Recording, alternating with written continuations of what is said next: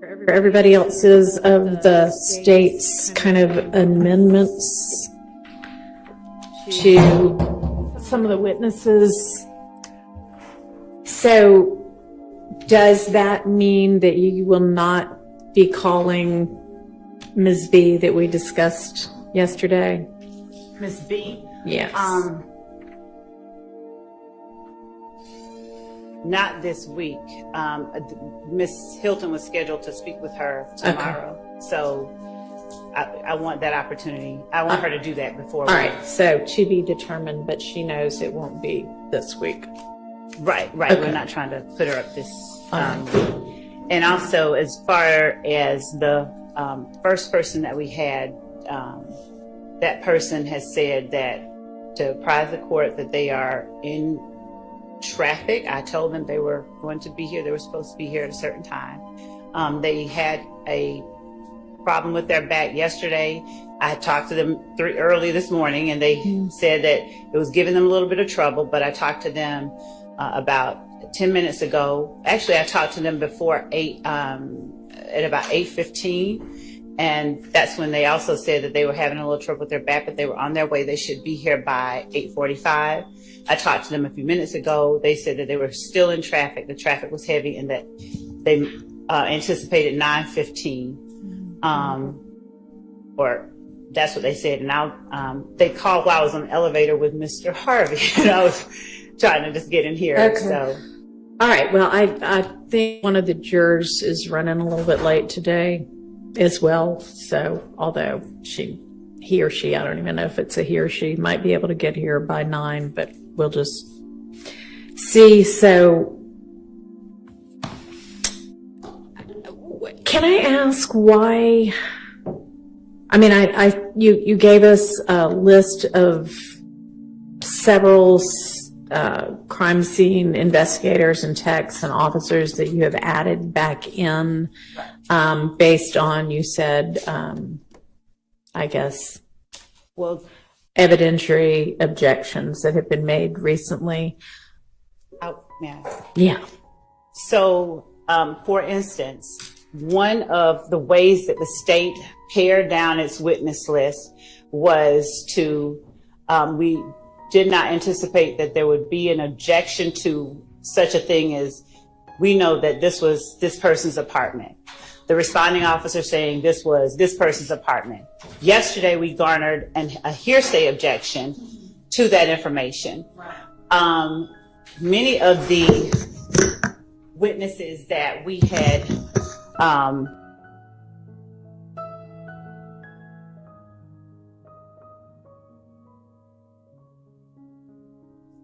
hold on, Paige. I say hold on, Paige.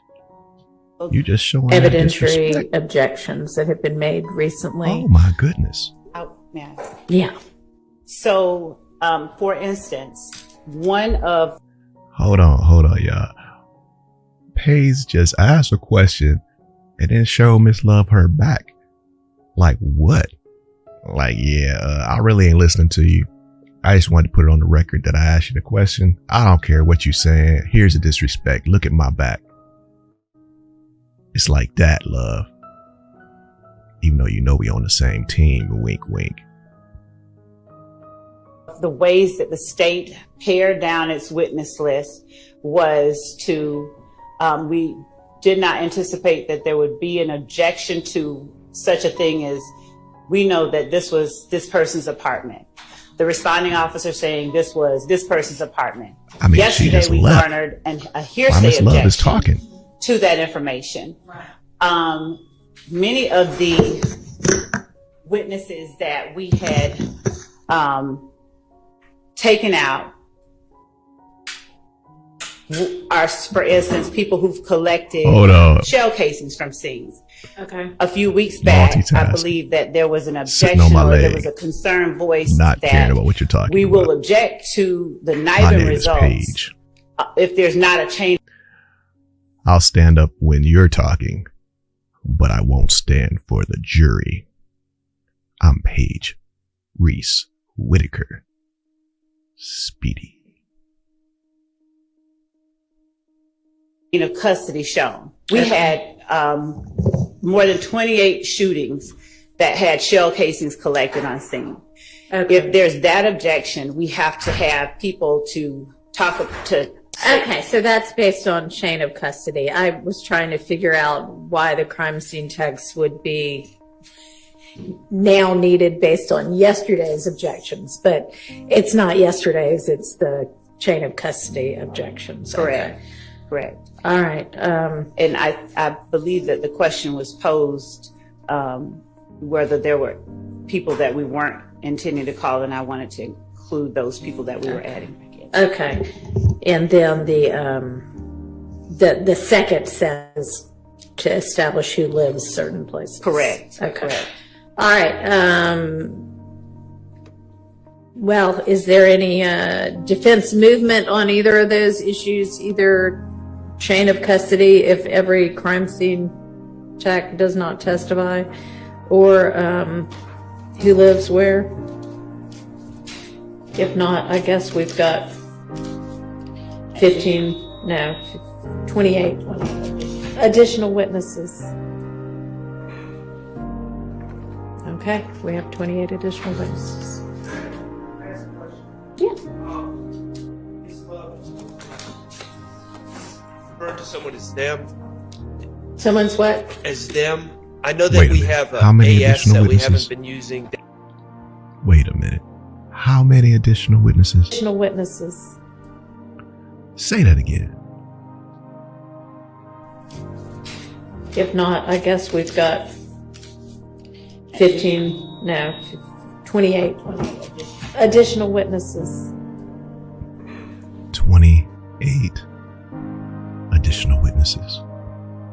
Feel free to cry at any moment now. We understand. Rhodes, thank you for being here. Good morning. We appreciate you. Okay, we have 28 additional witnesses. Yeah. Refer to someone as them. Someone's what? As them. I know that we have AS that we haven't been using. That person's name, is that who we're talking about? With the back issue? Or That's, who is it, Miss Love? It was Thorpe? Yes, that's what we announced yesterday. Remember yesterday at the, okay, so that's who they're planning on calling first? I guess. Okay. And regarding the witness who is the other one, AS, yes. What, do we know anything new about? Is that who you meant? no, the Okay, one that's a different other one. different other one, Okay, the one with the medical issues. okay. I believe Mr. Shive is here. We're trying to discern what their current status is. I don't know that, and I have had no opportunity to speak to his doctors. That I believe is very important based on just the conversation that I've had with. Sure. I doubt if his doctors are going to tell you anything without a court order. That's what that's what we believe too. So Mr. Shive, however, could tell you if he wanted to. Or if his client is okay with that. No, there was. the situation is, DA called me last night when I was 50 miles from here. But what I'd like to do is have a preliminary hearing, deal with that, go to the hospital. You can have an investigator or somebody else be right there, and the doctor's there, and with my client's okay, they can get whatever information they want. That is exactly That would work, I believe. And yep, that would be perfect. Okay. Thank you. Okay, thank you. So, Mr. Shive, will you alert somebody from the state team once you're finished with your preliminary hearing? As soon as I finish, I'll come down. Oh, okay, Let great. an investigator wants to go with me. Thank you. Thank you, ma'am. Thank you. All right. So the crime scene investigators and officers that you're needing to add back in for a chain of custody, can you try to just limit their testimony? Oh, it will be. Pure chain of custody, 5 minutes, they're done. That is exactly what we Wonderful. intended to do. Yes, we did. All right. And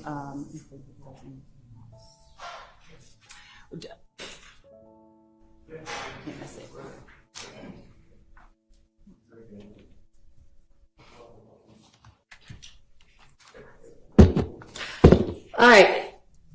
And I received the brief from Miss Abbasi and from you, Miss Love, on the overt. I can't remember, because I haven't looked at it yet, but a brief from each of you, which I'll look at. All right. The juror that was running late is not here yet, but close. So. And Your Honor, if the court Yes. will permit me to step out just to inquire about my witness and his ETA as well. And I would also. Oh, and you had asked if the Mr. Zachary can be called out of turn or in the middle of testimony, and that's fine. I mean, however it needs to work. Thank you. Okay. This microphone, though it's showing red that we're supposed to be off, I believe that it is amplifying and broadcasting. I don't think that we would be able to have a conversation that's not broadcast. I don't know why though it's off as red, it's live. Yes, it is. Is it? If you turn it to green, does it turn off? No, I turned it to green. So a new set of sound issues. Great. Can we, is it possible to have IT come and, Well, Miss Pursfield's reaching out now. thank you. May I step outside? Yeah, you may. Is there any other matter from the defense that we need to take up before, obviously, the juror gets here? We have to wait for the juror to get here, but anything in the meantime? On behalf of Mr. Williams. Okay. Anybody else? Nope. Okay. We'll just recess in place until we have the witness and the jury. We discuss the matter outside the courtroom. Sure. Thank you.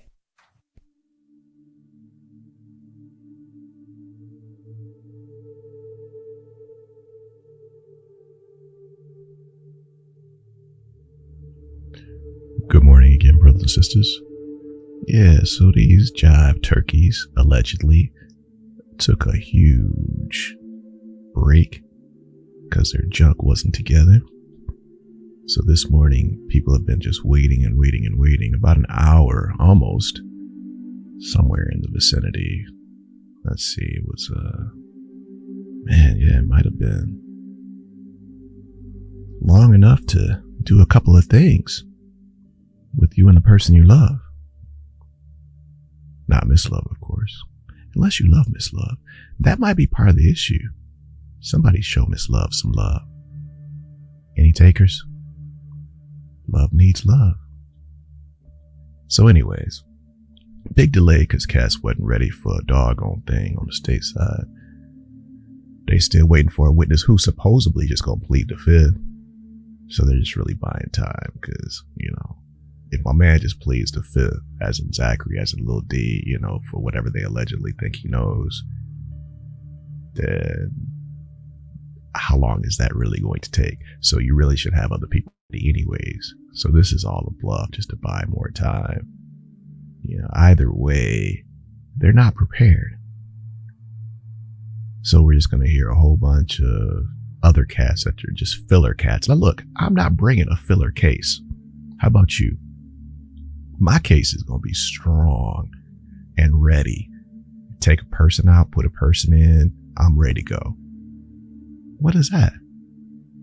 One trick ponies? For a case this size? Nah. But, my bad. I just knew Bean was going to score a home run. I just knew DK was going to knock it out the park. I just knew Professor Woody was going to, just take it over there. That's right.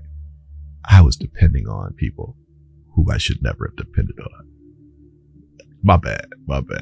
So now these people were just supposed to be icing on the cake. I see. Because I've already convinced everybody with my very credible witnesses. All right, brothers and sisters. So we get to bypass the earlier nonsense and continue with this brilliant case. My bad. I need to just, let it unfold because clearly we're not on the same level. That's right. Rhodes. I wouldn't allow myself to be on this level. How about you? Maybe we should pass the bar and run for district attorney of Georgia or something like that. Fix this junk. What you think? Rhodes. Hey, dogs are allowed in the courtroom. Brother Glanville proved that. Yeah, hey. There's an option here. What do you think? We appreciate you being here. Shout out to Miss Mod. Shout out to Miss Mod.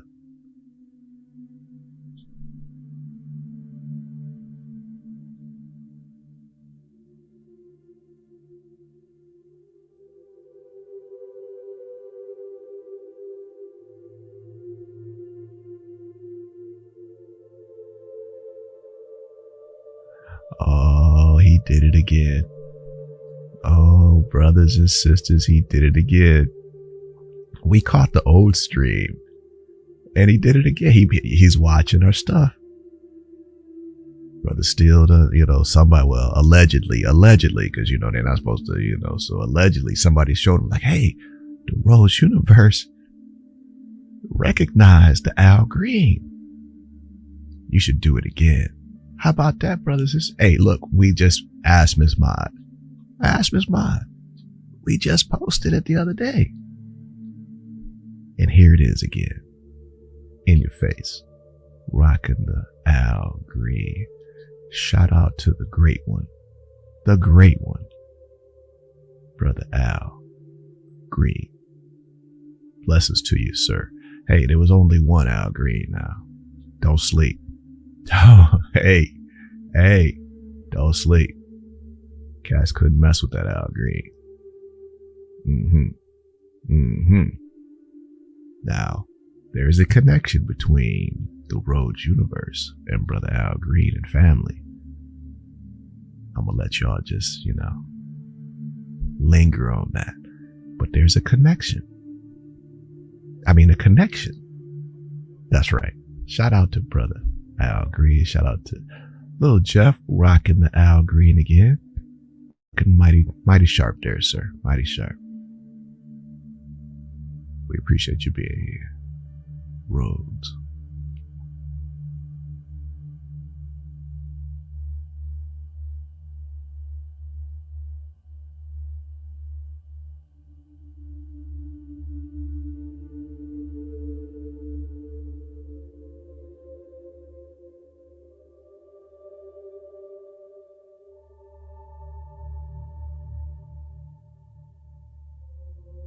All right, State, you may call your next witness. State calls Detective Jim Thorpe. All right.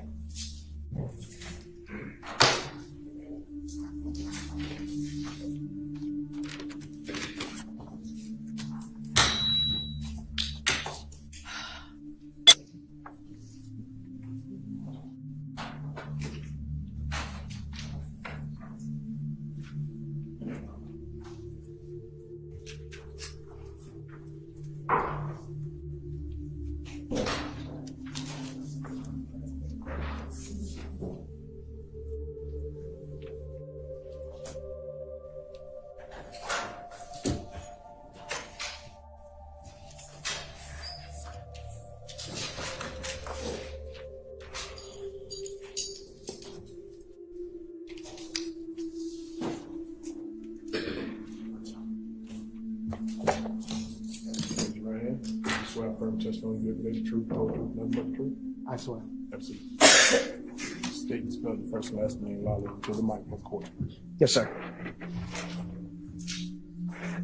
Detective J. Thorpe Jr., Thorpe. Jim. Good morning, Detective Thorpe. Good morning, ma'am. How are you? Fine. Good. Detective Thorpe, would you please introduce yourself to the jury by telling them where it is you currently work? Yes, ma'am. Detective Jim Thorpe Jr., City of Atlanta. Hang on just a second. You're going to have to use the mic, Miss Love. Can you hear the witness? Yes, ma'am. All right.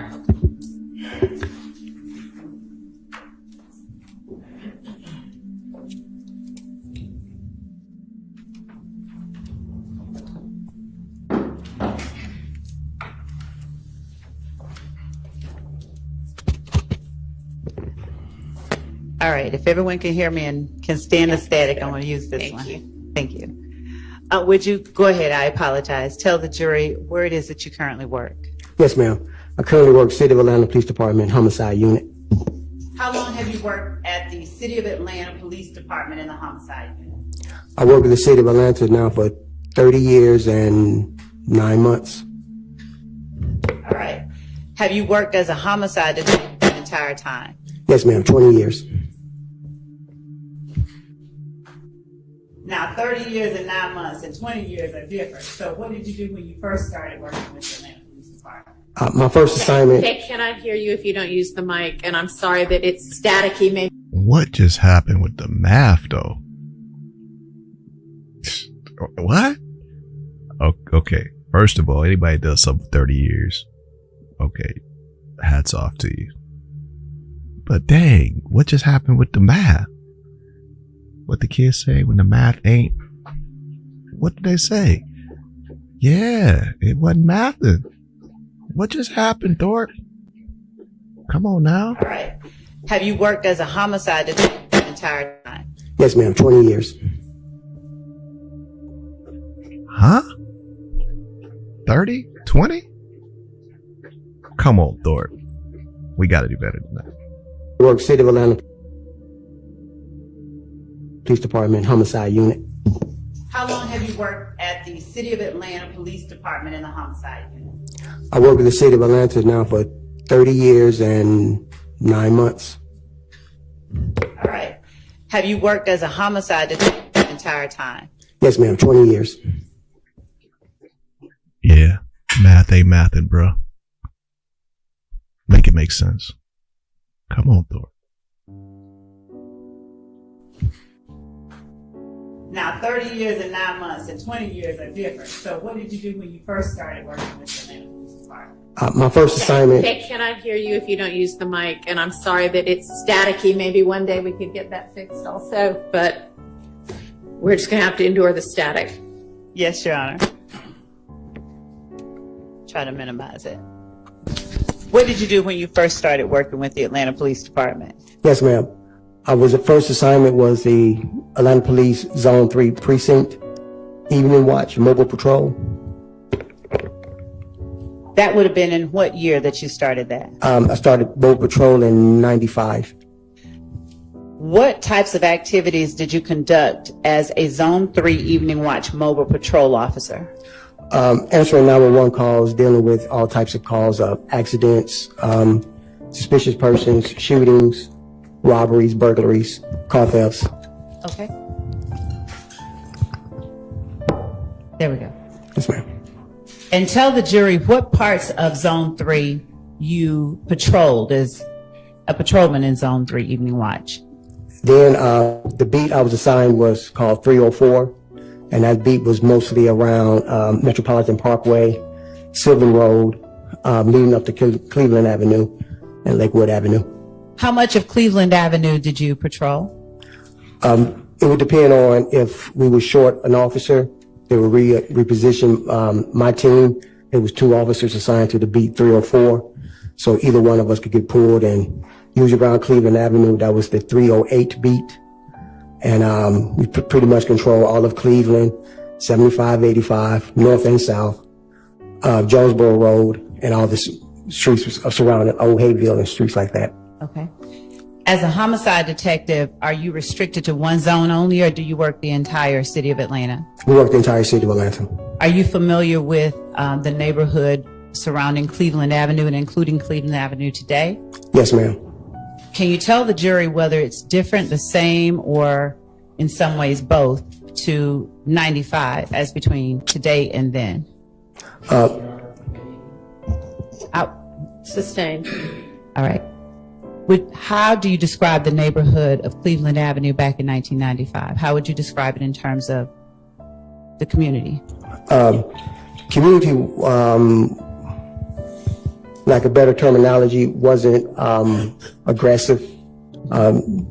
That part of the Cleveland Avenue really was not a high crime area or gang activity respondent back in 95 to 97.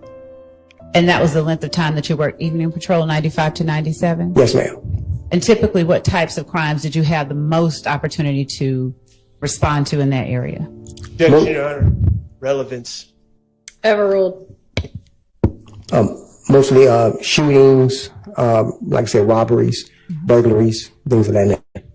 Would you describe for the jury your, you mentioned there was not a lot of particular kind of activity. Did that change? Has that changed today? Yes, ma'am. Is there a particular kind of crime that you see more of today that you did not see back in 95? Yes, ma'am. Would you tell the jury what types those are? Mostly gang activity shootings, related shootings. Now, after you left evening watch patrol of Zone 3, what station did you take up at APD? Yes, ma'am. I was transferred to the Red Dog unit, evening watch and day watch. How long did you work the Red Dog unit? About 3 to 4 years. Now, after the Red Dog unit, what was your assignment? I was promoted from the Red Dog unit to detective, and my first assignment was the burglary unit. And what year was that? 2000. No, 2000, yes, ma'am. Prior to joining the Atlanta Police Department, would you tell the jury what your education was? Yes, ma'am. Graduated high school on time, associate's degree, and at that time I went into the military, U.S. Army. All right. How long did you serve in the Army? Roughly about 6 years. And what was your station? What was your job in the Army? Without getting into too much detail. That was kind of interesting how he said that, wasn't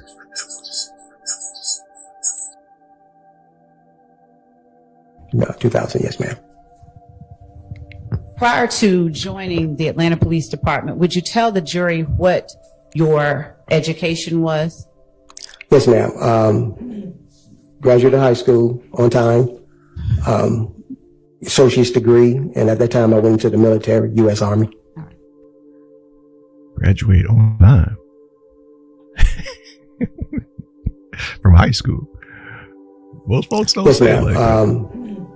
Graduated high school on time, associate's degree. Shout out to brother Thorpe for graduating high school on time. On time, brother. Hey, man, it's a struggle, man. It's hard out here. Yeah, I feel you, dog. I feel you. Hey, everybody What don't do that. your education Congratulations. was? On time. Yes, ma'am. Graduated high school on time, associate's degree, and at that time I went into the military, U.S. Army. All right. How long did you serve in the Army? Roughly about 6 years. And what was your station? What was your job in the Army? Without getting into too much detail, just generally speaking. Soldier. Okay. Are you originally from Atlanta? No, ma'am. Did you come to Atlanta after you left the Army? No, ma'am. I was here. Okay. After you joined the burglary unit, tell the jury what your responsibilities included. Investigating burglaries, whether it was commercial or residential burglaries. Was there a particular area of Atlanta you were responsible for? Yes, ma'am. My primary zone was the Zone 1, and my secondary was Zone 3. What area of Zone 1 were you responsible for? I'm sorry about that static. That's fine. We believe, if anyone's familiar with the Bluff area, Donnelly, Hollowell, Hollywood Road, everything over in that generally Perry Boulevard.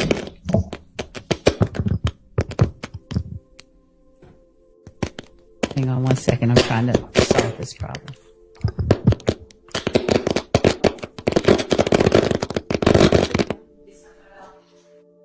That's pretty common. Sorry about that. And how long did you serve in the burglary unit? 2 years. After the burglary unit, what did you do? I was transferred to the robbery unit. Is that me, Judge, or is that? I have no idea. All right. What was your position with the robbery unit? Detective. Okay. And my primary zone was zone 3. The secondary zone was zone 1. Were you patrolling the same or responsible for the same area in the robbery unit as you had been when you were in a zone 3 evening watch patrol officer? Yes, ma'am. Except I had the whole entire zone. Okay. I mean, yes, the whole entire zone, right. A sector and B sector. Did you interact often with the residents of zone 3? Yes. During your time as a patrol officer and as a detective in the robbery unit? Yes, ma'am.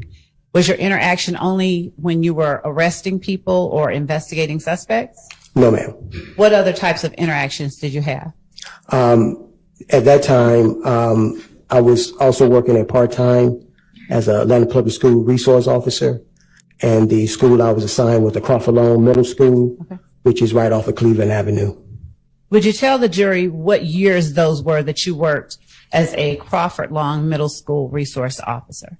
I would say it'd be from 2001 to 2012, 2013. Shout out to the school resource officers. Shout out to you, especially the ones that go above and beyond. We appreciate you. That's not an easy gig. Very necessary though. Shout out to you. We appreciate the ones that have the care and put their lives on the line, man, you know? Real deal. We appreciate you.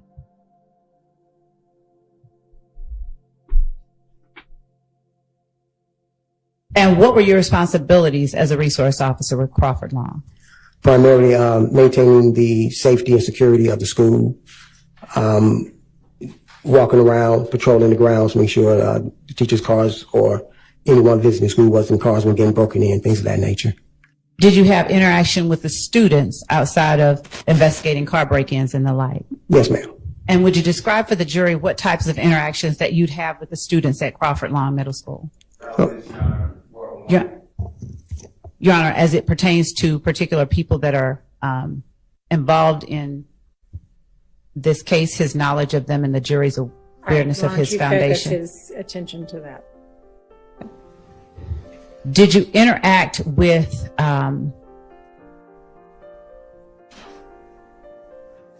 the court's indulgence? I'd just like to ask a broader question and narrow it down. I won't prolong that. Did you interact with the students and converse with them on a personal level? Yes, ma'am. Did you interact with the students' parents at times? Yes, ma'am. Did you interact with a student by the name of Quindarius Zachary? Yes, ma'am. Describe your, when you first met Quindarius Zachary, how old was he? I say he had to be about 11 years old. And in what capacity did you interact with him? Was it? Usually times when he was misbehaving, and I would just take him to the side and talk to him rather than seeing him being suspended or suffering school punishment. I'd try to talk the kids to the side, get him out of trouble, and once again put him back into the classroom. What year was that you got to meet Quindarius Zachary?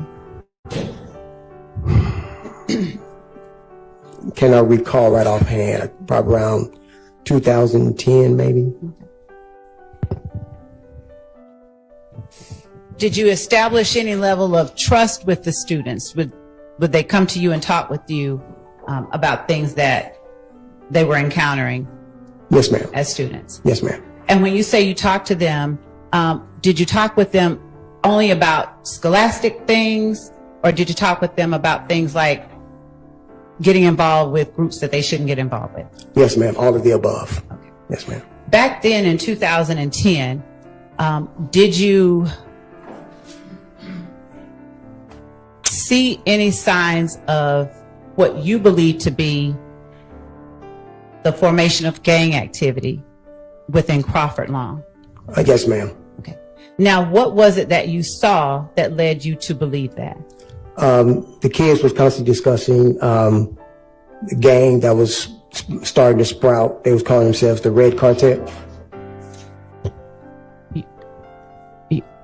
No, I heard you. It looks like Mr. Schart's also about to say something. Same objection. Thing. Overruled. You may continue. Yes, they would say something about a gang sprouting up called the Red Cartel. You may continue. Okay. They call themselves the Red Cartel, and they was becoming very prominent over in the Cleveland, Springdale, Cleveland Avenue area, Old Hateville area, Macon Drive area. Apart from hearing the name Red Cartel, did you see any indicators or signs of the ways that people calling themselves Red Cartel identify themselves? They would mostly wear the color red. Did you ever see them, without specifically showing any gang signs, did you ever see them display any signals that were seemingly unique to members of the group itself? No. I'm going to object to this line of questioning. I don't believe that there's a proper foundation for this witness. Your Honor, Is this the first time this witness has testified? yes. Okay, you need to lay a foundation. Okay. Sustained. Yes, Your Honor. Thank you. When you started out as a school resource officer at Crawford Long Middle School, would you describe for the jury what type of training that you had had with the Atlanta Police Department? Had basic academy training. Man, I keep trying to tell y'all, with the Miss Love can do 9,572 things at one time. She's a machine. Man, I'm telling you. Talking, grabbing notes. started out as a teaching, school resource officer whatever it at takes. Crawford Long Middle School. Would you describe for the jury what type of training that you had had with the Atlanta Police She Department? doesn't miss a beat. She's a beast. Had basic academy training along with interviews, interrogation training, also burglary and robbery. And later during that tenure, I was transferred to the homicide unit, which I received numerous homicide classes and training. What training or experience did you have that caused you to form or to believe that you recognized gang activity when you saw it at Crawford Long Middle School? Basically, growing up, I was permanent in Chicago. You're from Chicago? Yes, ma'am. All right. What part of Chicago? South Side. Now, what did you see growing up that caused you to believe that what you were looking at Crawford Long Shout out to the South Side of Chicago. were signs of gang activity? It was the same standard. Kids would wear like red bandanas or clothing of red, some article on them with red. Usually with the red bandana, we called it flagging. Show people who you represented. At that time, once I received that information, I notified the gang unit. Yes, sir. I'm going to object to relevance, lack of foundation, and this line of questioning I don't believe is going to lay a foundation. So that's why I'm saying relevance as well. Okay, overruled. Thank you. You may continue. Please speak to the jury. Okay. At that time, I notified the Atlanta Police gang unit, and they confirmed that. Did you catch the hand motion? Okay, so Brother Schardt does what he's supposed to do. Drops the hot, funky objection. Doing his job. Shout out to Brother Schardt. But watch Love redirect Thorpe. Yo, you are my witness. Talk to the jury, Thorpe. Skip that dude. We gotta, hey man, we behind in this case. We looking bad over here. I need you to focus.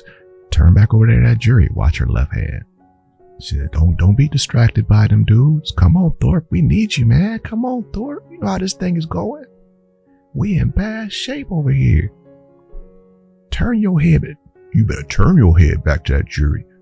Don't make me have to tell you again, Thorpe. I'm going to object to relevance, lack of foundation, and this line of questioning I don't believe is going to lay a foundation. So that's why I'm saying relevance as well. Watch her left Okay, hand. overruled.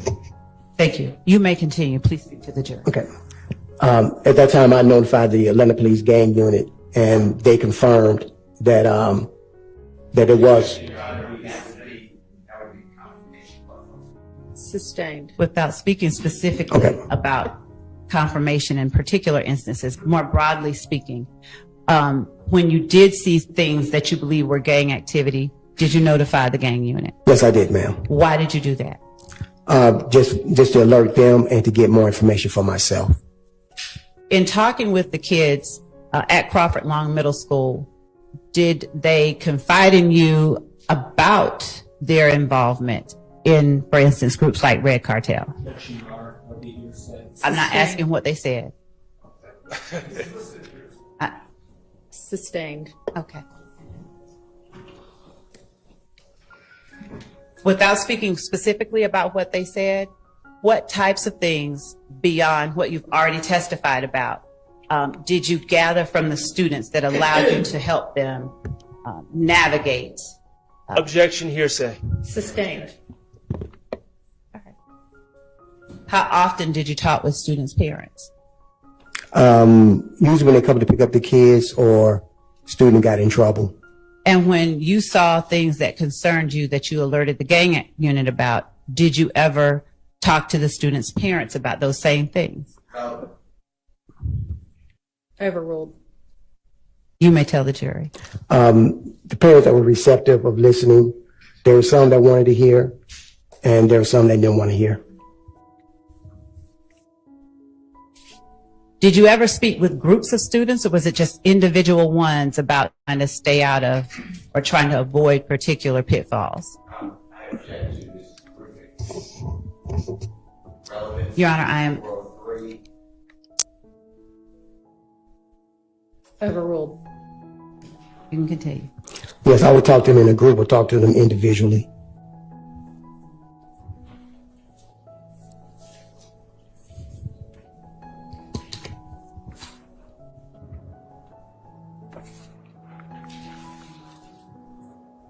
And were the subjects of the conversation always how to stay out of trouble? Yes, ma'am. Did you share with the students the information that you had from growing up or other sources about gang activity? Sustained. In what ways, beyond talking to the students, did you attempt to keep students from being involved in gangs? Sustained. Did the information that you were able to gather from the students in any way inform your investigations and ability to get information about criminal investigations later on as a detective? Yes, ma'am.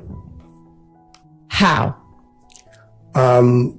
I developed rapport with several of the kids. A trust was formed, and they would, if they see me out on the scene anywhere near that, they'll come to me next day in school and say, "Hey, officer." Generally speaking, Yes. they would come to you and would they offer you information? Yes, ma'am. All right.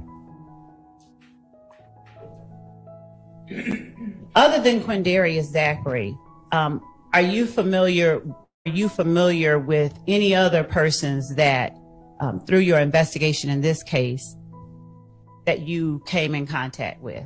Yes, ma'am. Who were you familiar with during your time as a school resource officer?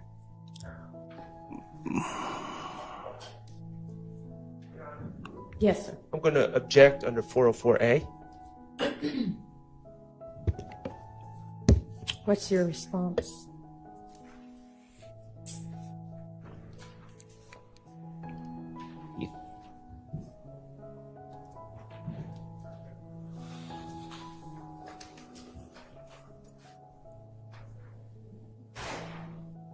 Your Honor, I'm not certain what exactly the, Maybe tailor your question. okay. What other persons did you know during your time as a school resource officer that you also interacted with or taught or gained knowledge about during this case? Same objection, Your Honor. Do you understand the objection? Can you tailor your... Did you know any other Trontavia Stevens? Did you know Trontavia Stevens? Yes, ma'am. Okay. What age did you learn about, or did you meet Trontavia Stevens? Age 11. Was he a student as well? Yes, ma'am. Was he a student at Crawford Long Middle School? Yes, ma'am. Did you know Shannon Stillwell as a young person? No, I did not know Shannon Stillwell. Did you know Diamante Kendricks? I knew of him. I never had any interaction with him. Did you know of him as a young child? Yes, I think as he was getting to high school, yes. What about Quentin Porter? Did you know of him? Yes, ma'am. And was he a young child, or was he an older person when you got to know him, or knew of him? I believe I met him when he was in 7th or 8th grade. Okay. The people that you've named so far that you met, did you interact with them in the same way that you did with Quindarius Zachary, or did they not talk with you as much? They talked with me, but that was about it. They talked, but they never. Okay. All right. What year was it that you were promoted to a homicide detective? 2004. And during your time as a homicide detective, have you been recognized or given any special awards for your work as a homicide detective? Yes, ma'am. Objection Tell on the ju- relevance. Sustained. Would you tell the jury how many homicides you've investigated during your time as a homicide detective?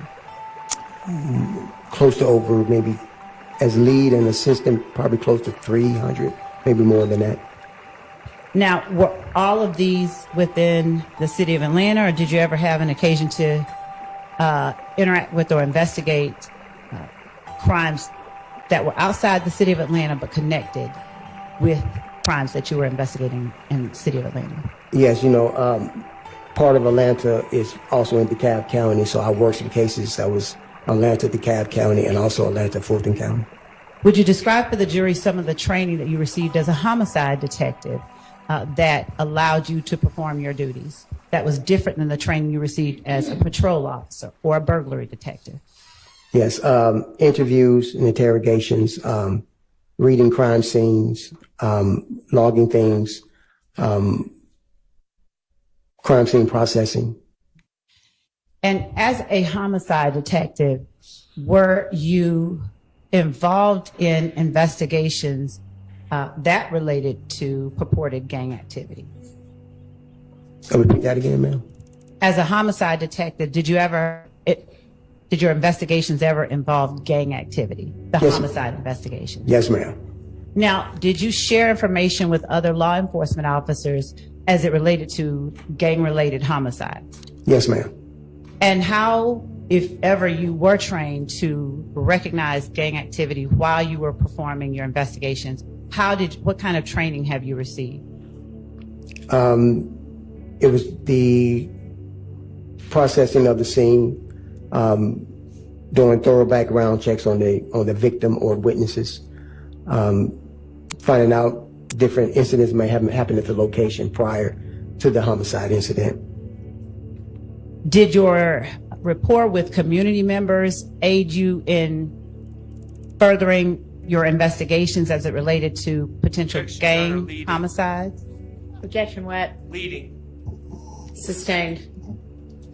What about your interactions with the community, if anything, helped you learn more when you were investigating gang-related homicides? Yes, I would go talk to people that lived in the area of the incident, and at that time, I take them to the side and have a low-key conversation with them, and they'll advise me of, well, this is what they've been hearing, or this is what they know. Did you always identify the people who gave you information as witnesses, or were there times when people gave you information and didn't want to be identified? Correct. There's several times people want to give information, but didn't want to get involved any further than that. And did you respect their wishes not to be involved, or did you list them and sort of out them as having given you information? No, I respect their wishes. Okay. Would you tell the jury, as a homicide detective, how it is that you come to be assigned to any particular homicide? What we have in Atlanta Police homicide unit is called a unit rotation. So it doesn't matter if you work one of the other shifts, day watch, which is 7 a.m. to 5 p.m., or evening watch, which is 2 to 12 midnight. It's kind of like a pitcher rotation in baseball. Shout out to Six Sigma. Shout out to Six Sigma. We appreciate you. Hope you're doing well. If you catch a case today, you're not due to catch a case until you come back up. So say there's 30 detectives. If you're number 1, you go down to number 30. Number 2 becomes number 1. Number 3 comes number 2, and it goes like that. So it doesn't matter if you're off or it's past your shift time. If the call comes up, you have to come in and respond to it. And during the time that you're not up, is that the time that you're able to investigate whatever homicides that you do catch on your rotation? Yes, ma'am. All right. When you arrive on a scene of a homicide, are there any particular steps that you take to jumpstart your investigation? Upon arriving, I try and brief with the first responding officers and first responding detective on the scene, see what information he or she has gathered prior to my arrival. Is it your practice, has it been your practice to attempt to identify witnesses on scene if there are any? Yes, ma'am. Is it your practice to identify or attempt to identify surveillance footage if there is any? Yes, ma'am. How do you go about determining whether or not there is surveillance footage at a particular location? We walk around and you try if there's cameras fixated on the structures, or you go inside and see if there's door ring cameras on some of the residents, or you go inside the business and see if they have a camera that may be facing out their front windows. As the lead detective, do you delegate responsibilities in the investigation of the homicides that you're responsible for, or do you handle every aspect of that investigation? We delegate. What types of activities do you delegate to other persons? Depending on how many homicide detectives on the scene, I have them do what is called a neighborhood canvas. They automatically go around, start knocking and talking to people, and also looking for surveillance cameras, things of that nature. And do you work with the VIC unit to determine whether or not there are... Do you ever work with the VIC unit? Ever. Yes. And how long have you worked with the VIC unit? Since their first inception and coming into work with the APD, we usually call down and ask them, do they have any VIC cameras in the immediate area? And they're able to tell us they have cameras at this location, either facing north, east, south, or west. At that time, we give them the time frame of the incident, and they're able to go back and take a look and see exactly if they have any footage of anything that may be relevant to our homicide investigation. Has the number of VIC cameras remained constant over the time that you've worked as a homicide detective? No, ma'am. Would you explain how they've not remained constant? Have they increased, decreased? They're increased because of the success of the video integration camera systems. Because of the what now? Video integration camera system that is increased because of their reliability. Okay. Would you explain to the jury whether license plate readers and VIC cameras are the same or different? They're different. The license plate reader picks up on a tag of a vehicle, stores it in, as they would tell you exactly which direction that vehicle has been traveling, what other LPR readers it has hit on, so you can go back and backtrack to see exactly where that vehicle may have started or came from. Is there any particular information you'd need to be able to track a vehicle with license plate readers? Sometimes we're able to give a make and model and description of the vehicle. And once again, the LPR teams are able to go in and say, okay, we found this vehicle that looks like the vehicle you're talking about. We see that the license plate reader is showing that it was in the immediate area at the time of the incident. Okay. Now, have license plate readers always been in effect within the city of Atlanta during your time? No, ma'am. And do you know or remember when you all first would have had access to license plate readers? I want to say probably around maybe 2018, 2019. Has the number of license plate readers since that time that you're familiar with remained constant, increased, decreased, or something in the middle? Increased. And do you know how it's determined where a license plate reader will be placed? No, I tend to think that it's based on the high activity of traffic or whatever in that particular area, and also the crimes that may occur in that area. And does the Atlanta Police Department decide where license plate readers will be placed? I believe it's decided by City Hall and the police department talking together. All right. And what about video integration unit cameras, VIC cameras? Who decides where those will be placed?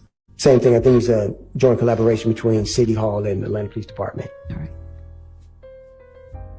Do you obtain knowledge about whether license plate readers caught any particular information in the same way or different than you get information about VIC cameras?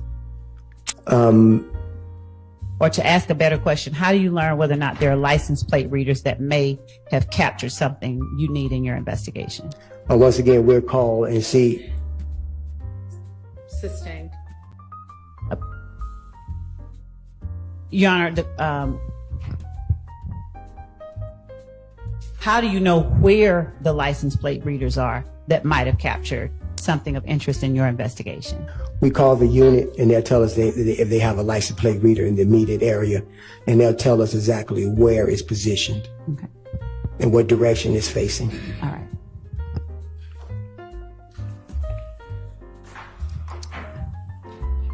Would you describe for the jury where the Summer Hill community is located? It's located off of Robert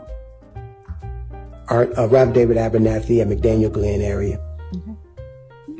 Down where the old Fulton County Turner Field used to be. How much time have you spent working in that area? I would say majority of the whole entire my career, 30 years. Are you familiar with the Castleberry Hills area of Atlanta? Yes, ma'am. All right. And how often have you worked in that area? Per my patrol as a Red Dog officer and responding as a burglary detective, robbery detective, and homicide detective. 330 McDaniel Street. What area is that in? That is the Zone 1, Zone 5 area. This is like a border. Okay. And when you say border, is it a border between different communities? No, it's a border between the zones. Okay. What communities make up that area? It's both residential, apartment buildings, businesses. And is 330 McDaniel Street in Fulton County? Yes, it is, ma'am. Did you have an occasion to respond to that location on January 10th, 2015? Yes, ma'am. What time, if you recall, did you respond? I believe I received the call around 9:30 p.m. from Detective Darren Smith of the Atlanta Police Homicide Unit. He advised me that there were 3 subjects shot at that location. Are you called only when there is a confirmed death? Or are you called before you know whether or not someone has died? It depends on the status of the paramedics when they transport. If they say the person is low critical, we respond because there's a good chance that they might not survive once they get down to Grady. When you responded on January 10th, 2015, did you have any confirmed deaths? Not until I arrived on the scene. What information or what were you responding to? I was responding to 3 subjects that were shot. One is low critical, one is in critical condition, one is in critical but stable condition. And would you tell the jury what the names of those 3 subjects were? Yes, ma'am. The first subject that was in critical condition was Donovan Thomas. Mm-hmm. And I want to make sure I pronounce their names right. You might look at my notes? No, and okay. If you, I'll hand you a copy of your report. Okay. Yes, ma'am. Second subject that was in critical condition was Reginald Hendricks, and the third that was in critical but stable was Cardarius Sanders. Now, did you have an opportunity when you arrived on scene to speak with either of those three people? No, ma'am, they was already transported to Grady. All right. When you arrived on scene, had the scene already been cordoned off or roped off? Yes, ma'am. And when you arrived on scene, was there any other homicide detective already there assisting or directing? Yes, ma'am. Detective Smith was on scene. Now, was Detective Smith up in the rotation or was No, it ma'am. yours? No, ma'am.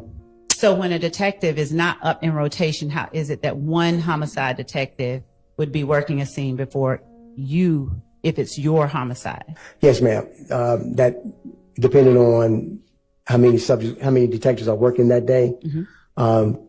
There's a lead detective that would go out to the scene, gather the information, start processing, and they'll notify the next up homicide detective that there's a call and there's 3 subjects. Like on this day, 3 subjects that were shot. How familiar with you were with the area of 330 McDaniel Street before you got that call on January 10th, 2015? Very familiar. Had you ever interacted with persons in that area on a casual basis as opposed to during an investigation? Yes, ma'am, during the investigation. And when you say during an investigation, is it only during investigations that you interacted with persons in that area? Yes, ma'am. Just about. Yes, ma'am. Were there or was there an apartment complex in that area? Yes, ma'am. Do you remember the name of the apartment complex? No, not off the top of my head, no. I believe that one across the street, down the street was Castleberry. Well, that's not cool, Brother Thorpe. What you mean the only time you interacted was during on a an casual basis as investigation? opposed to during an Brother investigation? Thorpe, Yes, ma'am, during the don't you investigation. know you're supposed to be doing community outreach? And when you say during an investigation, Don't you is it know only about during your brother? investigations that you Brother. interacted with persons Come on now. in the area? Yes, ma'am. Just about. Yes, ma'am. Were there or was there an apartment complex in that? Nah, man. You supposed to be dealing with the community. Come on now. You gotta know the people, talk to the people. Because they are people, right? Not just subjects, right? Right? Come on now. With persons in that area on a casual basis as opposed to during an investigation? Yes, ma'am, during the investigation. And when you say during an investigation, is it only during investigations that you interacted with persons in that area? Yes, ma'am. Just about. Yes, ma'am. Were there or was That's a bad look. there an apartment complex in that area? Yes, ma'am. Do you remember the name of the apartment complex? No, not off the top of my head, no. I believe that one across the street, down the street was Castleberry Apartments. Okay. Were you familiar with or had you had any occasion to visit or be familiar with Castleberry Hills Apartments? Yes, ma'am. When you got on scene, did you make any efforts to locate surveillance footage? Yes, ma'am. Tell the jury what efforts you took to locate surveillance footage. Immediately that caught my attention was there was cameras fixed on the barbershop, 330 McDaniel Street. Also, I noticed that there were surveillance cameras down at the gas station at the intersection of McDaniel Street and Northside Drive. Was it daytime, nighttime, something in the middle when you arrived on scene? I did not ask that question. No. We know, yeah, we know the time, so. Let me ask a better question. Was there daylight, moonlight, was there natural light for you to see on scene when you arrived there? No, the street was lit up with city lights. Okay. And how were you able to see the cameras that you were able to identify? They were just fixed on the building, so you can look up and see the cameras. At the time that you saw them, did you know whether or not they were working? No, I did not.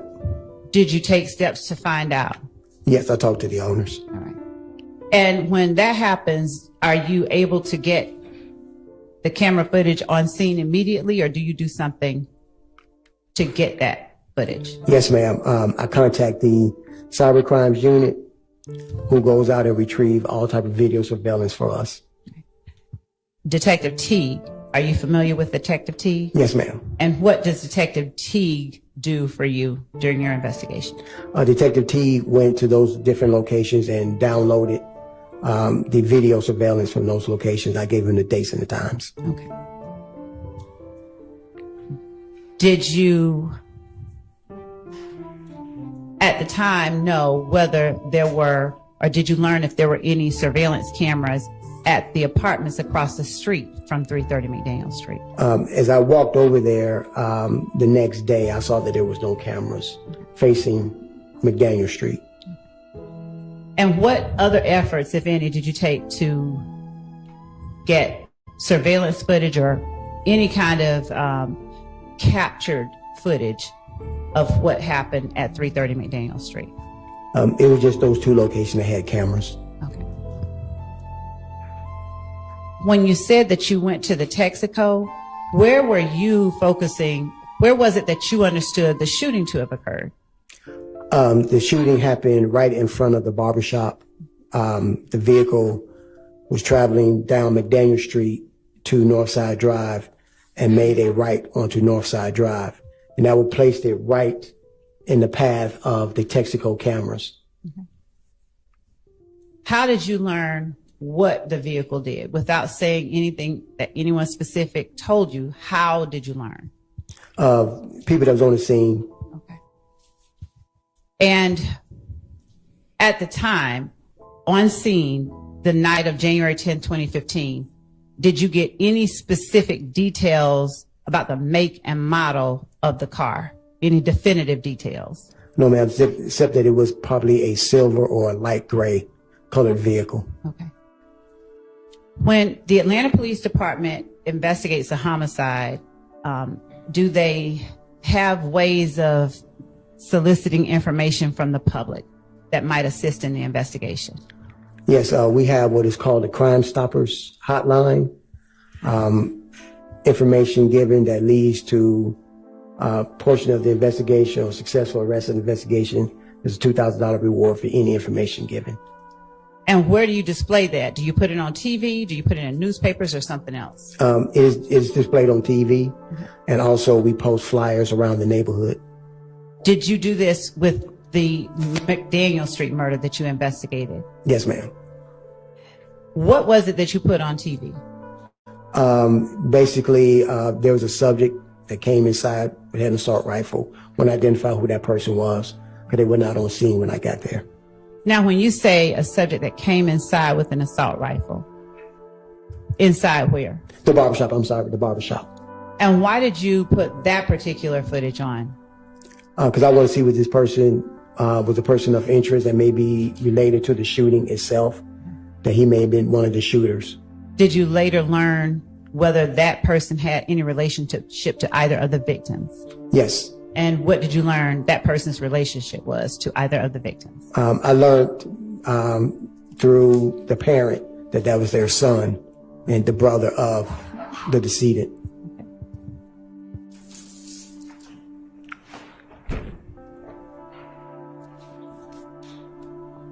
Other than the footage of the person going into the barbershop, did you have any other footage displayed on television to try and help in your investigation? I believe we just closed captioned the screen of the vehicle coming by.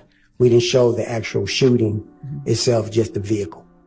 And when you say closed caption the screen, did you do a still shot or did you play a portion of a video surveillance? Yes, what we did, we condensed it down so that the shot would just show that's the vehicle coming down the street. And we had a couple of still shots in there of the vehicle, but we never showed the victims getting shot themselves. And did you show footage from the barbershop or the Texaco? The barbershop. Did you ever display any footage from the Texaco on TV? No, ma'am. All right. How do you decide which footage you're going to put out there and which footage you're going to hold back? Based on the reference, because the Texaco did not show the actual shooting itself. The barbershop did. To your knowledge, did you all get Crime Stoppers calls or people calling in after you put up the video from in front of the barbershop? Yes, ma'am.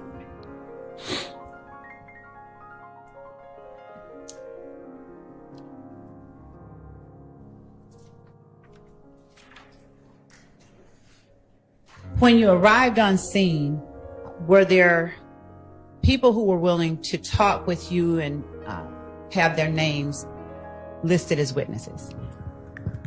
There are people willing to talk, but they don't want to list their names. And how did they make that known to you? Simply by giving me the information, and I say, "You want to come down and talk to me?" And they're like, "No, that's all. As far as I'm getting involved. This is who was involved." Are you able to force people to get involved more when you're conducting crime scene investigations? No, ma'am. Are you not able to take people down to the police station if they tell you that they have some information? We can ask them for their consent. If they say no and we force them down, that's called kidnapping. Okay. All right. Did you have any persons that you were able to talk to, but you were able to also list out their names? Yes, ma'am. Okay. Do you remember who those people were? One person in particular was a person by the name of Spencer Wright. Now, let me ask you this. Was at the time you went to 330 McDaniel Street on January 10th, 2015, did you see a Spencer Wright on scene? No, ma'am. Did you talk with a Spencer Wright on scene? No, ma'am. How long after January 10th, 2015, did you talk with Spencer Wright without saying anything Spencer Wright said? Probably around the month of October 2015, maybe. And was there anyone with you when you learned of Spencer Wright? Yes. Right. Who? Detective Gaither of the Games Unit. When you first began your investigation into Donovan Thomas Jr.'s murder, was it a joint investigation with the gang unit, or did you do something to have them become involved? It was a joint investigation. They were providing me with information and intel stemming from their investigations on gang-related activities. And what they deemed may be relevant for my investigation, they passed it on to me.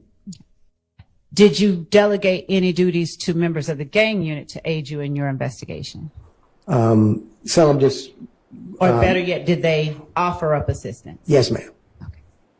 Who within the gang unit offered up assistance in your investigation into the Donovan Thomas murder? Detective Gaither and Detective Dennis. Did you gain information that allowed you to interview people in relation to the homicide without saying any information that you gained, just yes or no? Did you get information? Yes, ma'am. And did you conduct interviews? Yes, ma'am. All right. Now, the night of the homicide, did you direct anyone to reach out to you? Yes, ma'am. And who did you direct to reach out to you? Kenneth Copeland. How did you reach out, or how did you direct Kenneth Copeland to reach out to you? Upon returning to the homicide office so I can start my investigation, I got alerted by the Zone 3 Morning Watch Mobile Patrol of a shooting that just happened on Van Ira. Mm-hmm. And from what the officers gathered was that this was... Sustained. Okay. We won't talk with Okay. you about the officers on Van Ira Okay. and what they said. Okay, ma'am. But were you able to determine whose residence or what was on Van Ira at that location that the officer told you about? Yes, it was Kenneth Copeland's baby mother's house. All right. And how did that cause you? Why was that of interest? And to ask a better question, what did you do after you spoke with the officer about the shooting on Van Ira? At that time, I went out to the scene myself. Okay. Did you speak with anybody on scene at Van Ira? Yes. Who did you speak with without saying what they said? I believe her last name was, now I look at the notes. Nope, I don't mind at all. I don't want to mess up her last name. Quartermain. Okay. Deshaun Deshaun Quarterman? Yes, ma'am. Okay. And did you speak with anyone else? I spoke with Kenneth Copeland over her phone, over her cell phone. All right. What did you see at Van Ira that caused you to be interested in talking to Kenneth Copeland? What did you see? There were assault-style rounds, spent shell casings in the middle of the street. Now, were you able to see what type of shell casings, if any, were on scene at 330 McDaniel Street? Yes, ma'am. And what type, if called, did you observe on scene at 330 McDaniel Street? At 330 McDaniel Street, there were 7.62 assault rifle rounds. There were 45 caliber rounds and 9mm caliber rounds. How familiar are you with firearms? Very familiar. And what training have you received in firearms over your career, not only as a law enforcement officer, but in the military? Extensive. All right. Tell the jury what kind of training. Basically, the uses of the weapon, the safety of the weapon, and what particular weapon is able to fire, what kind of round. All right. Have you had occasion to fire those type of weapons that you saw All right, brothers, shell sisters. casings for on scene We at call it 330? fair around Yes, here. ma'am. We call it fair. Actually, we call it fair around here. You know we do. Miss Love is actually sounding prepared for this witness. Right? She's walking it through very well for Miss Love. You know, she's not just reading 100 questions. Right? She actually is familiar with where she wants to go. So, hey, fair is fair for this particular witness. Looks like Miss Love actually is ready to go. Interesting.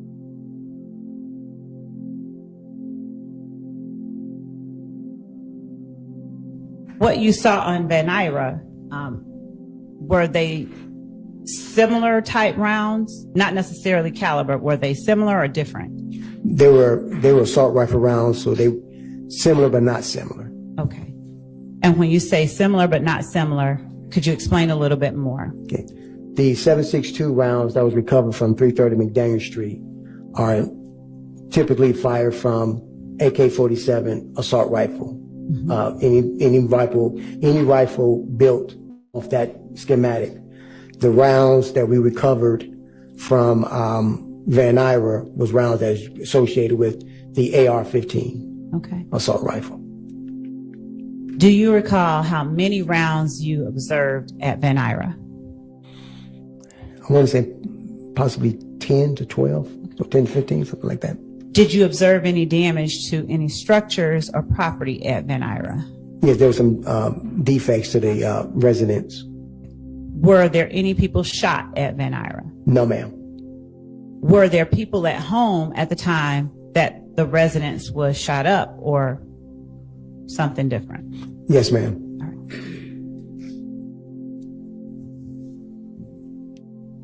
How long did you stay on scene at 330 McDaniel Street from when you first arrived? I believe I arrived probably about 4, maybe 5 hours. Okay. So approximately what time did you leave? I left probably around 1:30 a.m. And what time would you say that you went to check out Van Ira? Probably about, the call came in, I want to say probably around 1:40, 1:45 a.m. All right. And how long, where were you when that call came in? Had you made it back to police headquarters or Yes, were you ma'am. still on scene? I made it back to police headquarters. And how long did it take you to get to Van Ira after you got that call? Probably about 10 minutes. Okay. Did Deshaun Quarterman offer to have you speak with Mr. Copeland, or did you ask her to call Mr. Copeland? I asked her to call Mr. Copeland. Okay. Did she tell you her relationship to him before you asked her to call him? Yes, ma'am. And were you able to get his phone number from her or any information like that? No, ma'am. How long did you speak with Mr. Copeland? Roughly about maybe 3 minutes, just to let him know that he needs to come down to the office and talk to me. Did he come down to the office and talk to you? Yes, he did. Do you have any idea how long after you asked him to come down and talk to you that he actually arrived at the police station? I'm gonna say probably between 20 to 30 minutes. When he came to the police station, do you recall, did you meet him in an interview room at the police station? No, actually, I met him. Oh, No. go ahead, I'm sorry. I met him in the rear of the police headquarters. Okay. I was standing by with his brother, waiting for him to get there. Who is his brother? I forgot his brother's name. I don't recall his brother's name. Are you familiar with anyone by the name of Rontrez Brock? Yes. Do you remember whether that was the brother or was Yes. Rontrez Brock was the brother. Now, how is it that you came to be standing there with Rontrez Brock? Because he got word that people was coming after his brother. When you met with Mr. Copeland and his brother behind the police department, was that something usual that you do? Like, why do you meet behind the police department as opposed to? It was easier parking for them. Okay. Instead of having to park and walk all the way up, I just said, meet me here. I can get your brother in, get him upstairs and talk to him. And did you get Mr. Copeland in? Sounds a little fishy. You know. Well, because, you know, the state has such a wonderful track record of always telling the truth and witnesses always being authentic and credible and not coerced in any way or given deals or forced to take immunity. You know, all these things can be trusted. Yeah, man, come into the back door. Hey, yeah, come into the back door before the cameras get on us. Look, man, this is what I need you to do, man. Come on now, come on. Get it right now. And upstairs to talk to him. Yes, I did. Now, when you first saw Mr. Copeland, do you remember what his demeanor was like? Whether he was sad, happy, excitable, based on what you could observe and see? Or something wholly different? It was something totally different. He was even killed, and he just kept asking, he don't know why people putting him in this. Okay.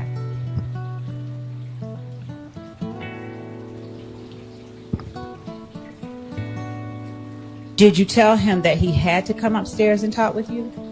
No, I didn't tell him he had to come upstairs. Did you have the ability at that time to force him, or would that have been another situation like kidnapping? Yes, ma'am. There's been another situation like kidnapping. Okay. Did his brother come upstairs and talk with him, with you? His brother came up and stood by outside. All right. Did anybody else join Mr. Copeland in that police station? No, not that I recall. Okay.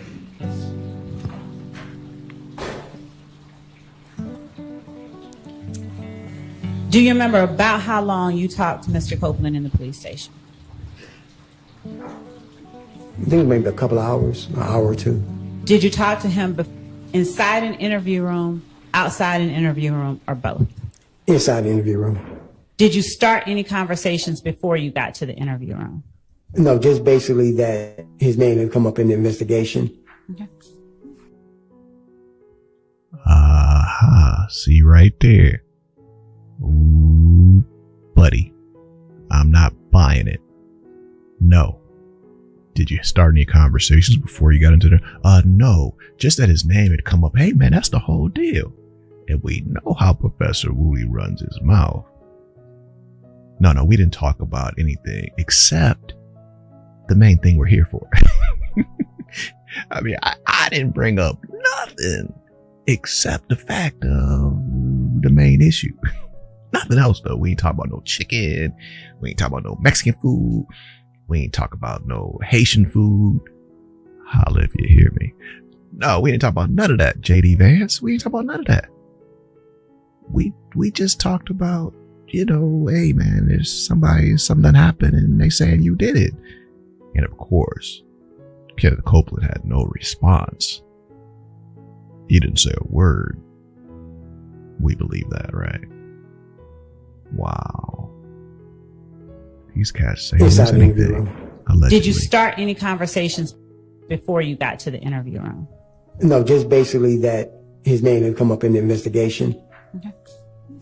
Now, when you have people that you want to talk to, are these interview rooms always equipped with recording devices, video and sound? Yes, ma'am. Are they running constantly, or do you turn them on before you take someone inside? You turn them on and you log it in to our database up under your particular case number. Okay. And when you began talking with Mr. Copeland, did you read him any Miranda rights or just start? No, ma'am, because he was not under arrest, so it was a non-custodial interview. So there was no need for me to Mirandize him. We just started conducting the formal interview with him. When you began conducting the interview with Mr. Copeland, did you have any particular target in mind that you wanted to have him implicate? No, ma'am, no particular target.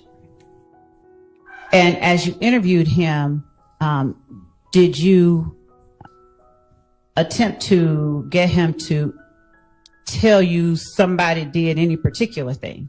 Yes, ma'am. All right.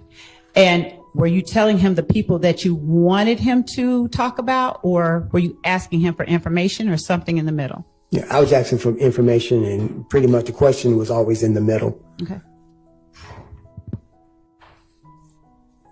When you began talking with Mr. Copeland, did you have knowledge about any people that you wanted him to give you information on? No, ma'am. All right. And during the course of your conversation with Kenneth Copeland, did you get information that led you to other people you were interested in talking to? On that initial night, no. Yeah. And was there any particular concern that you understood Mr. Copeland to have that night? Other than he spoke about an altercation. And when he spoke about an altercation, did you say anything to suggest to him that you knew about the altercation? Somewhat, yes, ma'am. Now, did Mr. Copeland's, did he ask you questions during the interview? Just general questions like, how did my name come up in this? Once again, I don't know why. Did he try to get you to help him in any way in terms of ensuring his safety? Yes, ma'am. He wanted me to speak with the family of Donovan Thomas, let them know that he had nothing to do with it and stop coming after him. Okay. Now, did he know, or did you tell him that it was these people coming after him, or was he just speculating to your knowledge? He was just speculating. Okay. Did you give him any assurances about what you would do to try and ensure his safety? Yes, ma'am. I told him I would speak with the family and let them know that at this point in time, he is not a person of interest or a suspect. And when you gave him that assurance, when you told him that, did you have any information that anybody in Donovan Thomas's family was involved in shooting at Kenneth Copeland or his family? No, ma'am. Okay. No information.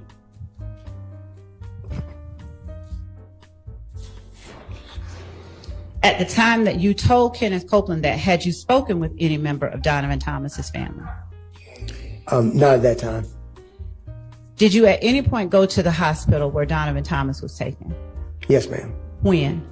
The next day. All right. Well, the morning of the next day. 11? Yes, ma'am, the 11th, the morning of the 11th. How long after you spoke with Kenneth Copeland did you go to the hospital? I want to say about close to midday. About close to afternoon, because I went and spoke to the other two surviving victims. Okay. Without saying what they said, were they able to communicate with you at the time that you talked with them? Yes, ma'am. All right. And let's start with Mr. Sanders. Without saying what he said, was he willing to talk to you? Yes, ma'am. And did he offer up any information about who it was that committed the shooting? No, ma'am. And what about Mr. Reginald Hendricks? Yes, ma'am. He was willing to talk. Do you remember how long you talked to each one of them? Because they were down at Grady, I made sure I didn't do an extensive, interview with them. So I had to say probably about 20 minutes apiece, no more than 20 minutes. Were either of them under arrest at the time you spoke with them? No, ma'am. Did you do anything like read Miranda rights or anything like that? No, ma'am. Were there people in the room with Cordarius Sanders when you talked with him? Yes, ma'am. Who was in the room? His mother. Did his mother communicate with you without saying what she said? Did his mother give you any information that helped you in your investigation? No, ma'am. Was his mother the only person in the room with him? That I can recall, yes, ma'am, that I spoke with. Do you remember how old Cordarius Sanders was at the time? I want to say maybe he was 14, something like that, 14, 15. He was a juvenile. All right. And what about Mr. Hendricks?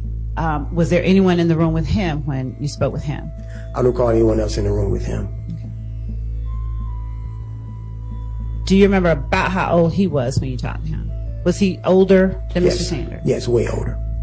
And was he able to give you any information about who committed the shooting? No, ma'am. Was he able to describe whether there was any acts of aggression that he saw that could have prompted the shooting? No, ma'am.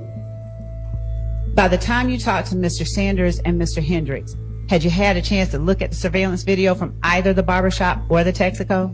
No, ma'am, not at that time. Okay. Do you remember when the first time it was that you had a chance to look at the barbershop video? I probably want to say probably later on that evening. And what about the Texaco footage? The next day. Now, as you're looking at the barbershop footage, did you personally recognize anybody that you saw displayed, faces of anybody that you saw out there? No, ma'am. What about the Texaco footage? Did you see anybody you personally recognized in the Texaco footage? No, ma'am. No, ma'am. Okay. And I mean when you first saw it? Yes, ma'am. Okay. Did you, in releasing the information you released to the public, did you ever release a make and model of a car, to your knowledge? No, ma'am. When you spoke with Mr. Copeland, did you ask him about being involved in any kind of accident? Yes, ma'am. Without talking about what anyone else said, do you know why you asked him about being involved in an accident? Yes, ma'am, because I started a deep dive investigation on his name. Uh-huh. And put him to the APD, Atlanta Police database. And I was able to suss out several reports of him connected to being in an accident or traffic stops. Okay. And were your questions based on whatever vehicle you saw reflected in that report, or Yes, something ma'am. different? What was reflected on people's description of people was given of the vehicle. The incidents that you saw within the database, were they incidents that had occurred in 2015, January 2015, or earlier, 2014? Around what time frame? I think there was time frames of 2012 to 2014. Okay. Did you have the same kind of familiarity with Kenneth Copeland as a child that you did with Mr. Zach? No, ma'am. When, if you recall, was the first time you knew about Kenneth Copeland? Like how old was, like around what year? 2015, the year of the incident. Okay. Other than what you learned as you began investigating the murder of Donovan Thomas, did you have any other knowledge about Kenneth Copeland? No, ma'am.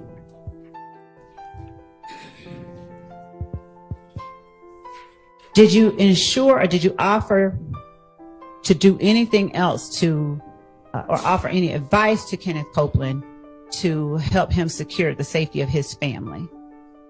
Did you make any suggestions? I think probably general Okay. suggestion of that nature. All right.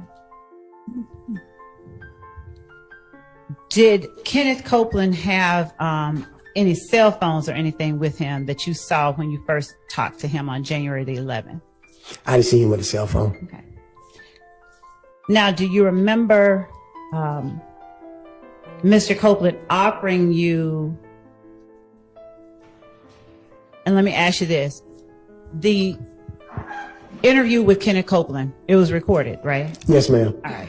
Now, when was the last time you could remember looking at that interview? Like, did I show it to you today? No, ma'am. Okay. And do you remember everything about that interview? Everything? Not everything in detail. Okay. Like the kind of clothing Kenneth Copeland was wearing. Do you remember that? I couldn't remember. I think it was dark clothing. Okay. All right. Did Kenneth Copeland offer to give you any information that might help you sort of determine that he should not be a target of any retaliatory shootings? Yes. All right. Did you follow up on the information that he gave you? Yes, ma'am. Would you tell the jury the ways that you followed up on whatever Kenneth Copeland told you? Yes. The information I got from Kenneth Copeland, I immediately went to Detective Dennis and Detective Gaither to see if they knew about this information. They knew about it. They gave me details on it. He was able to find that they had already started an investigation themselves into it, I believe. Before. Your Honor, he's not. The very last comment. Well, Your Honor, I would say that it is offered as a explanation for his investigation and why it is that he took certain steps. So, and also that the jury has heard from these witnesses as well. Go ahead with your next question. Okay. Before you got the information from Mr. Copeland that you went to investigators Dennis and Gaither about, did you personally know about any of that? Not personally, no. Had you had any involvement with any persons that you knew called themselves YSL in any capacity? No, ma'am. Had you had any, did you have any knowledge about what YSL was before you talked to Kenneth Copeland? Say that question again, ma'am. Did you know about YSL at all before January 10th, 2015? Overruled. Yes. All right. Now, was the knowledge that you had of YSL, was it gained from your investigation, your time with it as a detective, or something else? My time as a detective and my time of working in the school system. All right. Now, when you say your time working in the school system, about what year would you say you first heard about YSL? I'm going to say probably about maybe 2012, 2013. Okay. That's about the first year that you heard of it? Yes. Okay. And did you conduct any investigations yourself into any group called YSL during that time? no, ma'am. Did you speak with, without saying what they said, did you speak with any students about a group called YSL? Yes, ma'am. Do you know how many students you talked to? All right, a total of 8 students. How many? 8 students. And were you on school property, or was this outside school, at the house, or some other place? School property. Okay. Were there any particular incidents that led to your speaking to these students about YSL? Just I heard the name constantly coming up. And was it you asking particular students, or particular students just coming up to you? Just actually certain students I was aware of and had a trust relationship with. That you had a trust relationship with? Yes, ma'am. Now, was Quindarius Zachary one of the people you talked to about YSL or not? No, ma'am. Okay. Do you remember the names of the students that you talked to about YSL? No, ma'am. Okay. Do you remember the relative ages of the students? Yes, ma'am. About how old? 14. Well, it is interesting. He's not saying that he talked to Brother Zachary about YSL. Interesting. I mean, why are we bringing up all this stuff about when he was a resource officer and talked to him when he was a young man in middle school and all this? If he didn't bring up YSL at that time. Yeah. Okay. Then what was the foundation there for? Just because you knew him? But if you, okay, I knew him and I didn't know about YSL, who does that help?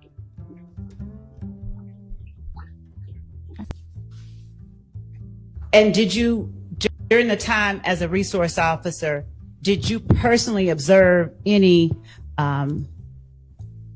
things that were being used to identify people as YSL? No. Okay. Other than the name YSL, when you were a school resource officer, did you have any other information or knowledge about YSL? About the name YSL, had no other information other than their previous names. What do you mean the previous names?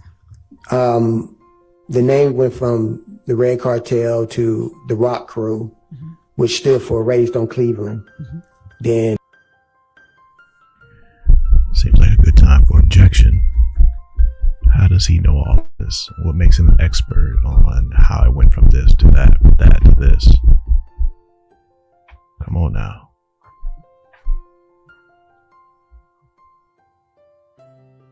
and it went over to YSL. All right. Is this information that you learned, how did you learn this information that you just talked about? Talk to the kids and work in the neighborhood. All right. Did you ever speak with grown-ups, the family, the parents of the kids about YSL or these other groups, Red Cartel or Rock Crew, without saying what they said? Yes, I did. All right. Relevance. Overruled. Did you ever arrest anybody during that time just for being affiliated with Red Cartel, Rock Crew, or YSL? No, ma'am. Okay.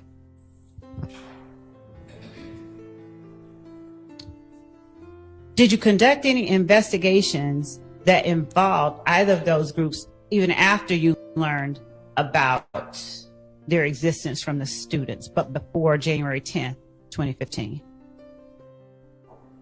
As in the YSL name itself or the previous names? Either.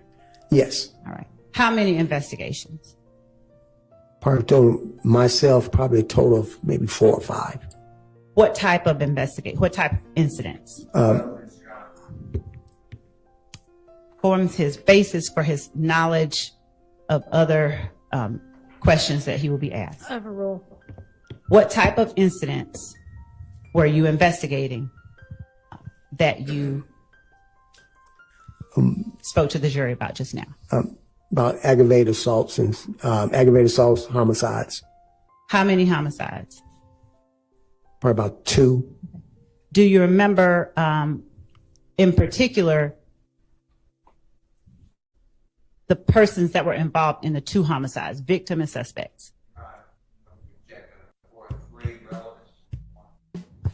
Your Honor, we've, based on the evidence we believe that has already come out and information that this witness can provide, we believe that the witness has information which will allow the determination of certain material matters in this case. He can, I don't want to. Overruled. Okay, go ahead. Do I remember the victims' names? Who were the victims in the 2 homicides? The one particular I investigated, her name was Julian Jones. And who was the suspect? He was not a suspect. Hang on. What'd you say? 402. I don't know what, but what, what is relevant. I mean, we're talking about information that will aid the jury in making determinations about. What language was that Love was just speaking? What was that? Good Lord. Particularly, I investigated. Her name was Julian Jones. And who was the suspect? He was not a suspect. Hang on. What'd you say? Now check out this language she drops. I don't know what, but what, what is relevant. I mean, we're talking about information that will aid the jury in making determinations The about. heebie-jeebies. Yes. Let's take a bathroom break anyway. It's about time for one. May the witness be excused. Yes. You can just step out. Thank you. Okay, brothers and sisters, you know we'll be able to bypass this little break here. Appreciate you being with us. Hang tight. We'll jump right back into it.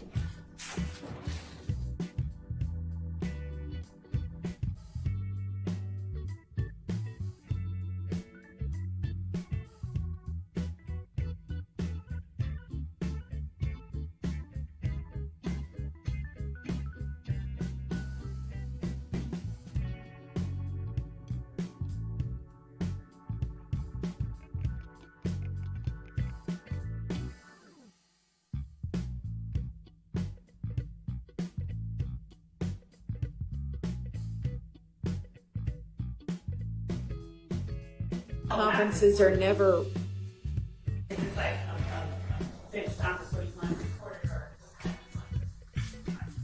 bench conferences are always taken down. Bench conferences are never recorded. So this is a bench conference. Well, honestly, it's not, because it's just an evidentiary issue, right? Yes. So yeah, that's fine. Okay. All right, so that was a 40142 and 403 to who the suspect was. Right. That's I believe. I'll let Mr.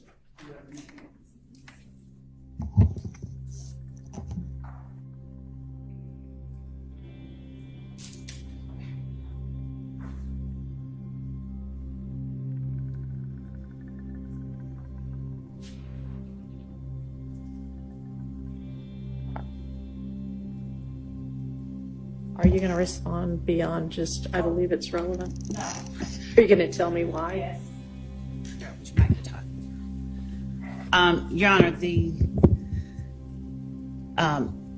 homicide, I believe one of the homicides that the witness will talk about is a matter that an earlier witness talked about as it related to Rock Crew. I believe that the one that he is going to talk about is going to deal with Quentin Porter and Javaris Crittenton. I believe that this information corroborates information given by other witnesses and allows the jury to determine the credibility of information that they have heard from other witnesses. It's not bolstering because it's his personal knowledge, but to have information about a subject from two unrelated people who are not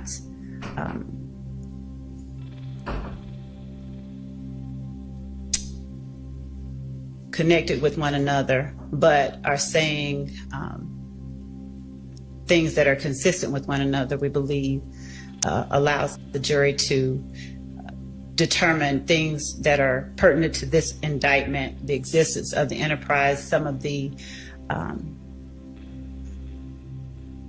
information in the indictment about the start of enterprise, its beginnings, the kind of crimes that have been committed, and some of the people that they've heard other witnesses talk about. So in as much as I think it was a 401 objection, it's relevant.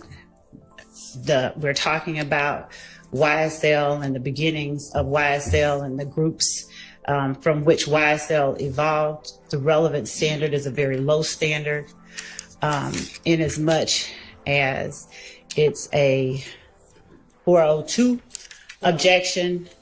Any relevant evidence is presumptively admissible, in as much as it's a 403 objection. I'm not sure what, I haven't heard any offer as to how it's substantially more prejudicial. I know I hear a lot about, Is it that I don't know. prong of it, Mr. Steele, or something else? Every prong of it, Your Honor. Every prong. Well, him saying every prong, Your Honor, any information that tends to prove an allegation in the indictment is going to be prejudicial to a defendant. And Mr. Steele or no one on behalf of the defendant Williams is offering up how it unfairly prejudices Mr. Williams for the state to be able to prove the elements in the indictment, the existence of the gang, the beginnings of the gang as we allege, and the kinds of crimes and activities that the enterprise participates in, and the conspiracy itself. I don't know how it's unfairly prejudicial in such a way. So the question that you asked was, who was the suspect of the murder? I mean, are you going to establish that just for somebody to be a suspect doesn't establish anything other than they were a suspect. Are you going to establish something beyond that? The person's involvement. I'm not going to go whole hog into convictions and statements and things like that. I wanted to have the jury know people who were alleged to be involved and people he talked to. And as I said, I believe that even when the jury doesn't know from one witness exactly what a particular person did as it related to an incident, that information is then supplemented by other witnesses' testimony. It corroborates things that they have heard and will continue to hear. What was that noise? What no? Okay, whose phone? Whose phone made that noise? Somebody knows whose phone made the noise. Whose phone made the noise? Okay, whether it's outside a bag or not, phones aren't supposed to be making noise. So if you can't turn the phone off before you come into court, then you're not going to be able to have the phone in court. Understand? Whose ever phone it was?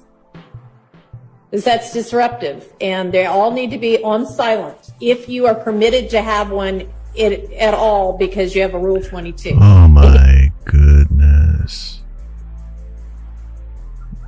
She's a hall monitor of the worst degree. She just wants something to vent about. I understand you're stressed, Paige. I understand. Primarily because you did not grant the mistrials that you should have granted. Now you're stressed. I understand. We get it. But don't take it out on the poor cell phone, Paige. Stall it out.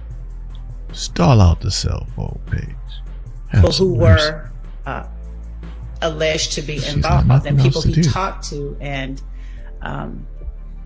as I said, I believe that even when the jury doesn't know from one witness exactly what a particular person did as it related to an incident, that information is then supplemented by other witnesses' testimony. It corroborates things that they have heard and will continue to hear. What was that noise? What no? Okay, whose phone? Whose phone made that noise? Somebody knows whose phone made the noise. Whose phone made the noise?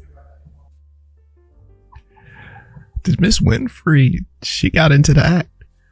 Did she go to pointing? Whose phone made that noise? Yeah, Corey Porter Weaver. Or excuse me, Winfrey. Used to be Weaver, now Winfrey. Yeah, she's dropping. Oh man, don't tell me you doing the Professor Woody. You telling on folks? You telling on folks? Allegedly, Miss Winfrey. Did you get in on this? Okay, whose phone? Whose phone made that noise? No, she didn't. Somebody knows whose phone made the noise. Whose phone made the noise? Okay, whether it's outside a bag or not, phones aren't supposed to be making noise. So if you can't turn the phone off before you come into court, then you're not going to be able to have the phone in court. Understand? Whose ever phone it was? Because that's disruptive, and they all need to be on silent if you are permitted to have one at all because you have a Rule 22.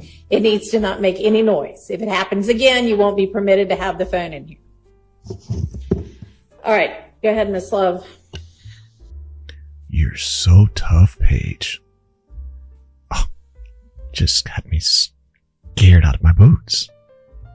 Oh, Paige. So many consequences. Oh, trepidation. Attention. Paige has spoken. Okay. And this is a case that Trontavia Stevens, I believe that we've heard a little bit about. There were objections, I believe, prior to Your Honor coming on about getting deeper into it. But Trontavia Stevens was a material witness in that case. In fact, had to be arrested on a material witness warrant because of his unwillingness to cooperate in that case. And Okay, I mean, I get, maybe I'm just not following. If the point of it is that Stevens was a material witness and knew something about it, how does... No, that I'm tying it into members, alleged members of YSL and the activities that they participate in and the steps to which they go. The way that they operate as an enterprise, the existence of the enterprise. All right, tell me how whatever you think this witness is going to say is going to do that. It gives the jury the information that this witness is aware of a particular murder that involved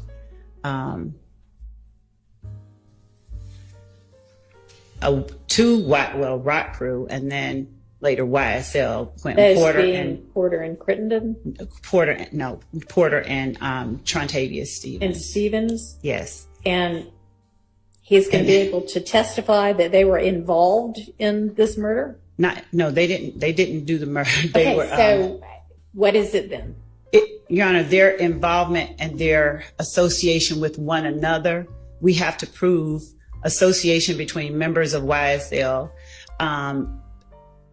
We have to prove the type of enterprise it is. We have to, and the type of activities and the lengths to which they go to protect and preserve it. So, and what is it that this witness is going to say about either of those two people that's going to show that? Your Honor, the existence of those people and their associations, number one, and it's not always going to be a linear, this person saying this directly proves a fact. It's evidence that is relevant in that it gives the jury information.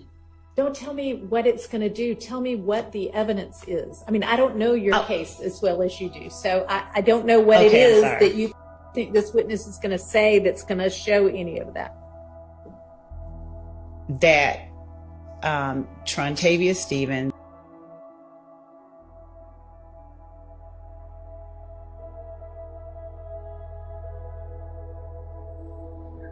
Yes, I'm pausing for the translation. We have to speed up to the translation. Oh yeah, that's what it is. I don't know the case yet. I don't even know what you guys are trying to do. I just wait for the translation. I get it now. Okay. Yeah. So what I'm really saying, Miss Love, is we've entered into some actual particulars, and I've already been exposed enough for not knowing what I'm talking about.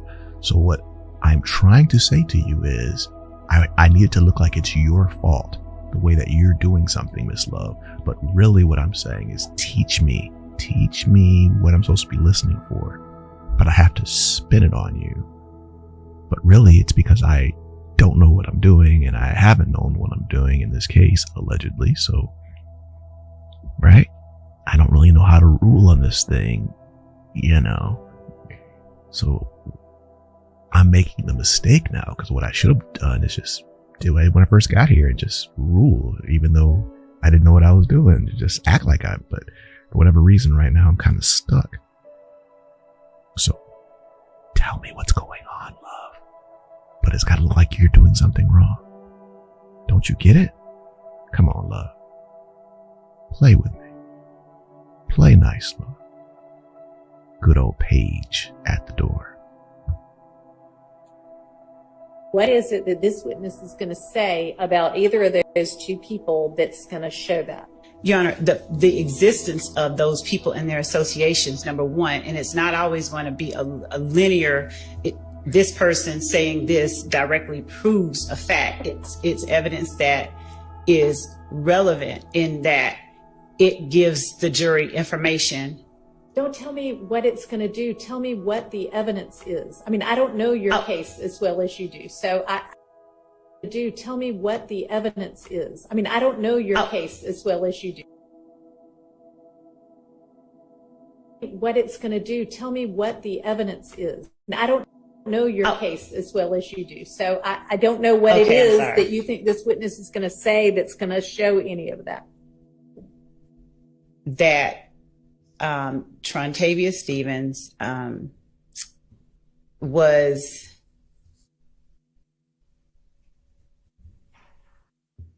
what I know happened. So he was believed to have been set up by Big Boo. It was put out that he was set up by Big Boo. There was a break from Big Boo as a result of this particular murder, and that offshoot eventually produced YSL. Now, I don't expect that he's going to say all of that, but it's the connections between Porter and Stevens that I believe are. Okay, and how is this witness going to testify to connections between Porter and Stevens? Based on what his investigation and his involvement in the investigation of the murder. He interviewed. Just going to show that these two people knew each other? No, you're not telling me anything. So I mean, well, she's not telling you because she's expecting that you understood what she's trying to do, but you don't understand. And of course, you got to throw in a little bit of fact of the state's case is pretty disjointed and pretty weak, you know, if it wasn't for the power of the RICO. So you got a couple things happening here. So I need you to understand what we're trying to do, Paige, because, you know, the case is kind of flimsy. So it's hard for me to just say what I'm trying to say because there's certain connections I need you to kind of just let me create and make, allegedly. But at least if you understood how we got here, then you would see how I'm trying to put this together and frame this in such a way that everybody just goes to prison for the rest of their life. Come on, Paige. But because you don't know the pieces, you can't see how I'm putting it together, Paige. So unfortunate. But hey, this is justice. Prime time. Coming at you. Can you handle it? Testify to connections between Porter and Stevens. Based on what his investigation and his involvement in the investigation of the murder. He interviewed. Just going to show that these two people knew each other? You know, You're so not telling me anything, so to the I mean, I'm trying to follow you, but to the extent that their relationship is one that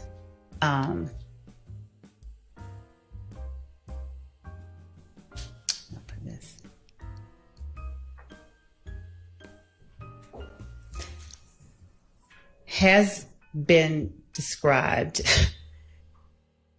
and will further be discussed, Your Honor.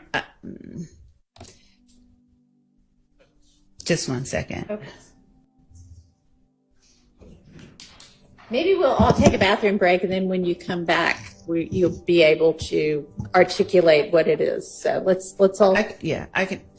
I'll Yes, be able to better Mr. consolidate Schardt. it. Okay. I'll be back. For the record, I'd like to add my objection, which is going to be hearsay and Again, Paige feels the fire, and what does she do? Go to a break.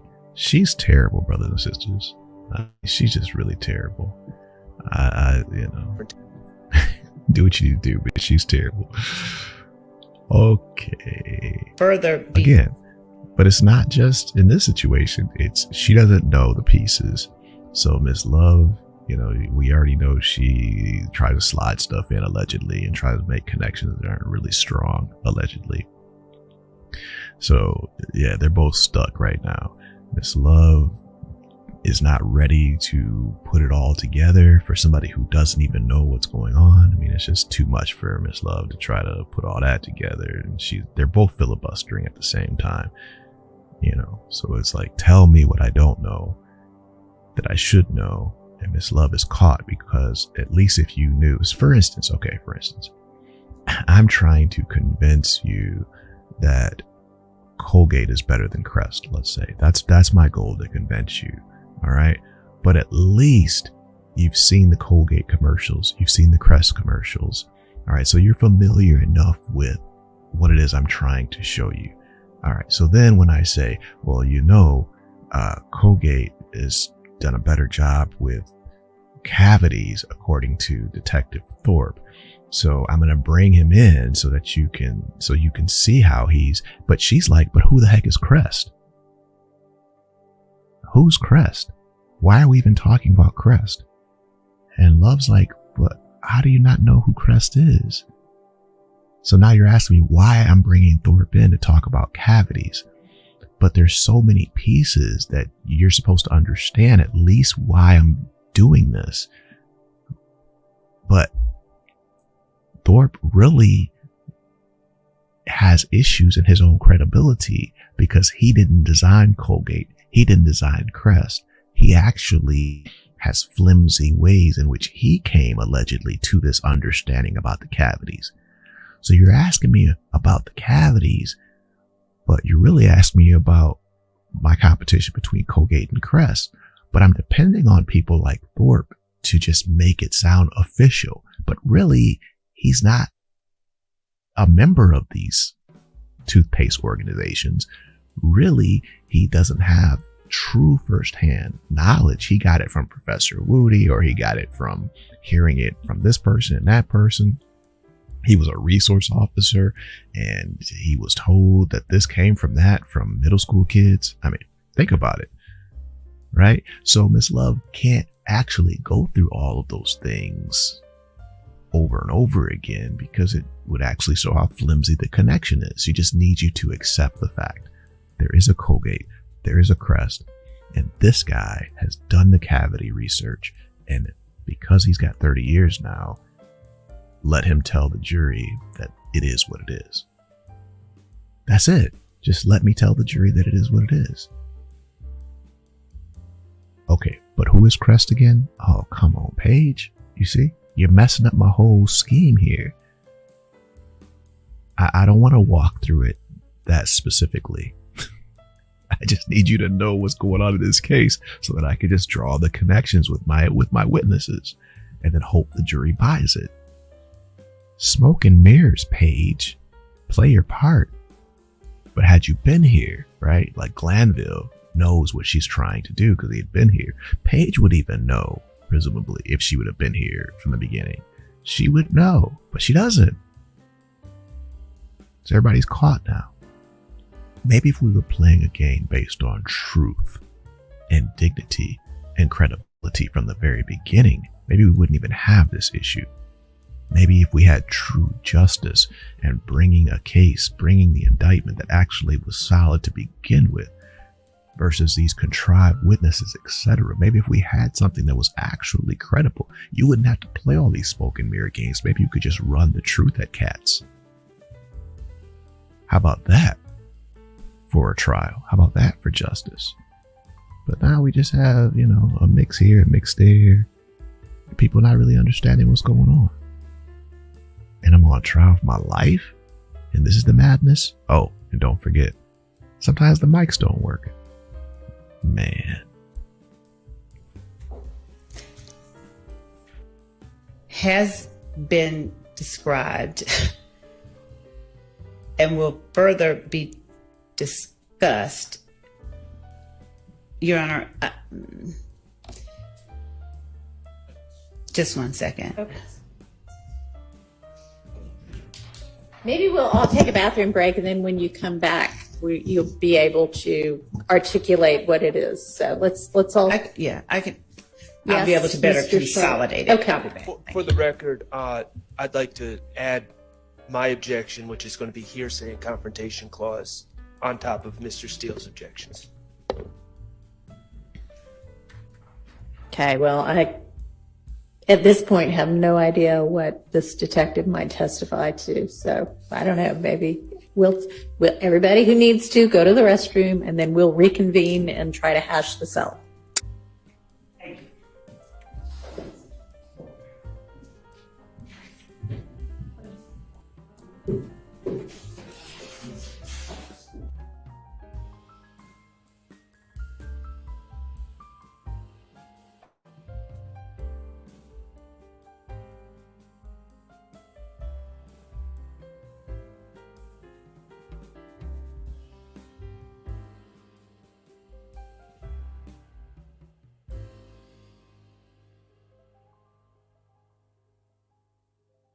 Schart's objection.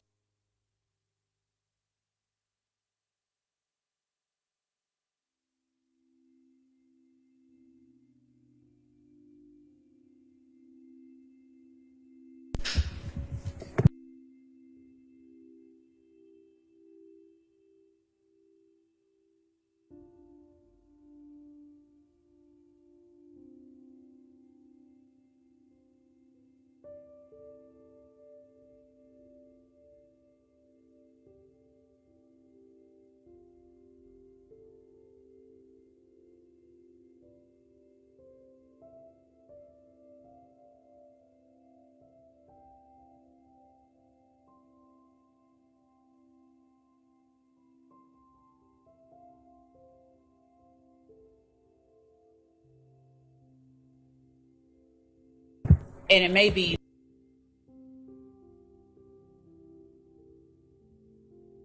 that based on Mr. Schart's objection, I withdraw the question, but I'll just tell the court briefly. So Mr. Stevens was believed by Mr. Crittenden to have robbed him, stolen some of his jewelry. As a result, it is believed that Mr. Porter alerted Mr. Crittenden as to Mr. Stevens' whereabouts. And Mr. Stevens was Mr. Crittenden's intended target. There has been testimony, and will likely be a little bit more testimony, about the impetus of the transition from one group to the other. Detective Thorpe, because of his relationship with kids who were, I'll say, rock crew adjacent associates, he was able to, because of his relationship with them, they willingly offered him information that he was able to then go and get to assist to help him solve that crime. So that's as specific as that inquiry gets. And, Okay. And so, But, yeah, given the hearsay and confrontation clause objections that have just been voiced, yeah, I can, what I'll do with the court's permission, if it's okay, if it's an okay question by the for court standards, is just ask,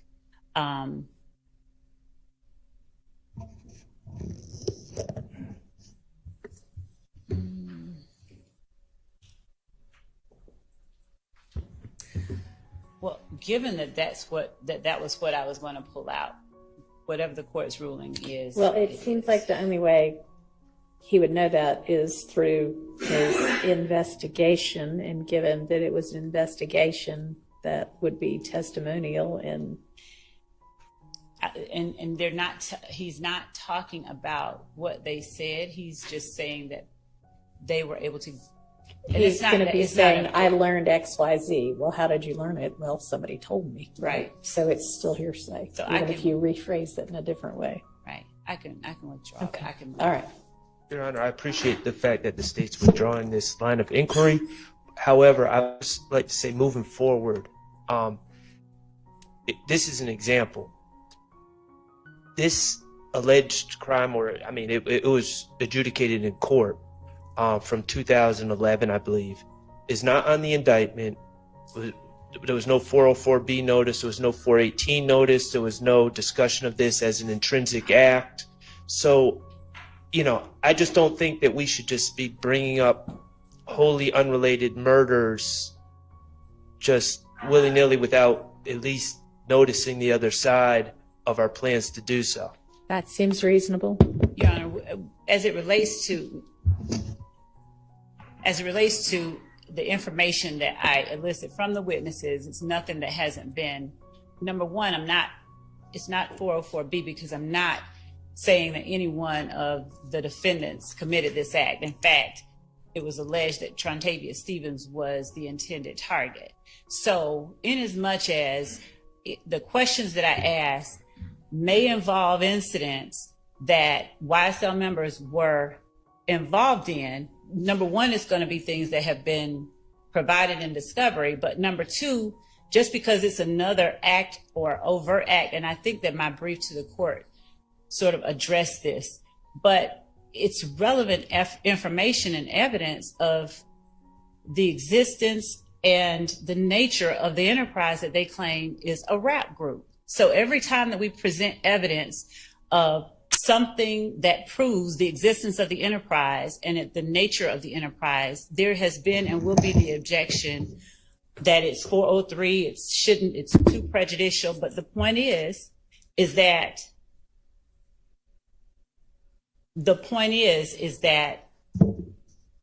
the information that I'm eliciting from the witnesses are intended to prove up elements of count one in this indictment. Your Honor, may I respond? He's talking about a lack of any kind of notice. But so he wants to know the questions, because I don't believe that a notice of my asking about questions regarding incidents that one we've talked about. I don't believe that We have the never court that spoken the about defense this. is entitled to the list of questions that the state is going to ask. No, I agree with that. But We've never spoken about this. There's no mention in the discovery, to my knowledge, certainly no police reports about the murder of, I guess, Julian Jones. I only know that because Detective Thorpe said that name. No mention of the Javaris Crittenton case. There's no mention of that in the discovery, to my recollection. So I don't know where the state's saying that they've given notice through discovery. But even if they had given notice through discovery, there's also Georgia rules of evidence that dictate when notice needs to be given when bringing up extrinsic, non-charged matters in a trial, and that has not been done. And I just don't want, at this point, I think that we've cut this off, this particular incident, but I just don't want it to repeat in the future. Your Honor, and that's another thing. These matters that are alleged by the defense as being extrinsic, uncharged matters, they're not. When we're asking about them, and just to cap off something Mr. Schardt said, we've had a witness already talk about the Crittenton murder earlier on, and Trontavious Stevens' involvement in it, just to put a point on that. But the assertion that these are extrinsic, uncharged matters are efforts, we believe, to curtail the state's right to prove its case through valid questions that are not improper, they are not impermissible, they're not 404B. These are questions and evidence through testimony, we believe, that proves an element of one or more elements of count one, the existence of the enterprise, the nature of the enterprise, and the means by which particular people participate in the enterprise. Well, I'm not sure that evidence, I mean, it's not going to come in through this witness in this way anyway, but I'm not sure how evidence that Porter told Crittenden Stevens' whereabouts in any way establishes any of your elements that you need to prove for RICO. So, Your Honor, since we're not talking about this particular one, the point that I was making is that this detective's investigation involved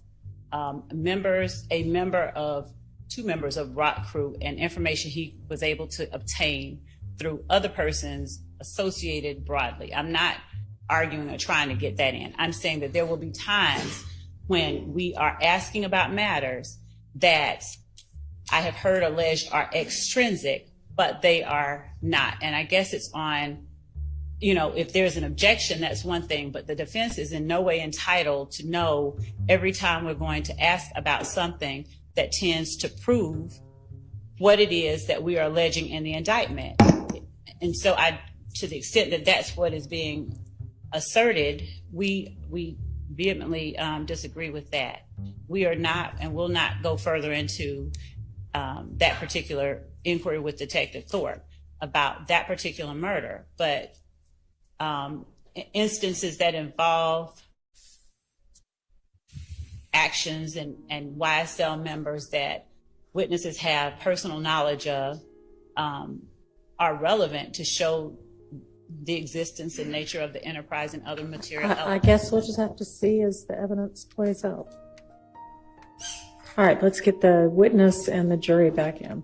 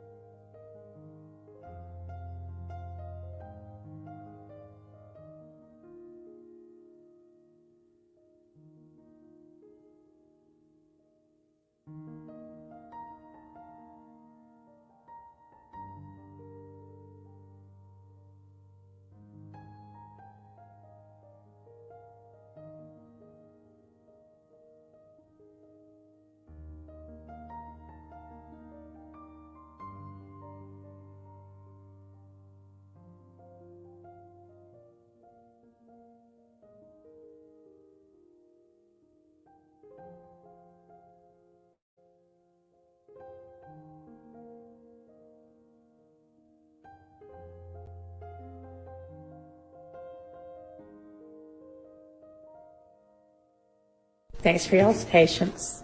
Go ahead, Miss Love. Detective Thorpe was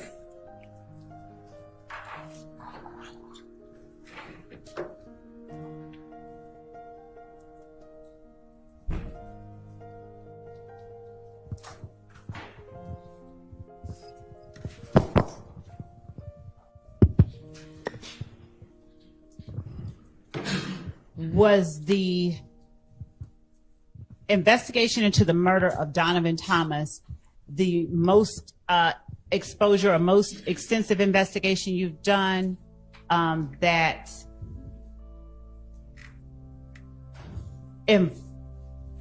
throughout your investigation of Donovan Thomas, did you have an occasion to investigate more about the group YSL?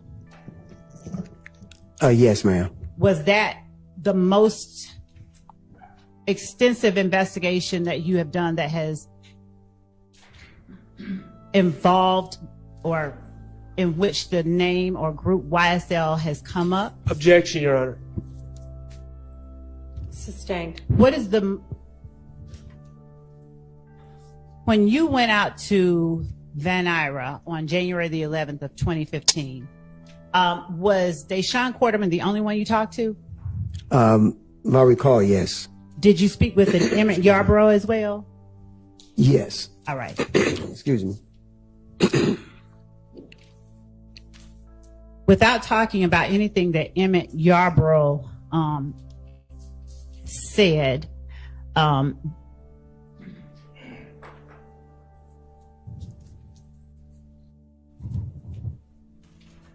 were there concerns addressed regarding the Donovan Thomas murder? I believe so.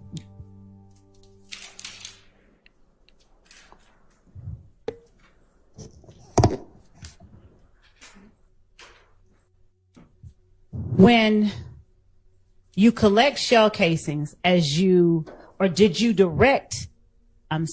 you are on scene as lead detective, do you or other homicide detectives working sort of in tandem with you, do you all direct the collection of those shell casings? Yes, ma'am. All right. And what do you do with them once you collect them? Yes, ma'am. They're photographed and they're placard, so we know exactly what shell casing belonged to what group. And at the time, our crime scene investigations unit, they collect the shell casings, and we at that time, we turn them in directly to the GBI firearms. Now, do you all also have with the Atlanta Police Department, do you all also have a firearms section or a department that conducts NIBIN comparisons? Yes, ma'am, we do now. Is Jennings Kilgore the person that does that? Yes, ma'am. Did you work during the investigation into the murder of Donovan Thomas with ATF as well as the GBI? Yes, ma'am. Was some of the evidence that was collected in later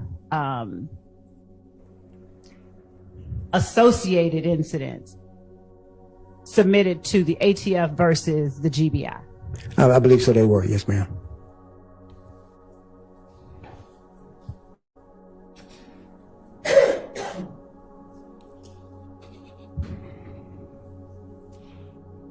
Did you collect the firearm, or did you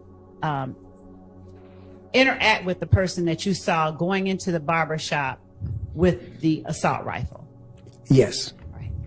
Did you collect that firearm? Yes, I did. At various points in your investigation, did you gain information that caused you to interact with a Quintez Griffin? Yes, ma'am. And did that person have a nickname? Yes, ma'am. What was that nickname? Head, H-E-A-D. Now, how was Head ever brought in as a suspect? Yes, he was. And was he interviewed? Yes, he was. Did you collect any information, any evidence from that arrest of Quintez Griffin? Yes. All right. And was that evidence submitted to the GBI or the ATF? Either one? Yes, ma'am. All right.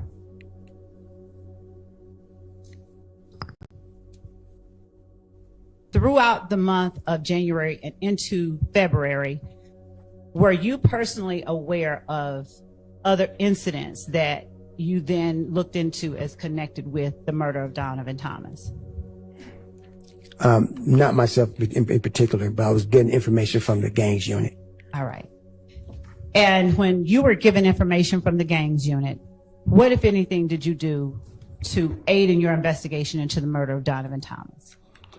At that time, we did a collaboration. Anything that they needed done, like search warrants or anything pertaining to that nature, or order of production for inmate to do an interview with, I would conduct that for them. And when you would do things like an order of production to produce an inmate, is there a record that you're taking someone out of custody to APD, for instance? Yes, ma'am. All right. And did you keep records of each inmate that you did that with? Yes, ma'am. Now, when you talked about Spencer Wright, how did you learn about Spencer Wright?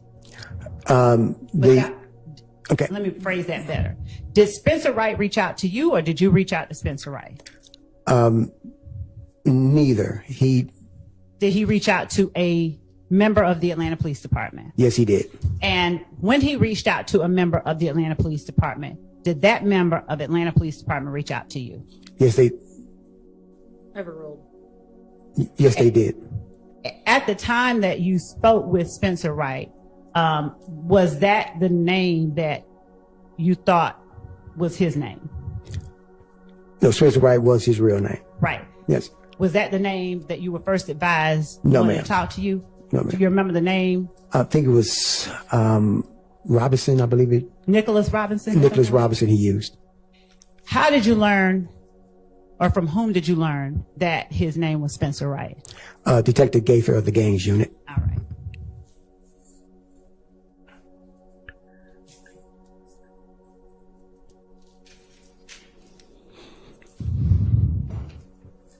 Between January of 2015 and October of 2015, when you interacted with Spencer Wright, were there any other steps that you took that you can describe for the jury to help you solve the murder of Donovan Thomas without going into anything anybody said, just a step that you took?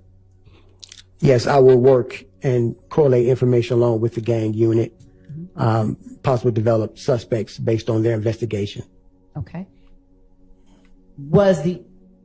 Do you know how many incidents between January of 2015 and October of 2015 you looked into to aid in your investigation of the murder of Donovan Thomas? Yes, ma'am. How many? It was over 40. Okay.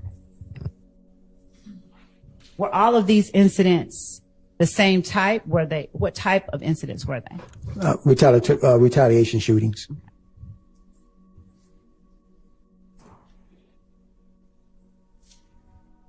Did you interview the people who were affected by the shootings? Did you have an occasion to interact with or interview any of the people who were affected?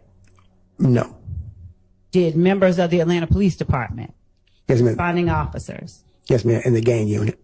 And was it always Detective Dennis and Detective Gaither, or did, for instance, Investigator Connor, Investigator Price, and other people help you? Sustained.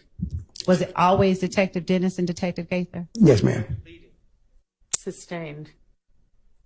Who in the gang unit gave you information during the course of your investigation of the murder of Donovan Thomas? It was Detective Gaither, Detective Dennis, and Detective Underwood at times gave me information also.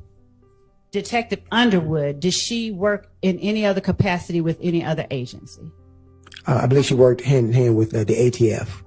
Was she a task force officer? I believe so. Yes, ma'am. Did Detective Underwood ever participate in any of your interviews with persons that you found were of interest in your investigation? Not that I can recall. Did Detective Dennis and Gaither? Yes, ma'am. Were they the only persons who helped or participated in these interviews? Yes, ma'am. Do you know how many interviews you conducted in trying to find out or solve the Donovan Thomas murder? Objection to solve. Objection to what? To Solve. Oh, okay. Sustained. I asked To help. Just okay. rephrase it. Do you know how many interviews that you conducted to aid in your investigation into the Donovan Thomas murder?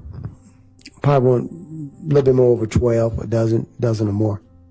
Were these between January and October 2015, or did you do any after that date? After that date. All right. Now,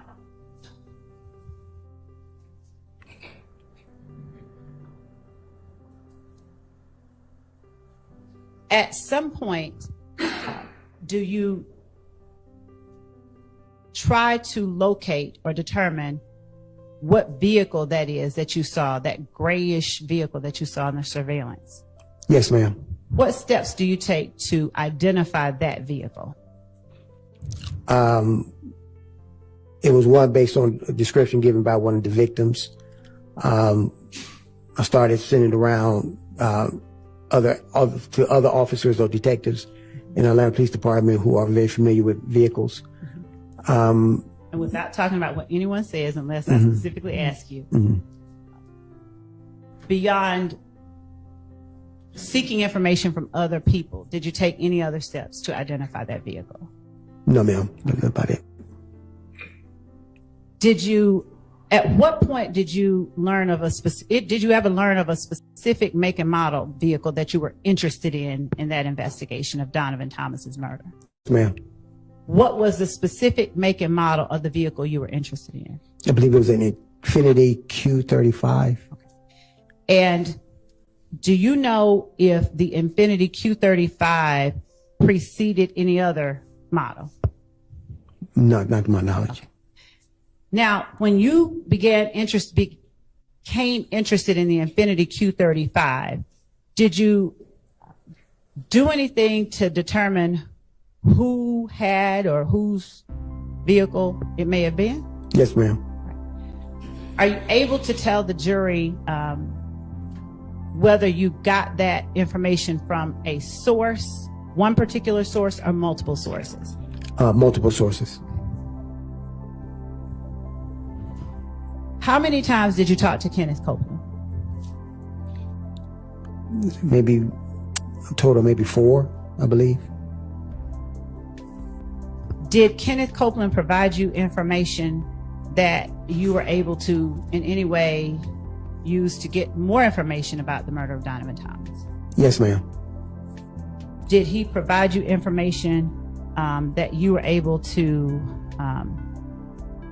confirm or deny was accurate? Yes, ma'am. Did you take steps to confirm or deny the accuracy of the information you were given by Kenneth Copeland? Yes, ma'am. Were you ever given phone numbers by Kenneth Copeland? I can't recall. Were you ever given information regarding vehicle rentals by Kenneth Copeland? Yes, ma'am. Before 2016, did you go or make any efforts to try and locate information about that vehicle? Yes, ma'am. Now, what vehicle information did you get that you tried to follow up on before 2016? That it was possibly a rental. And a rental from where? The airport. And did you ever go out to the airport before 2016 to try and get information about it? I believe I did. Were you successful? No, ma'am. Now, after a certain point, do you keep your file with you and that's the end of it, or do you turn it over to the district attorney's office at some point? Turn it over to the district attorney's office upon their request. When you turn the file over to the district attorney's office, does the investigation, or do you stop working on the crime itself? No, ma'am. Do you work with any particular people to further investigate the crime? Yes, ma'am. Is there any one particular person at the district attorney's office back in 2016 that you worked with to try and further investigate the murder? Yes, ma'am. Senior ADA Mike Sprinkle. All right. Do you know what his job was at the district attorney's office during that time? Yes, ma'am. Did he work primarily homicides? Yes, ma'am.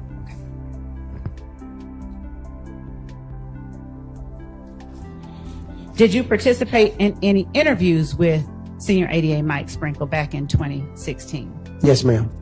Based on, were you able to get information from Senior ADA Mike Sprinkle that you didn't have before 2016? Yes, ma'am. All right.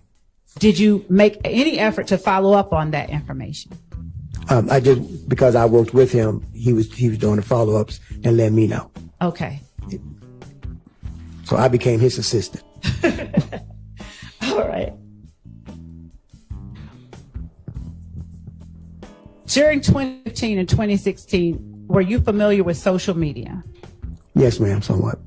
When you say somewhat, did you ever utilize social media inquiries to help you in your investigations? No, ma'am. Did you ever gain assistance from others with social media to help you assist in your investigations? Yes, ma'am. And for the Donovan Thomas murder, do you recall who it was, if anyone, that gave you social media assistance? I believe it was Detective Gaither and Senior ADA Mike Sprinkle. And how is it that Detective Gaither assisted you with social media? She would tell me about different media posts, Okay. what is being spread around on Instagram, media posts, social media, period, about this incident. Would she capture any of those posts and provide them to you? Yes, ma'am, but she'll tell me that she's looking into this to verify. Okay. What about Senior ADA Sprinkle? Did he look into social media information to help you in your investigation? Yes, he did. Did he provide you with social media accounts and posts that aided you in your investigation? Yes, ma'am. Okay.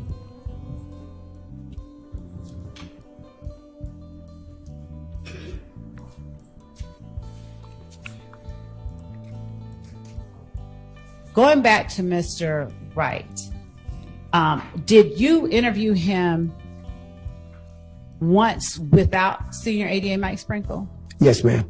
Did you interview him again with Senior ADA Mike Sprinkle? Yes, ma'am. All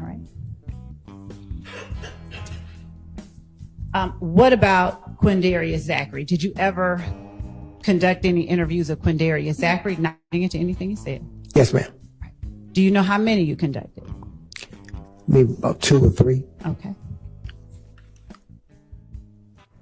Did you take any steps to compare information you got in one interview with information you may have gotten in another interview? Yes, ma'am. Did you in any way use those comparisons to sort of either dispel information as untrue or corroborate information? Yes, ma'am.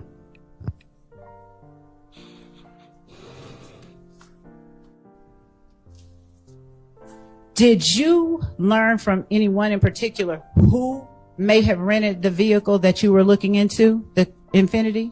Yes, ma'am. Calls for hearsay. Your Honor, the evidence has come in, and if we may approach so that I don't speak more improperly.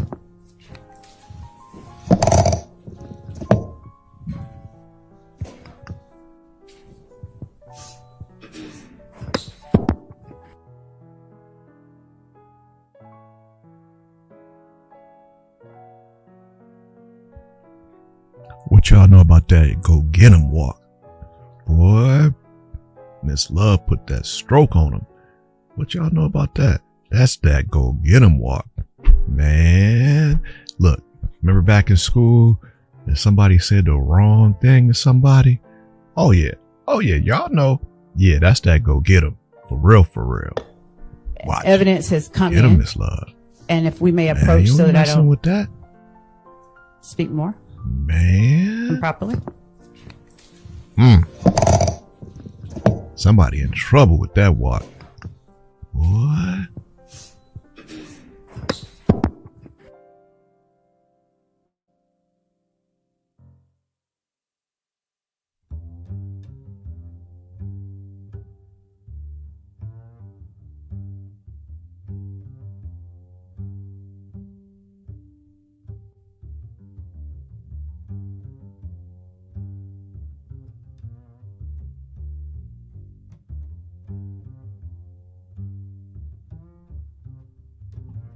All right, we'll skip ahead.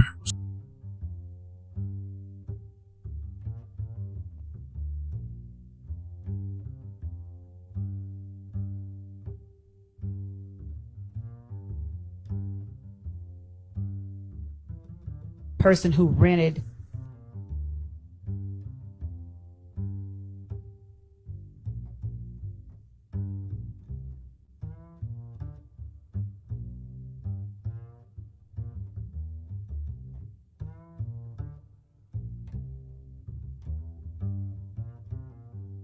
Thorpe, before you got the name Jeffrey Williams from Kenneth Copeland as being the person who rented an Infiniti from Hertz, did you know that Jeffrey Williams had rented an Infiniti from Hertz? No, ma'am.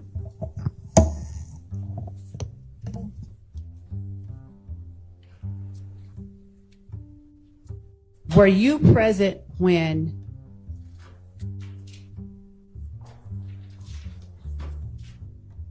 are you aware of whether members of the district attorney's office, in conjunction with the Atlanta Police Department, went back out to Hertz in 2016? Yes, ma'am, I'm aware. Did you all talk to the same set of people? When you went in 2015, do you know if who you talked to was the same persons that they talked to in 2016? I do not recall. I do not know if they were the same person. And were you able to get more information in 2016 once you began working with the district attorney's office? Yes, ma'am, a lot. Did you use that information gained from Hertz to aid in your investigation into the murder of Donovan Thomas? Yes, ma'am. Without saying what was said to you, were you able to determine during your investigation if people went outside of Atlanta after the murder of Donovan Thomas? I do not know about that part. Did you get any phone records during your investigation into the murder of Donovan Thomas? Yes, I did. Did Detective Gaither aid you in getting some of those phone records? Yes, ma'am. And when you get phone records in investigations like this, would you tell the jury how it is that these records assist you in your investigation in trying to determine who murdered somebody? Yes. We use the cell phone records to plot their course of travel. Also see if they was in the area where the incident took place based on the cell tower. Also, we try to see, based on their call logs, who did they call before, during, and after the incident. Do you remember all of the phone records that you gained or gathered through this investigation from 2015 through 2016, either alone or with other members of the Atlanta Police Department or the DA's office? Yes, ma'am. Would you tell the jury, without getting into the details about the phone records themselves, some of the persons whose phone numbers you sought and were able to obtain? Yes, ma'am. Now, who are some of the people whose phone numbers you got during this investigation? I believe it was Kenneth Copeland, Demikian Garlington, can't recall the other person's real name. Knew him as Mounk Tounk, I believe it was. Antonio Sledge? Yes, ma'am. Uh-huh. Who else? Who else's phone numbers do you recall getting throughout this investigation? I believe that's the ones that I targeted on. Were other numbers provided to you by members of the DA's office or members of the gang? Yes, ma'am.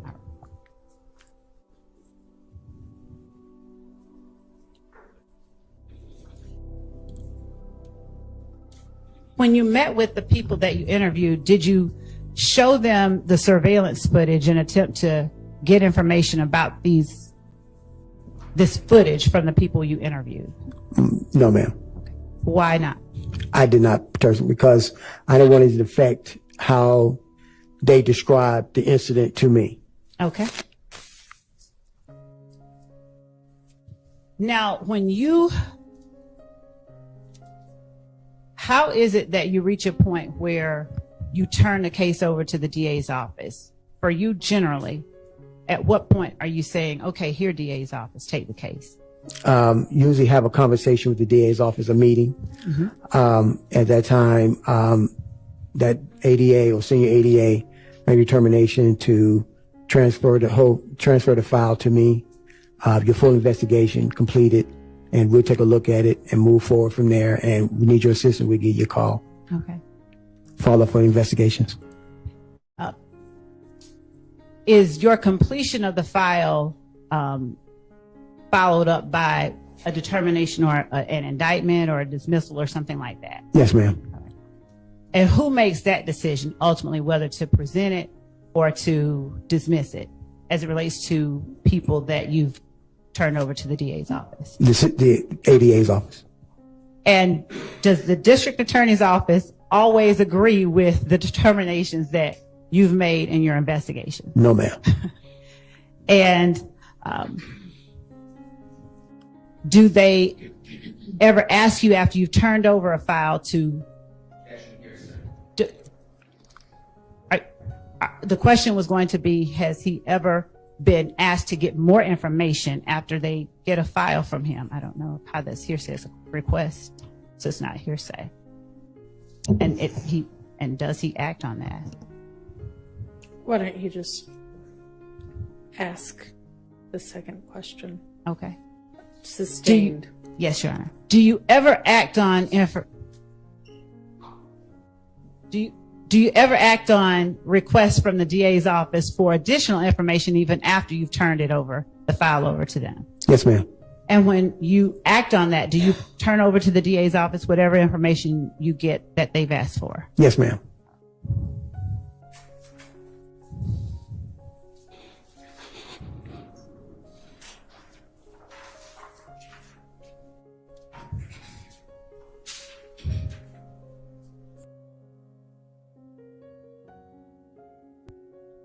Did y'all see that pump fake?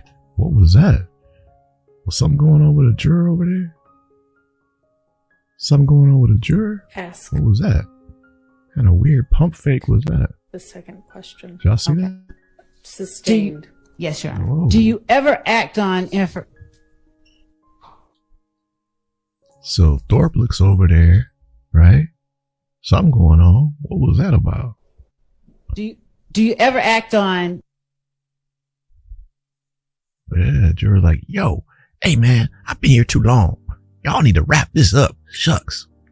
requests from the DA's office for additional information even after you've turned the file over to them? Yes, ma'am. And when you act on that, do you turn over to the DA's office whatever information you get that they've asked for? Yes, ma'am.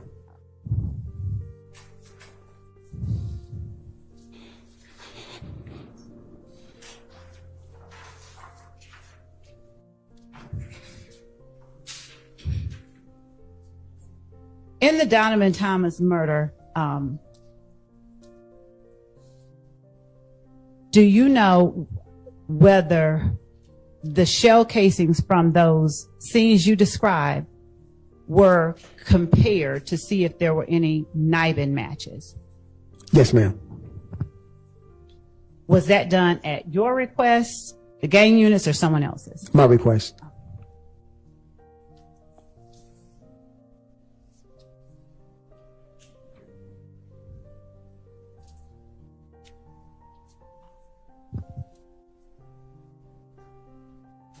Did the information that you gained from every person that you interviewed always turn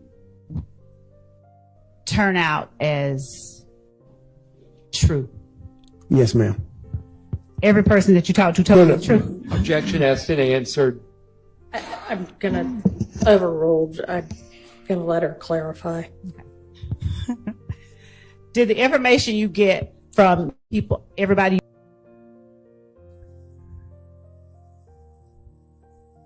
Good job, my brother Weinstein once again. Weinstein strikes again. Yes, he gave answer. I mean, just because it's not the answer Miss Love clearly wanted, but he did answer. So, hey, Weinstein said asked and answered. We heard his answer. Weinstein on it today, boy. Sharp. Good job, Weinstein. Yeah, like, yo, hey, don't be changing your answer now. We heard it. She can't ask that question again, Your Honor. Weinstein.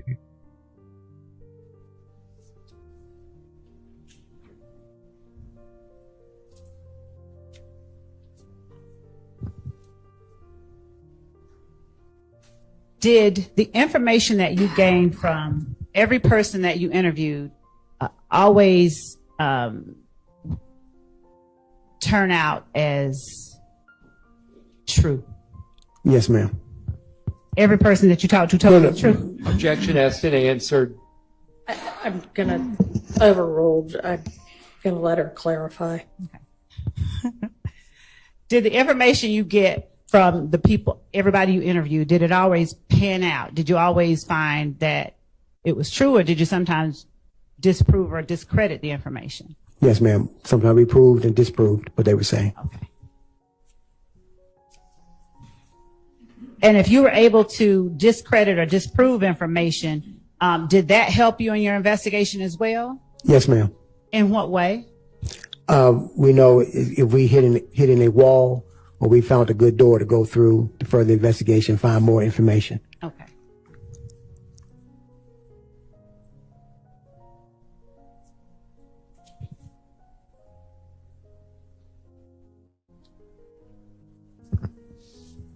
Do you particularly in your homicide investigations ever attempt to listen to jail recordings to get more information about your homicide? Yes, ma'am. And did the DA's office get you information about jail recordings that aided in your homicide? Yes, ma'am. Was that Senior ADA Mike Sprinkle? Yes, ma'am. Did you also work with David White? Yes, ma'am. And was that ADA Sprinkle's investigator? Yes, he was.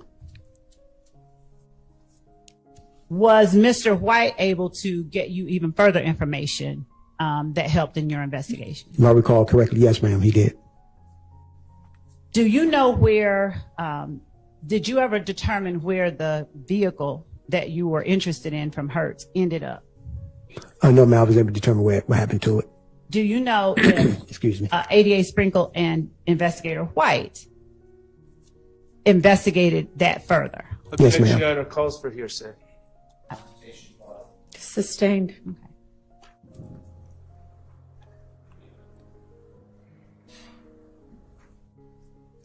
Without saying what information, did you get any more information about where that vehicle ended up from either Investigator White or ADA Sprinkle? Yes, ma'am.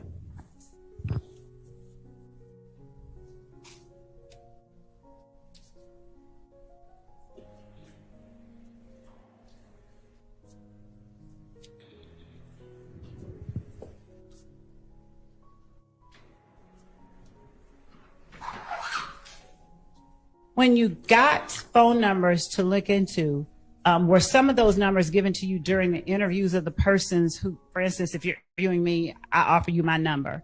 Does that happen sometimes? Yes, ma'am. Did that happen sometimes in this case? Yes, ma'am.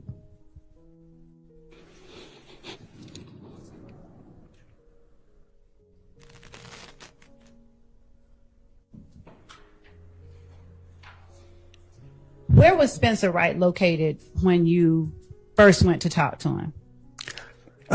He was involved in an incident and he was transported to the homicide office. Okay. I can't recall what street he was on. Had he been arrested? Yes, ma'am. All right. And was he trying to offer up information to sort of get some kind of help with his case? Not to my recollection, no, ma'am.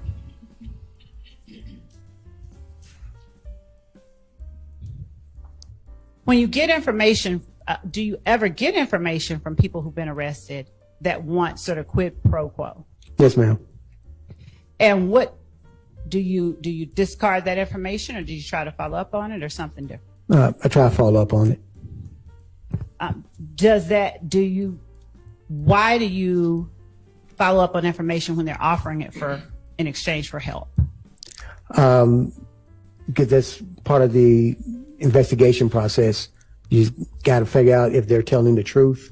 Mm-hmm. Information they deeming is correct and can help you further your investigation. Okay.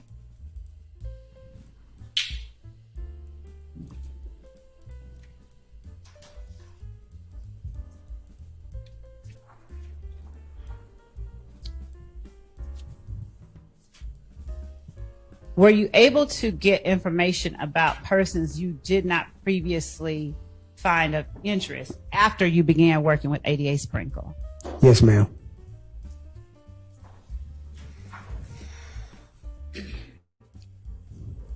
Now, when you get to the point where you turn over a case to the district attorney's office, do you have to make arrests? I mean, have you at that point made arrests or taken out warrants?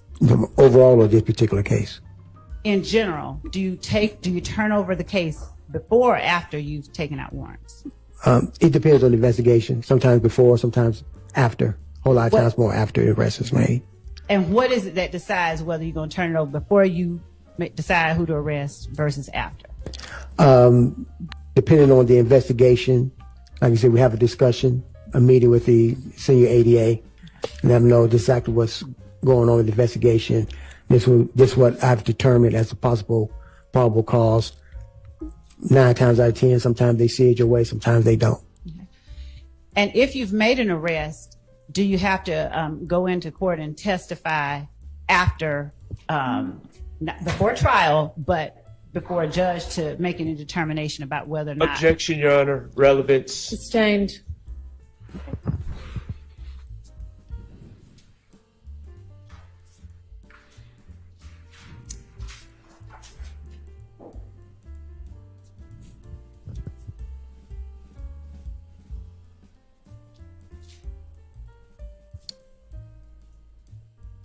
Were some of the people that ultimately you believe, Your Honor,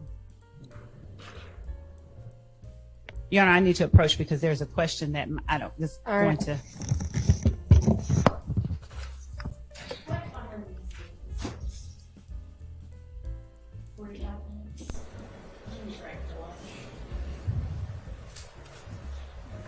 All right, so we're going to take our lunch break now. Yeah, let's be back at 1. Can we be back at 1:30? Can y'all be back at 1:30? Is that going to give you all enough time? Let's do that, since we got a late start this morning.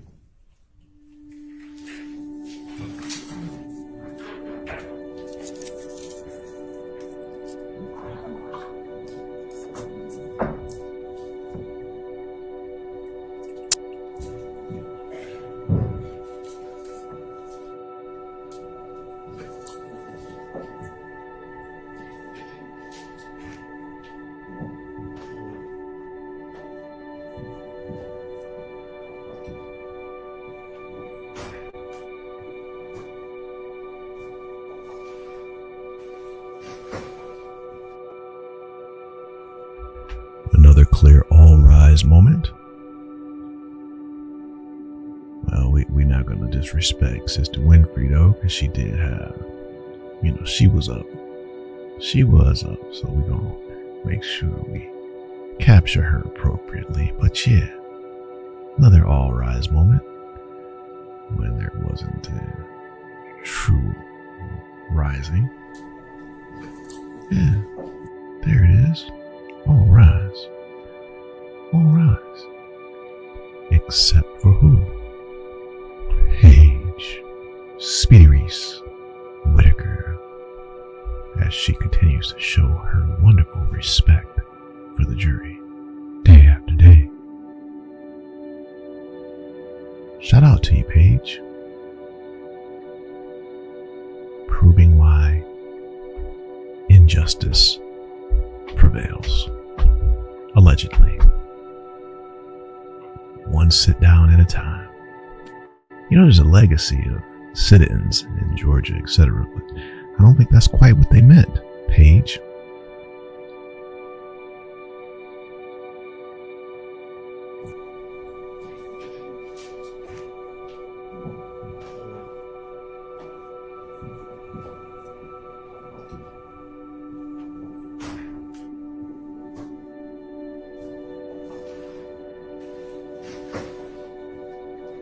All right, Detective, you can step out and we'll see you back at 1:30. Yes, ma'am.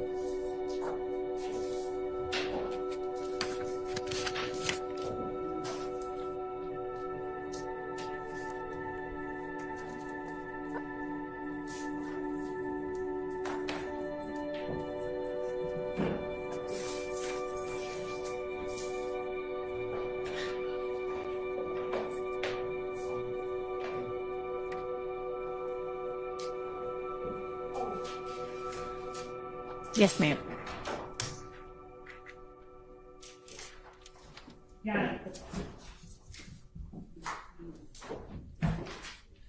The question that I was going to ask was regarding some of the people that he arrested that ultimately did not end up on the indictment. And I'm going to follow whatever direction the court gives, but I think that Mr. Sledge was a person that he arrested that probable cause was not found for, and the state did not include as one of the persons Mr. Sledge and I think Mr. Copeland. I think that that's going to come out. And that we not only did we not proceed on that, but probable cause was not found for Mr. Sledge. So that was Not an appropriate question. Okay. Anything else before we break for lunch? Nothing. And Your Honor, just to get clarity, the court does, the appropriateness comes with the probable cause and the preliminary hearing, not with whether or not he took out warrants for them, right? Right. Okay. Your Honor, to be exact, the state began to ask the question. They said, are there any defendants or whatever the noun was that you believed? That's inappropriate. Well, that's irrelevant. And if they want to be precise, they need to say that you took warrants out for, not you believed. Judge, what this witness did and why he did it is relevant. I don't think that, one side can tell the other the appropriate way to ask the question. I don't think it's an inappropriate question, whether you had a difference of opinion regarding who. And you were allowed to ask that. Yes, the But- court, yeah. But his personal belief is not relevant. Okay, then. Did you take out warrants for people we didn't indict? And I was going to ask specifically about Mr. Copeland and Mr. Sledge. Okay, but you can't ask the other issues. Okay. All right. See everybody at 1:30.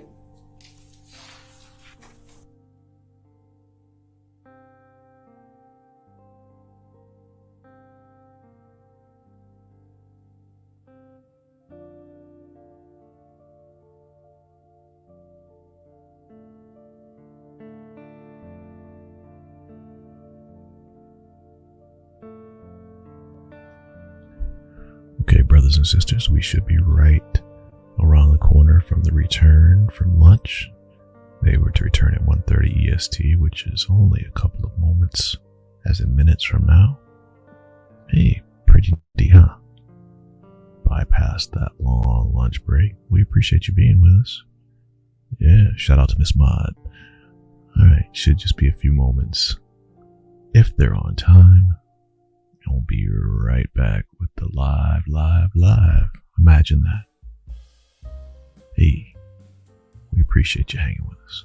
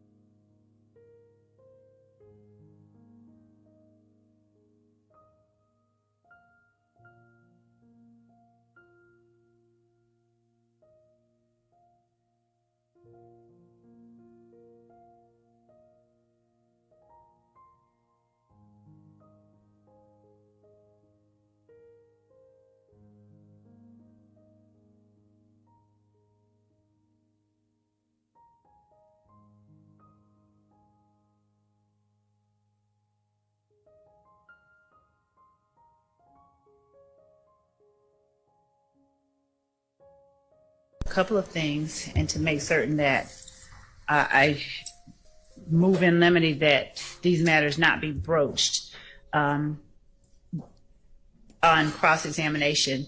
I have intentionally not asked about the content of anybody's interviews, and I don't know whether or not any member of the defense intends to attempt to elicit testimony about what any particular witness or defendant said who has not testified from Detective Thorpe, but I would ask that the court preclude questioning about what anybody said in an interview that has not yet testified. And I don't want to have to object like I'm trying to hide something, but I did specifically ask about certain people, but I intentionally did not go into what the content of any interviews were. So in as much as that may be an issue, I would rather, if we can, address it before the jury comes out. All right. Anybody want to be heard on that?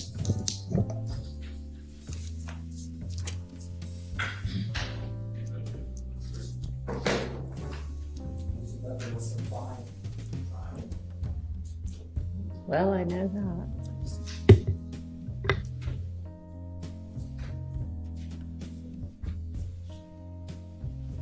So, does anybody want to be heard on that?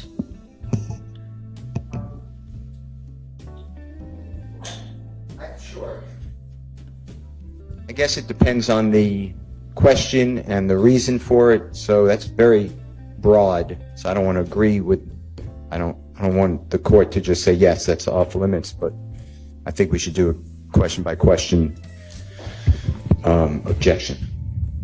Okay. And what would your basis be? Hearsay as to any witness that has not testified.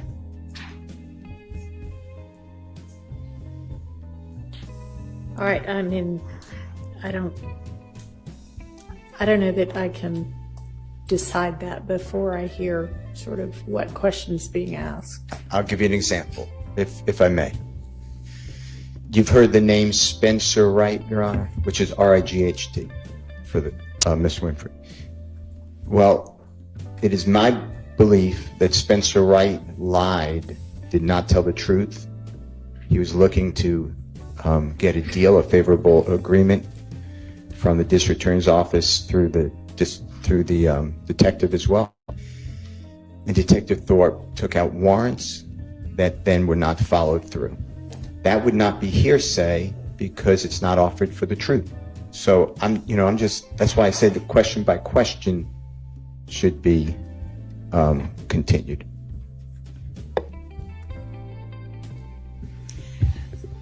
Your Honor, having Detective Thorpe testify that Spencer Wright lied necessarily gets to what Spencer Wright said. I think it's an improper question to ask him if he lied. I would not think that was what Mr. Steele would be asking. Mr. Steele.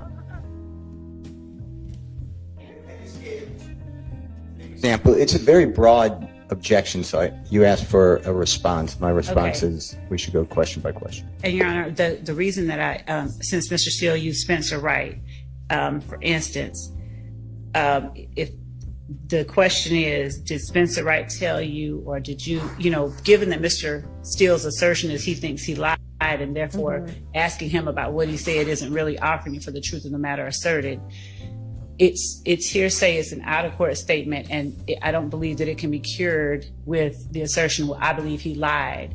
If he wants to get into what Spencer Wright said, then Spencer Wright can be called as a witness, but I don't think that it's proper to allow Detective Thorpe, one, to characterize, to testify about what Spencer Wright said when I've not opened that door, and there's no exception that affords him the ability to permissibly elicit that type of testimony from the witness. I'll stop there. So I would think that if I understand Mr. Steele's argument correctly, if he asks what did Spencer Wright say or who did Spencer Wright say did XYZ, that he wouldn't be eliciting that for the truth of what Mr. Wright said, but to then follow up and say warrants weren't taken out for whomever that person was, I guess. Is that what you're saying? Well, Your Honor, I mean, he could ask whether warrants were taken out based on what Spencer Wright said, but I think that him getting into whether he lied or what he said specifically, Yeah, I don't would think not be he's, proper. yeah, I agree with that, but we weren't talking about a question about whether the officer thinks that, or the detective thinks that Mr. Wright lied. It would have been, you had said this would be hearsay, and he's offering something that if he asked it wouldn't be for hearsay purposes because it wouldn't be for the truth of the matter. Your Honor,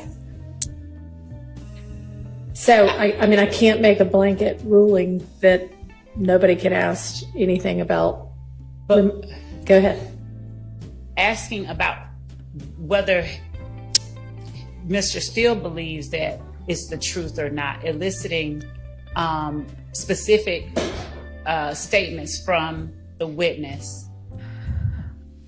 It's an out-of-court statement that may or may not be considered true. He may say he's not offering it for the truth of the matter, but I think it's akin to asking what Detective Thorpe did based on information he got from other people. And the idea is that it wasn't that what they said is true. He followed up on it, but I can't talk about what the other people said. And in the same manner that the objection was sustained, that I can't even, it's somehow embedded here today, this idea that having Detective Thorpe talk about what Spencer Wright said that Mr.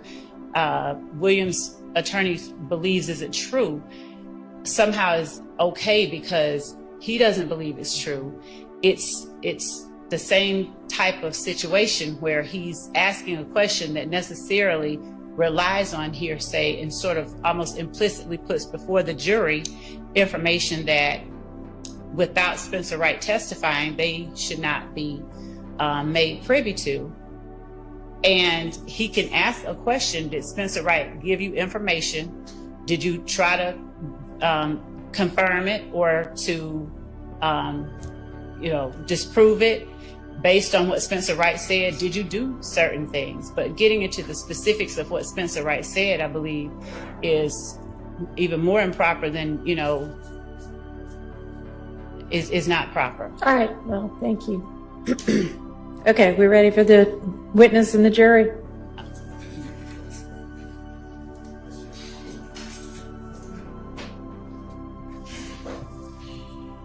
And I'm sorry, I just want to say one thing. And I will be asking if he interviewed certain defendants. I will not be asking what they said. Okay.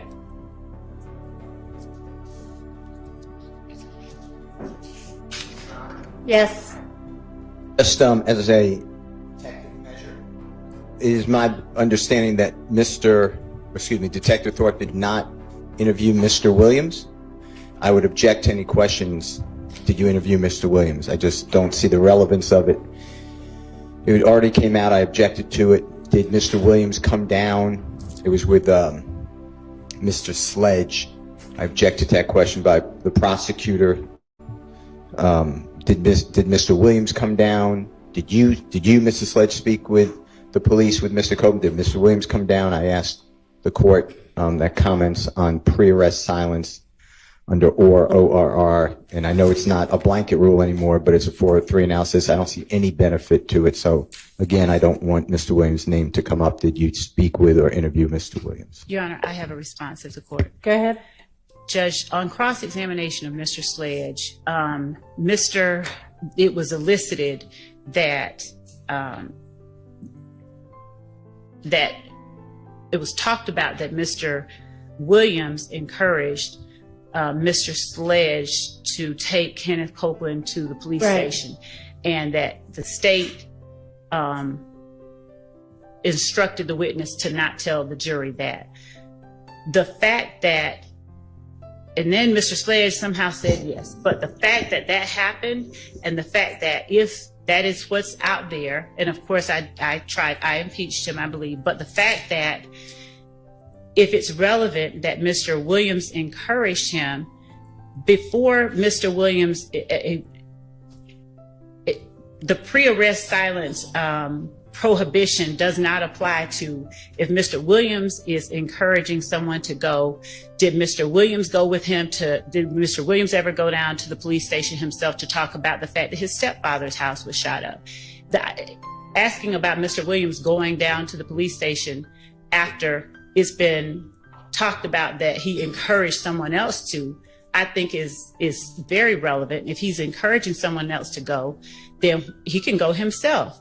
And I'd have to find the case, but specifically. Right. I don't think a question that just says, did you interview A, did you interview B, did you interview C, and the answer is either yes or no, is a comment on pre-arrest silence if they say no. So you may ask that question. Okay. Are we now ready for the witness and the jury?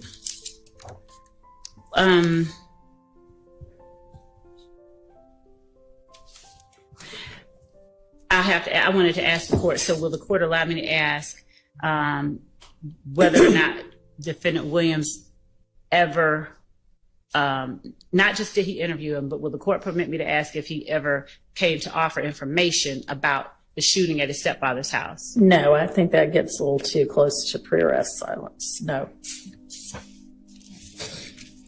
Are we now ready for the jury and the witness? Yes, I'll have Yes. Okay.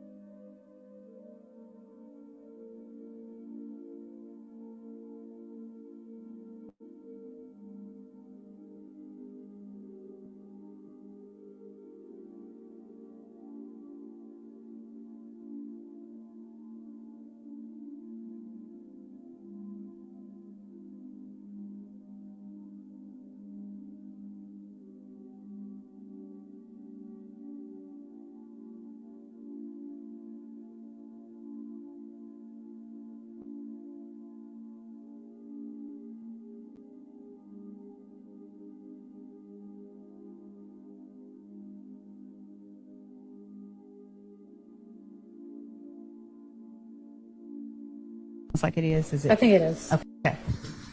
Detective Thorpe, before you talked to Kenneth Copeland, did you know that Jeffrey Williams had rented a Corvette before he rented the gray Infiniti? No, ma'am.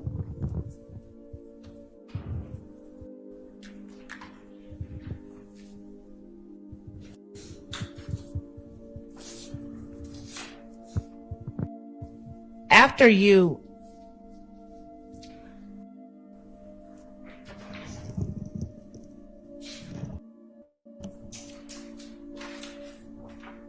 spoke with Mr. Right, did you also, without talking about what anybody said, speak with a person with the last name Stillwell, Tremont Stillwell? Yes, ma'am.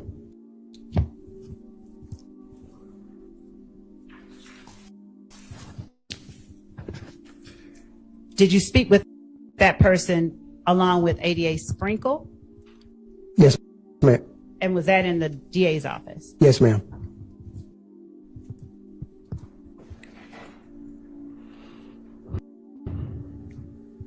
When you mentioned earlier that you put out a picture, a photo of the person entering the barbershop with a gun, I'm going to show you what has been admitted as State's Exhibit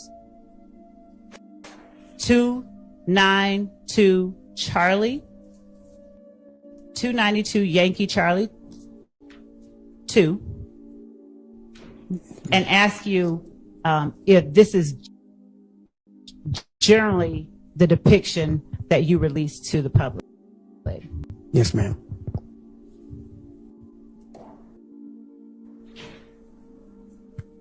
Yes, ma'am. All right. And I'm going to now show you State's Exhibit.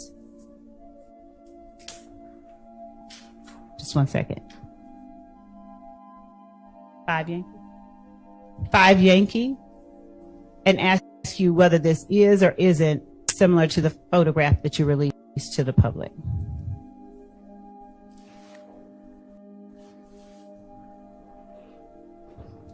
Just 1 second.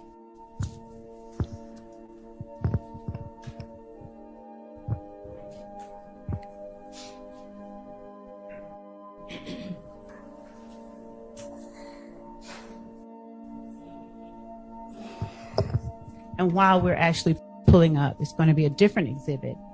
I'll ask you this. After speaking with Kenneth Copeland, did you also speak with Antonio Sledge? Yes, ma'am. Do you recall who all was in the room or in the interview with Mr. Sledge? Yes, should be Detective Dennis and Detective Gaither. All right. And did you also speak with Diamante Kendrick? Yes, ma'am. And who was in the room when you interviewed him? Detective Gaither and Detective Dennis. Did you also interview Shannon Stillwell? Yes, ma'am. All right. Who was in the room when you interviewed him? I believe it was Detective Dennis and Detective Gaither on that one also. And were all of these interviews captured in the same way that the interviews in normal interview rooms are recorded, audio and video? Yes, ma'am. All right. Showing you 296 Yankee.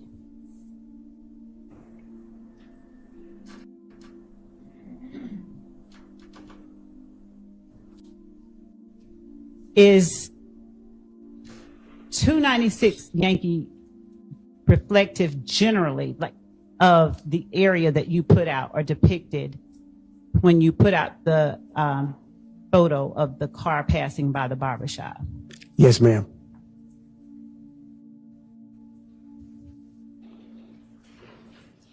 After you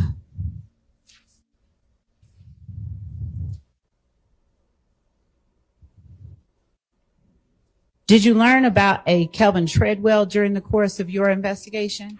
Yes, ma'am. Did you ever speak with Mr. Treadwell? I believe so. Okay.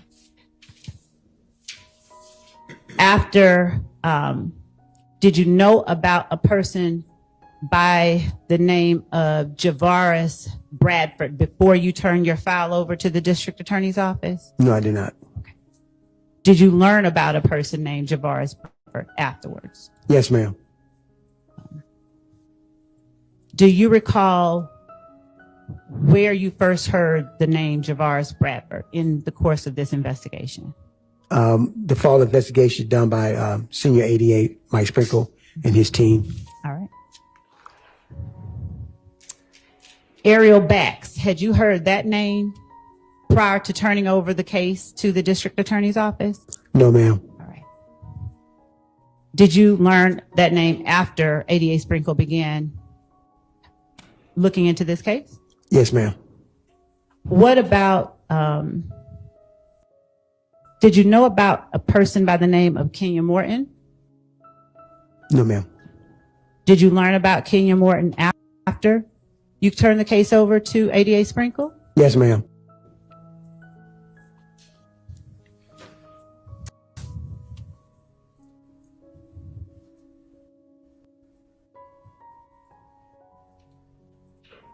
Did you personally ever pull any phone calls from the jail from a Martinez Arnold? No, ma'am, I did not.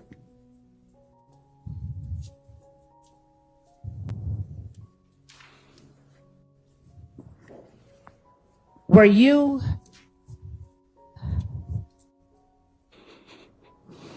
now? Did you personally ever interview or speak with Mr. Williams, Jeffrey Williams? No, ma'am. Okay.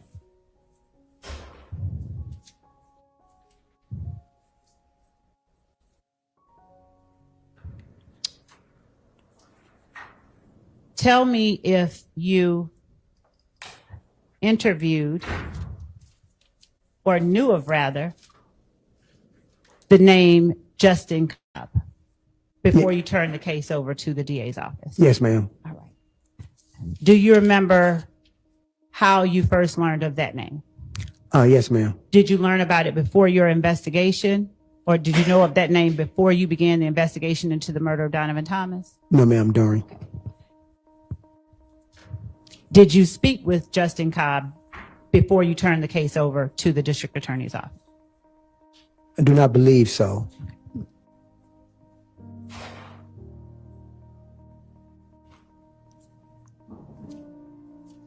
Would you tell the jury whether, after the interviews that you made, whether you conducted any other acts to further your investigation, either in tandem with Mr. Sprinkle or someone else, in order for you to further your investigation into the murder of Donovan Thomas, without telling what anybody said? Okay.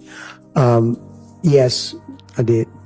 What types of other actions did you take to further your investigation? Interviews. We conducted several interviews afterwards, in which they took the lead. In which, who took the lead? Senior ADA Mike Sprinkle. And after those interviews, and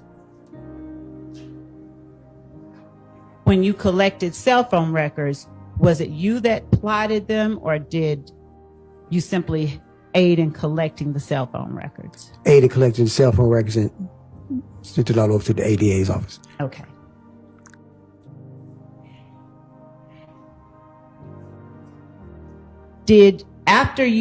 Before you turned your case over to the district attorney's office, did you execute a warrant for people who were not later indicted for the murder of Donovan Thomas? No, ma'am. Did you, and by a warrant, I mean, did you have a cert or an arrest warrant signed for Antonio Sledge for the murder of Donovan Thomas? Yes, I believe so, I did.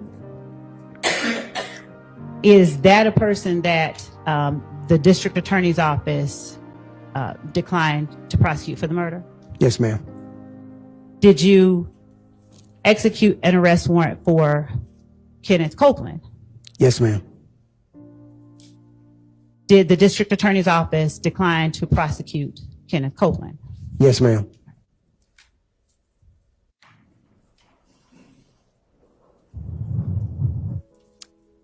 Did the district attorney's office indict people that you had not arrested or executed arrest warrants for?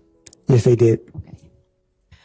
Was one of those persons Javoris Bradford, as it relates to the murder of Donovan Thomas? I to your believe knowledge? I believe so. And what about Justin Cobb? I believe so also. And did the district attorney's office execute or indict the remaining people that you executed arrest warrants for? I believe so, yes, ma'am.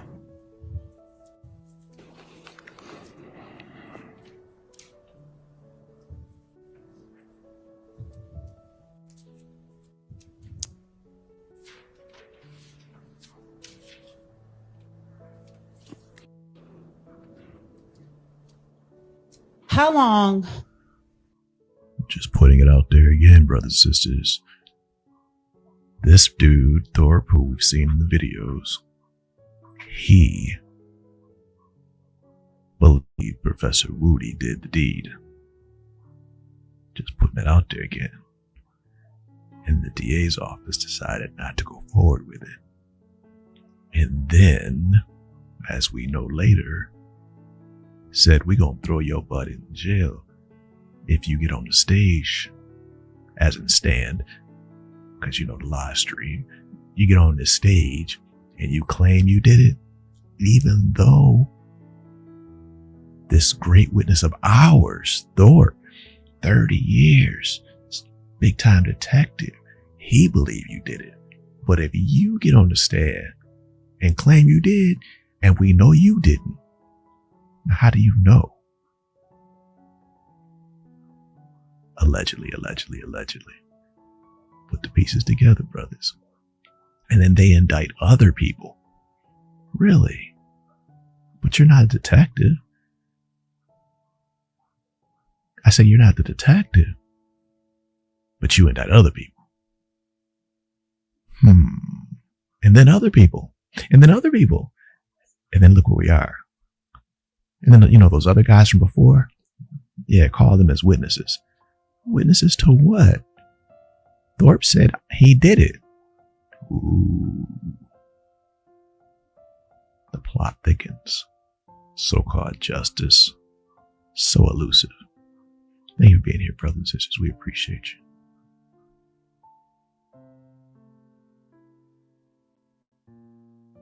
The district attorney's office execute or indict the remaining people that you executed arrest warrants for? I believe so, yes, ma'am.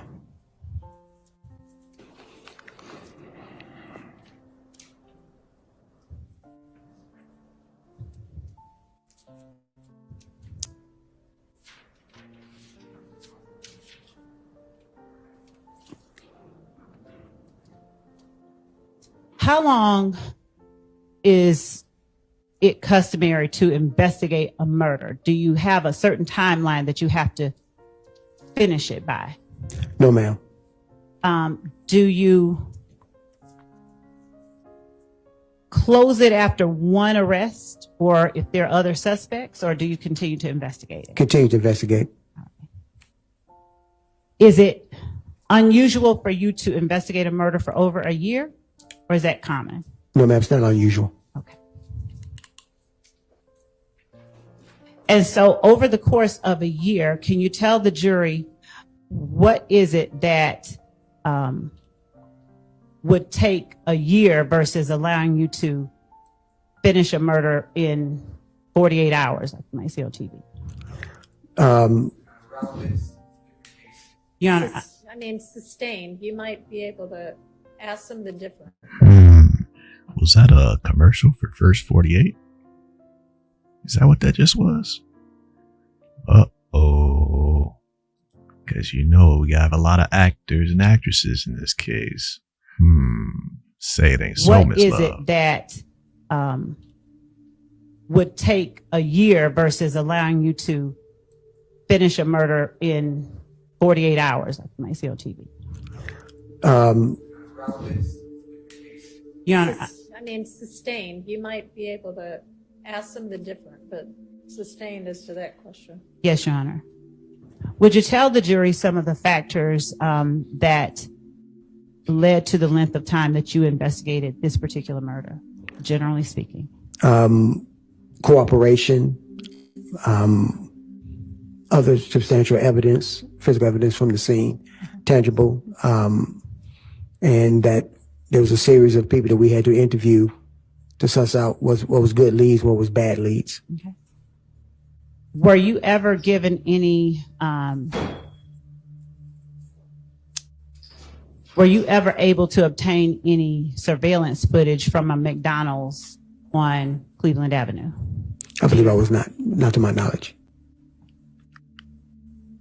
Did you make an effort when you obtained information in an interview to follow up on each piece of information, or did you just discard some and just?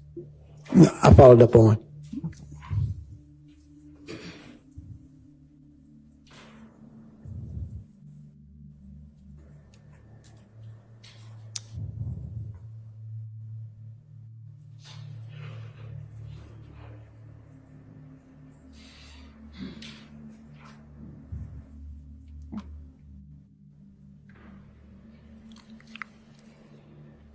Just 1 second, Your Honor.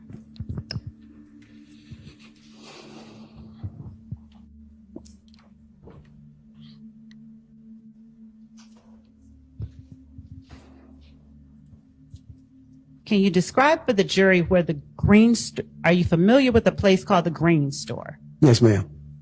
What kind of place is the Green Store? It's one of the local neighborhood convenience stores.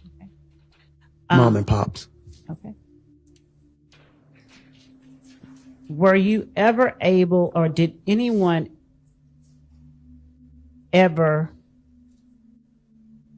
give you reason to believe there was surveillance footage at the Green Store of interest to you? Not to my knowledge.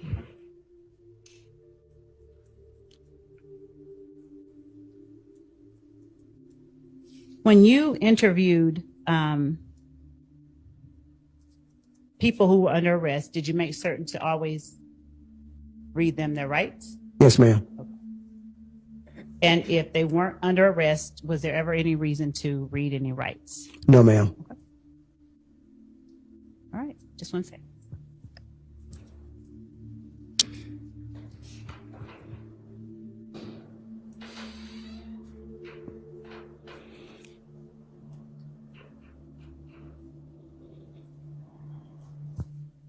Do you recall the time, the exact specific time that you took the warrants out for the murder of Donovan Thomas, arrest warrants?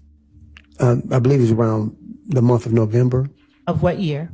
2015, Okay. And do you remember when it was that you turned the case over to the DA's office? January of 2016. Okay.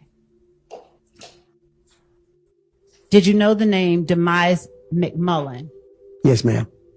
Did you learn about that name prior to turning the case over to the DA's office? No, ma'am.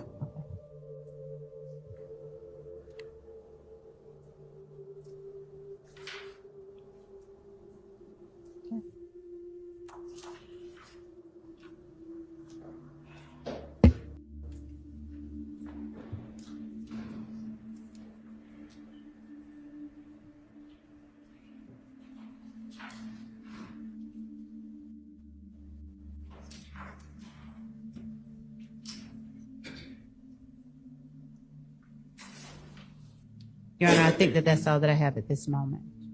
All right. Any defense counsel have questions for this witness?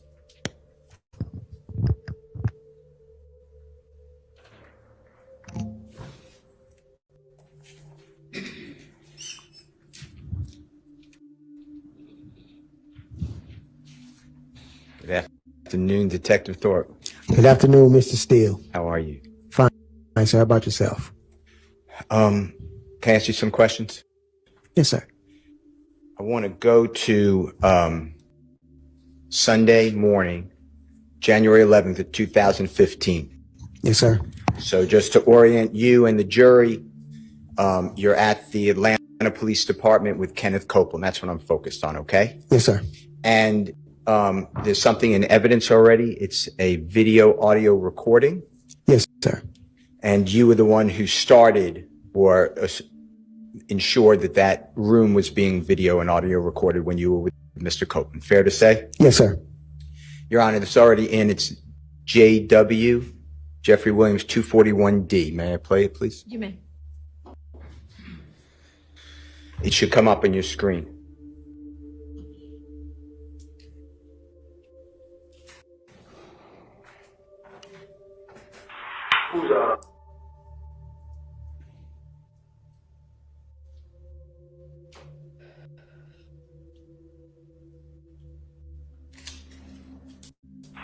Who's Walter Lee Maddox?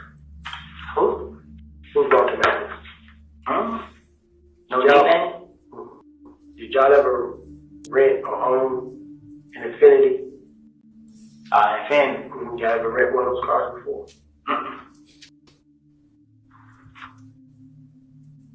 Have you been stopped in an Infinity before? Have I? Yeah. Had an accident in an Infinity? No. A maximum? Have I ever had a cover again? Mm-hmm. No. Okay. Let me think. So did you? Anytime. I had coverage in the Pontiac. There was couple years ago. I ain't had no red. I ain't had no coverage. I ain't had no red sleep. I ain't have none of it.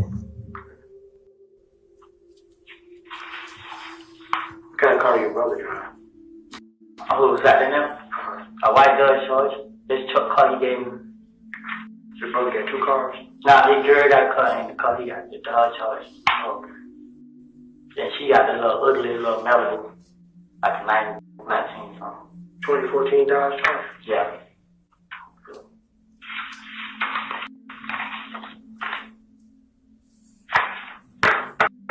One. Yeah.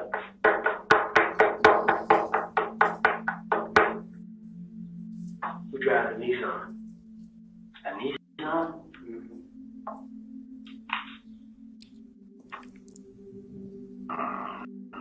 What color? What color is it? Gray. How about y'all? Okay. Y'all ever had a Infinity Gray? A gray Infinity Q45 before? A truck? No. A cup? Yeah. Not I know of. Were you able to hear that? Yes, sir. Okay, and that's fair. That's accurate. Looks true. Yes, sir. Okay. So you were asking Mr. Copeland questions about a gray, potentially rental car Infinity. Is that fair to say? Yes, sir. And this is within 8 hours approximately of the shooting of Mr. Donovan Thomas and the 2 other people, right? Yes, sir. And when you asked him those questions, Mr. Copeland was there because you had information, I believe, that the streets were calling his name about being involved in this crime, right? Yes, sir. So you gave him the opportunity through a conversation you had on the telephone. If he wants, he doesn't have to, but if he wants to come in and talk to you, that's what we're going to talk about, his possible being involved in the shooting, right? Yes, sir. All right. Now, when he told you, no, he didn't know Mr. Maddox, no, there was nothing to do with a gray-colored Infinity rental car, you had already, obviously, information that he may have been involved with that car. Is that fair to say? Objection to that car. Sustained. The car that I just referred to, the gray rental car Infinity. Yes, sir. Okay. Now, he denied any knowledge or access to that type of vehicle that we just saw in Jeffrey Williams 241D, right? Yes, sir. And you had a reason to believe that he was not being truthful, correct? Yes. Objection, Your Honor, as to the improper form of the question. Sustained. You did not, at that point, you had information contrary to his denial, true? Yes, sir. Now, he also at that same interrogation meeting, interview, whatever, you want to call it is fine, with Mr. Copeland, you also asked him where he was at and around the time of the shooting. Is that fair to say? Yes, sir. And he told you 2 places of interest. One is a McDonald's, right? Yes. Objection, Your Honor, mischaracterizes regarding at or around the time of the shooting. Overruled. Tells you about a McDonald's, right? Yes, sir. He told me about McDonald's. And that McDonald's, the jurors have seen pictures and they've heard the address, but we're talking about on Cleveland Avenue. Fair to say? Yes, sir. And it's near a laundromat. If you're familiar with the area. Yes, sir. Okay. Near the laundromat, near the auto place, and across the street is other establishments, including a gas station convenience store. Fair? Yes, sir. And to your knowledge, at that time, were there cameras, when I say cameras, surveillance cameras, on the laundromat building? I believe so, there was. Were there cameras on the McDonald's? I believe so. Yes, sir. Were there cameras on the auto parts store? I believe so. Yes, sir. Were there cameras across the street on the convenience store gas station? Yes, sir. Now, when you went, I assume you followed up on that alibi, true? Yes, sir. When you went to those establishments, or did you go to those establishments? Yes, I object on the basis of assuming facts finding evidence. There was no. The question was regarding an alibi and base. I think it's an improper question. Did you go to those establishments? yes, sir. Okay. And did you attempt to locate and ask for, use subpoena power, the jurors may not use a search warrant, to get any of those video surveillance cameras if they existed? I went and checked to see the video footage. So if they had video footage that could be of use, then that's when I'll go and obtain a search warrant to indicate in the search warrant this is the time frame I'm looking for. But I believe at McDonald's, they already had reached their 15-day mark. So the video footage, I think, was already overwritten, I believe. Now, who did you already told the jury that you would take notes and put this all in your reports, correct? Yes, sir. And you have to do that. You have to document what you're doing, right? Yes, sir. Because sometimes cases are tried. In our case, we're 9+ years after January 10th, 2015, right? Yes, sir. Can you tell the jurors whether you ever put in your report anywhere that you saw the video at the McDonald's or you spoke with somebody? No, I believe I did not. Is there a reason you did not put that detail in your report? No, because I didn't understand any evidence from that. So that's why I didn't document in my report, but I had it in my notes.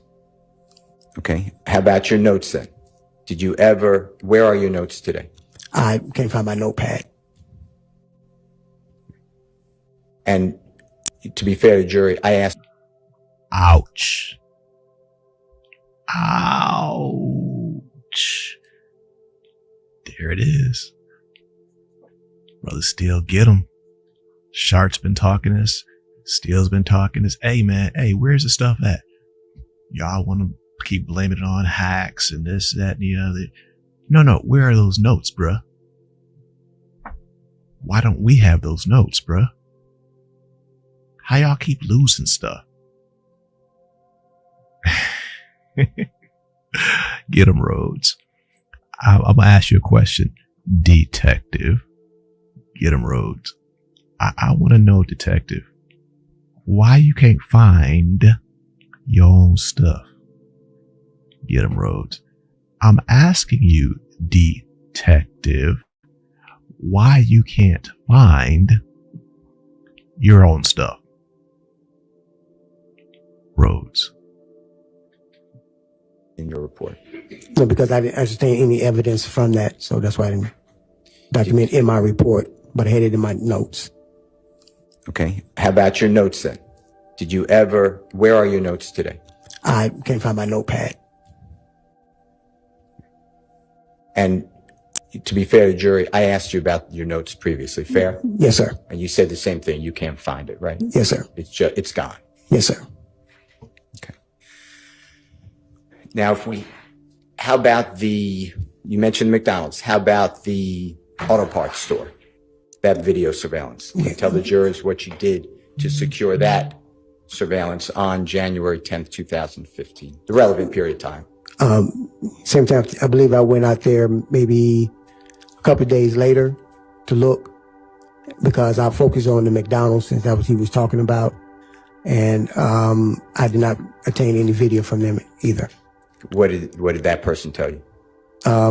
If you remember. Objection as to hearsay.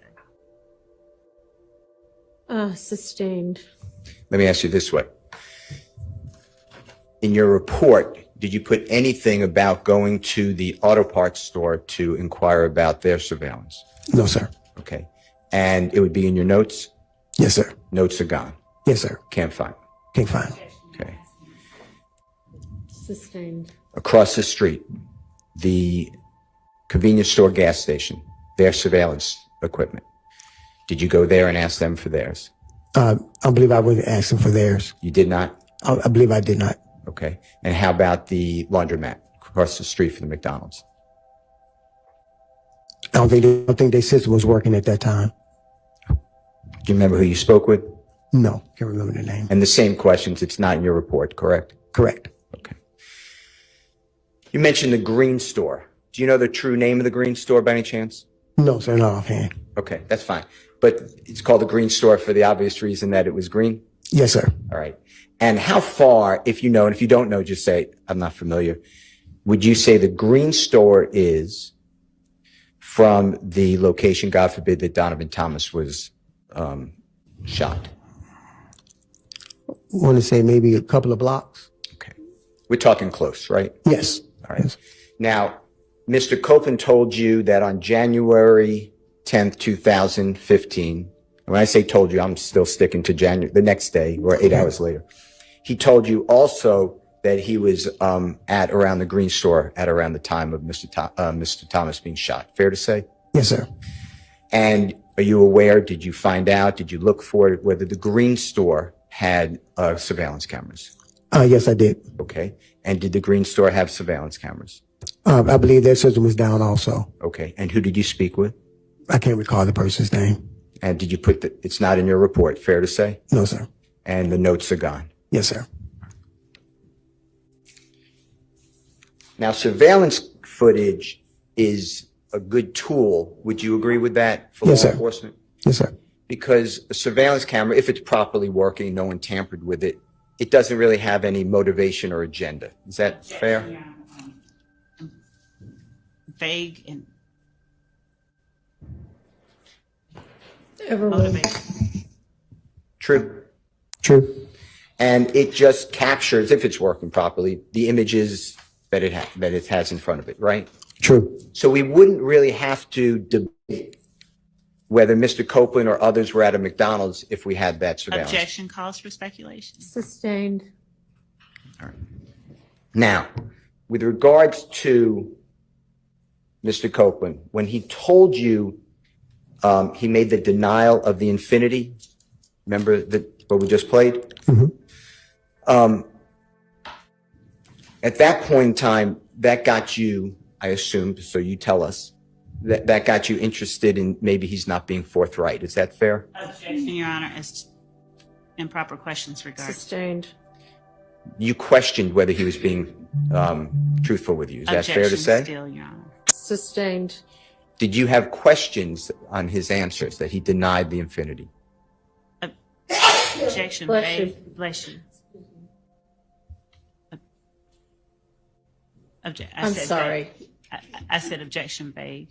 The question was, did you have Questions on his. Sustained.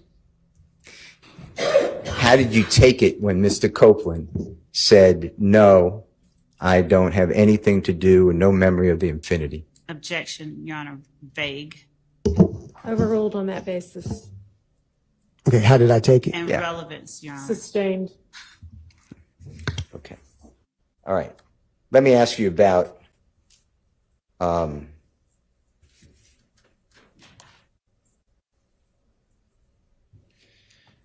Jeffrey Williams, okay? You found out that Jeffrey Williams rented a Corvette vehicle from Hertz rental car at the airport, fair to say? Yes, sir. And when I say rented, on or about January 6, 2015, something like that. Is that fair to say? Yes, sir. If my day's wrong, I'm not trying to, Yeah. it's around that time, right? Yes, sir. And then the Infinity on around January 7th, 2015. Fair to say? Okay. Did I find out if he rented it January 7th? You found out later that Yes, sir. Mr. Williams, in his name, there's an Infinity vehicle rented, right? Yes, sir. Through the DA's office. Yes, sir.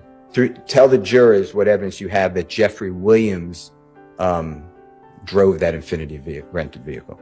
Objection, Your Honor, regarding matters that are within the province of the jury in terms of evidence. Rephrase. Do you have any evidence to share with the Rephrase. jury? That's the issue, that she's rephrased the question.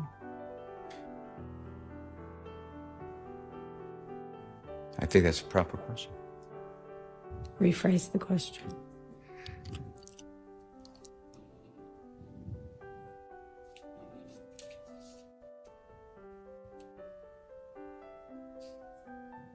I'm going to have to move on to another topic. Let me ask you about, Do y'all want to approach from that? sure.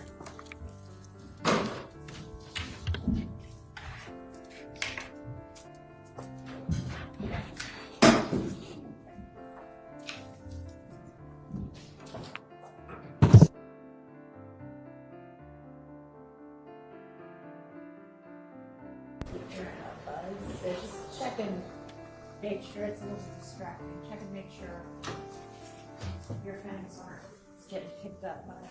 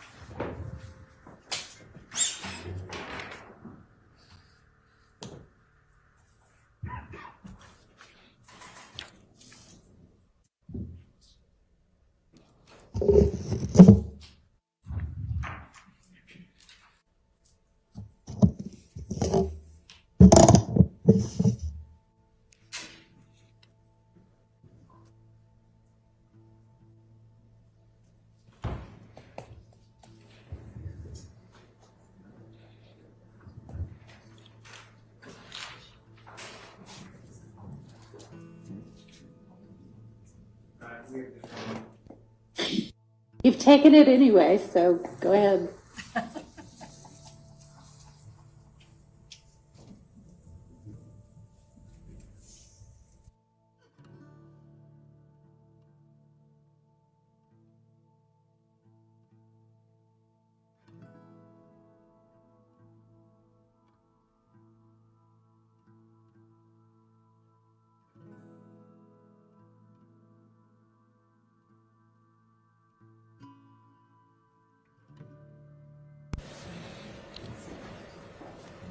Yeah, I don't have any other questions. Thank you so much.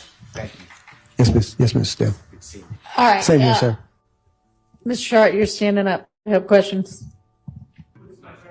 Well, I mean, you're up and nobody else is, so I guess you can take your turn now and then we'll see whether anybody else has questions.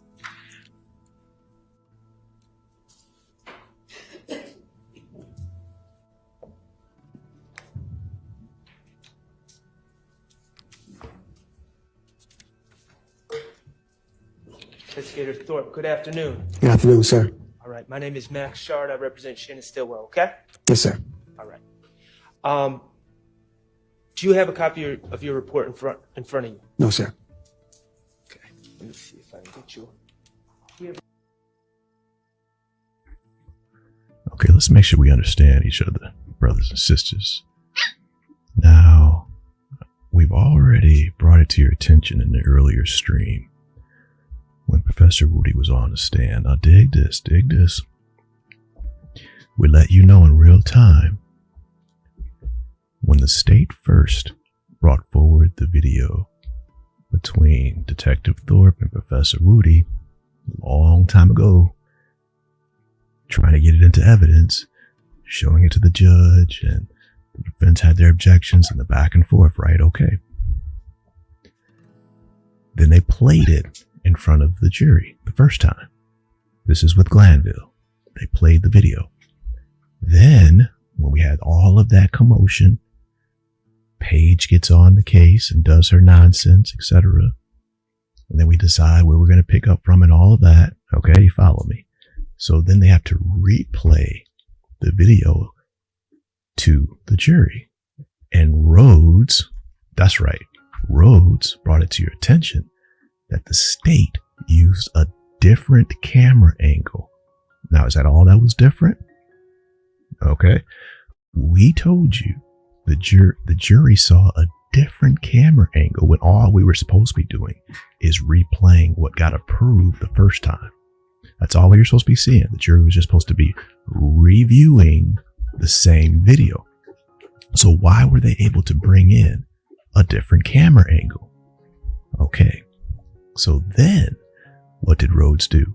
Rhodes showed you that after they went back and forth, Thorpe and Woody, back and forth, and then there was a point in the original camera angle where you can see Thorpe telling Professor Woody, motioning to him, don't say anything else. Come outside for a minute. In the original camera angle, you can see Thorpe interacting with sign language and body language to Professor Woody. Come on. Let's go outside. They go outside. Remember when they come back in, it's just a great testimony from Professor Woody. He gets it right down, recorded. It sounds smooth. He's saying what Thorpe wants him to say. Allegedly, boom, boom, boom, boom, boom, boom, boom, boom, boom. And we brought this to your attention, brothers and sisters.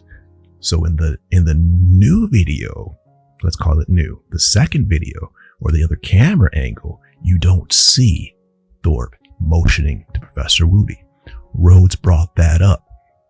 Now, the question is anybody on the defense team watching the Rhodes universe?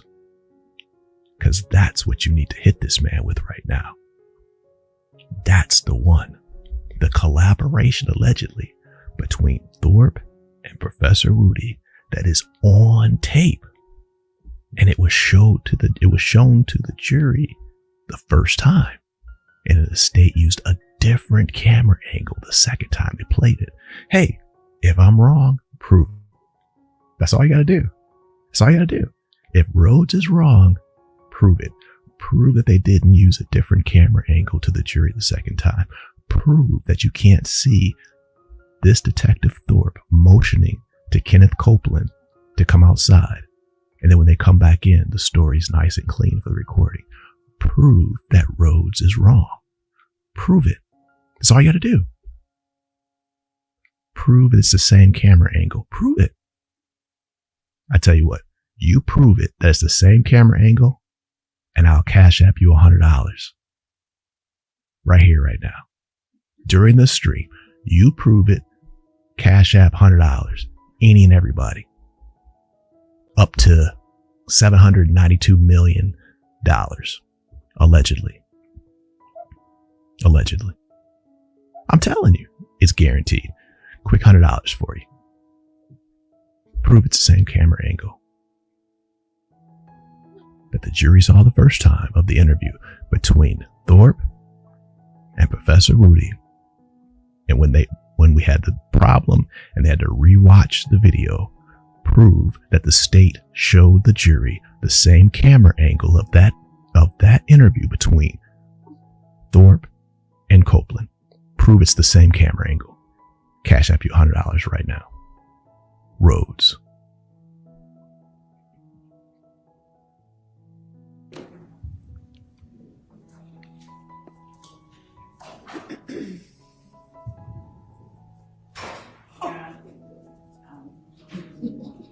I can't hear you, but I don't. Oh, if Mr. Schardt has one, I have one that he could use. I believe it doesn't matter. And, Your Honor, may I just approach and bring it up? And I'm not asking Detective Thorpe to refer to it at all right now. I just want him to have it handy in case he needs it. In the event, sure. Thank you. Thank you, sir.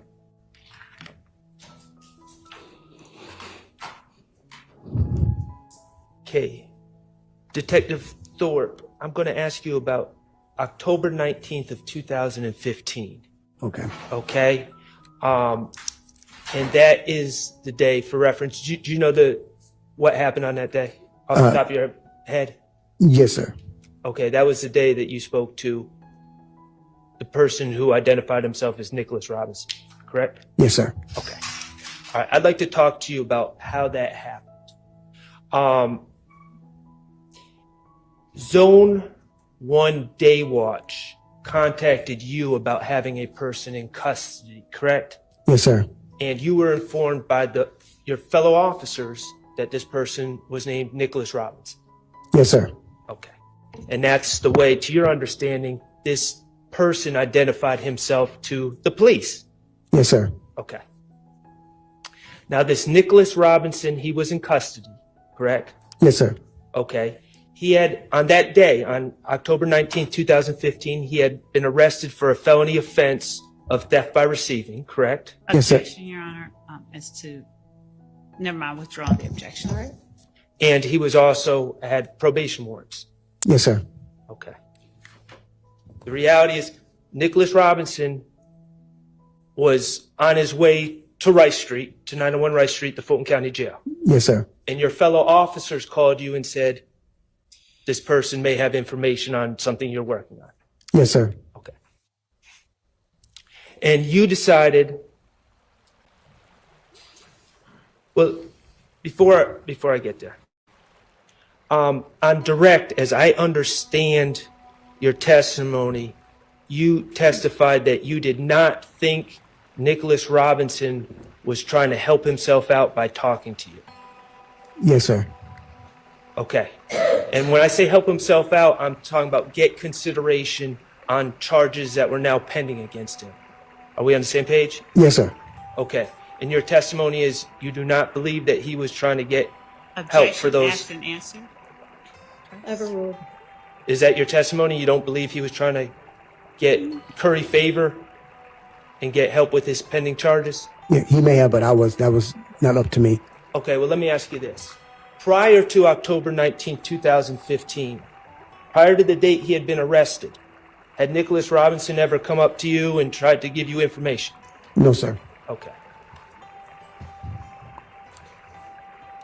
You decided to conduct a formal interview with this person who, to you, was known as Nicholas Robinson. Yes, sir. Okay, and what was he wearing at that time of the formal interview? Was he in Rice Street Blues yet? Relevance. Sustained. Okay. During the course of your interview with Nicholas Robinson, he continued to refer to himself as Nicholas Robinson, correct? Yes, sir. Great question right there by Brother Schardt. Shout out to Schardt, keeping with his theme. That's right. Of the Rice Street Blues. What's he wearing Good at job, that? Schardt. Just bring that in. Whether he got objected to or not was not his point.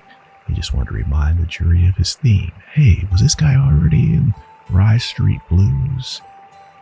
You know, those guys you can't trust when they're being coerced, allegedly, when they're being forced and, you know, so-called negotiated into testifying, so-called strong-armed. So good job by Schardt bringing that back up, keeping the theory alive. Good job.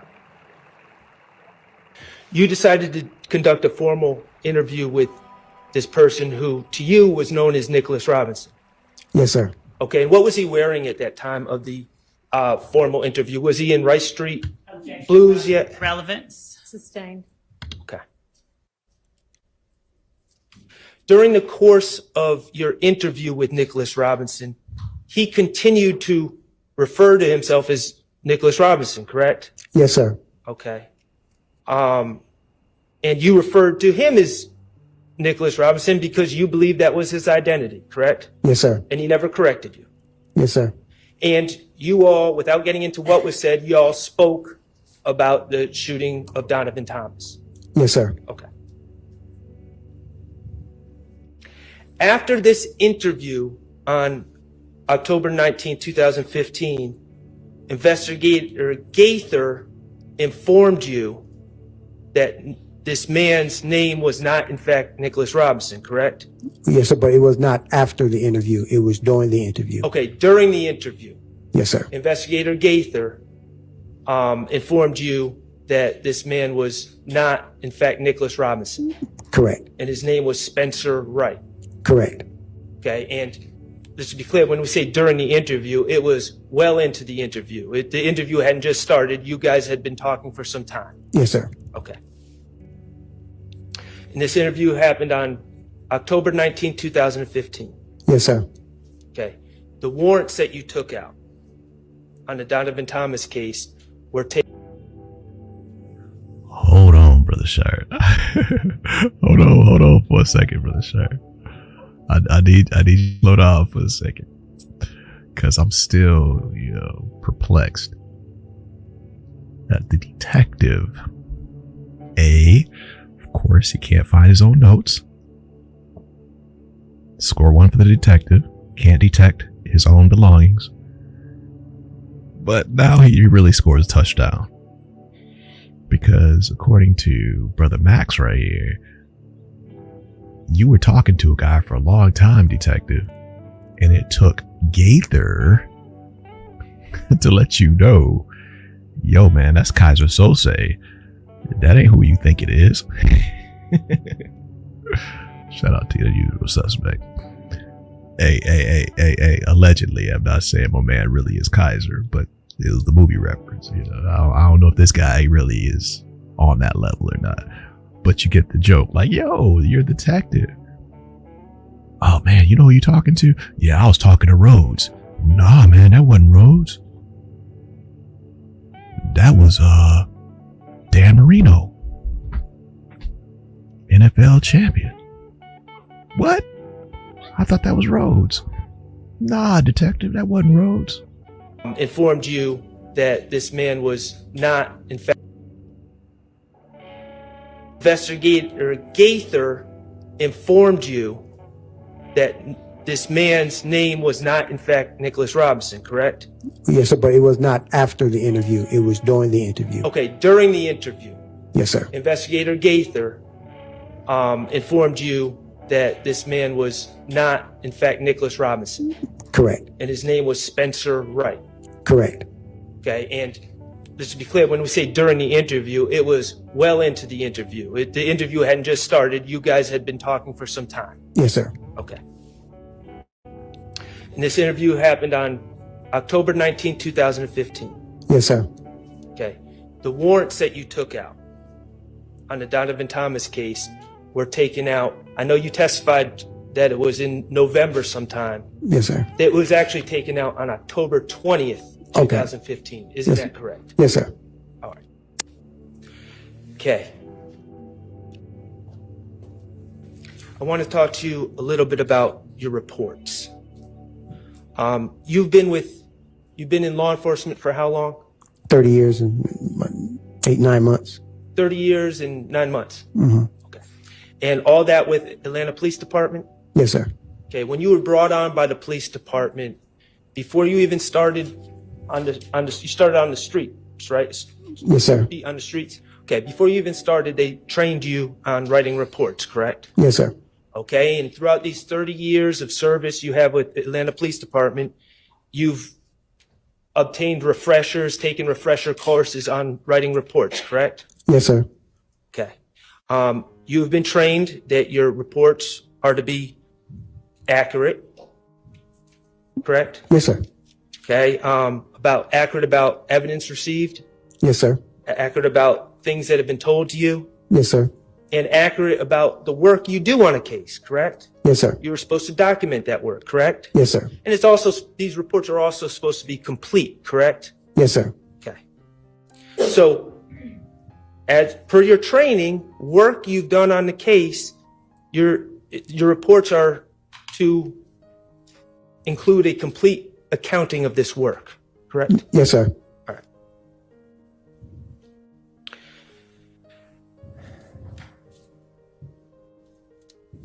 Now, you testified, and I'm not going to retread over things that Mr. Steele covered, but just briefly. You testified that you went to the McDonald's to search for surveillance video. Yes, sir. Okay, and what date did you do that? I believe it was not the 11th, I think it was the 12th. January 12th, I'm sorry, January Okay, 12th. January 12th, you went to the McDonald's Yes, sir, I believe it to was. look for video, Yes, sir. I can't recall exactly what day it was. but you're pretty sure it was January 12th? Yeah, it was in that time range. It wasn't like 2 or 3 months later. Okay, did you not just testify that when you went to the McDonald's, they informed you that the video had been taped over? Yes, most of it is on a 15-day cycle, so I don't never know when their 15-day cycle starts or ends. Okay, but if you went on January 12th, that would have been at 2 days. Yeah, once again, I do not know when their 15-day. Everybody's system is different. Might not follow the same 15 days as in the months. It's like sometimes we get them and the video can be 2 hours behind, 2 hours ahead based on that particular location. So I do not know when their 15-day rotation was. Who went with you? I went by myself. Who did you talk to at McDonald's? What was her name? I cannot recall the name. Did you record any of this? No. And none of this is in your report? Yes, sir. Yes, it's not. Yes, it's not. Okay. The auto parts store. When did you go speak to the people at the auto parts store? Maybe a couple of days later. And who went with you? Nobody. And is that recorded? No, sir. And is that mentioned in your reports for APD? No, sir.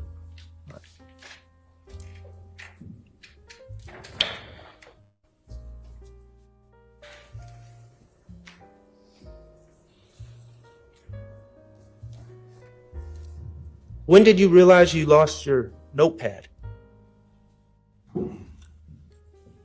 Objection, Your Honor, relevance. Overruling, you realize. I cannot recall, but I knew that upon hearing the indictment, I went looking for the case file, and I could not locate the case file. Did you not hand over your notepad to the DA's office when you handed over your file? No.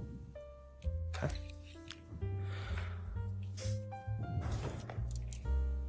Okay. Let's talk about the Green Store.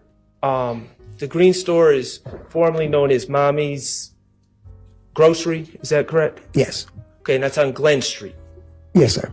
About 100 yards from where Glen intersects with McDaniel Street, correct? Yes, sir. Okay. You would agree quarter mile from the scene where Donovan Thomas was shot? Yeah, about a block and a half, 2 blocks maybe. Block and a half to 2 blocks. Yeah, possibly, probably. To drive from the Green Store to that scene about a minute? Probably less than that, Less than a minute. Okay. depending on the traffic. Gotcha. Okay. As I understood on direct, your testimony about surveillance at the Green Store was no one told you they had surveillance. Well, I believe they said the system was not working that day or something like that. No, when I'm talking about what Miss Love asked you, I believe you said that no one told you that they had surveillance. Is that not correct? I can't recall, but I believe it was to that degree that the video system was not working, so they didn't have video. Okay. If the video system was not working, they didn't have video. So your testimony isn't that no one told you they had surveillance. Your testimony is you went to the Green Store? Correct. Okay. Who went with you to the Green Store? No one. Who did you speak to? I cannot recall the person's name. What day did you go to the Green Store? Probably within that week, I believe it was. Okay. And it was that trip to the Green Store, was that recorded?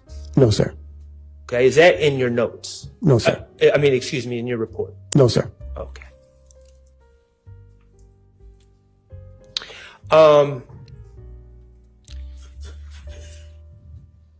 You testified that on the night, early morning of January 11th, you had a brief conversation with Deshaun Quarterman. Yes, sir. Okay. Deshaun, other than that brief conversation with Deshaun Quarterman, did you speak to Deshaun Quarterman any more about as part of your investigation? No. Okay. Mr. Copeland, Kenneth Copeland, you said that you were involved in about 4, I believe the testimony was 4 formal interviews with Mr. Copeland? I believe so it was. Yes, sir. Okay. Did you have Mr. Copeland's phone number? No. Did Mr. Copeland have your phone number? No. Did you ever speak on the phone with Mr. Copeland as part of your investigation, other than that first night when Deshaun Quarterman called him and you? No, I can't recall ever talking to him on the phone. Okay. Or interviewing him on the phone. No, sir. Well, okay, I want to be clear. I'm not saying just an interview. I'm saying talking to him on the phone. No, sir. So your testimony is you never spoke to Not that I Kenneth recall. Copeland on the phone. Not that you recall, or you never did it? I can recall if I ever did. So I think I did not talk to him over the phone. Okay. Are there any mentions in your notes, your reports about speaking to Mr. Copeland on the phone? No, sir. All right. And Kelvin Watts, you know him as Shell Kel, correct? Yes, sir. Okay. Did you ever interview Kelvin Watts as part of your investigation? Yes, I did. Okay. When was that? I cannot recall when it was, but you want to go into detail, but it was. I'm not asking you what was said. Okay. I'm just asking when you spoke to him. I cannot recall. He was brought on an unrelated case. Okay. So as part of this investigation, I'm asking, not unrelated cases. Yeah. Well, I asked him because he was there at the time of the incident. So I asked him roundabout questions and he was like, don't want to talk about it. So let me ask you this. In your investigation, were you able to determine Kelvin Watts' whereabouts on January 10th, 2015 at 7:20 p.m.? Yes, sir. I'm going to object based on hearsay. It would necessarily require it. Overruled. And where was Kelvin Watts? He was at the location, the incident location. Where Donovan Thomas was shot? Yes, sir. How far away was he from Donovan Thomas? Your Honor, may we approach? I need to. You may. Thank you.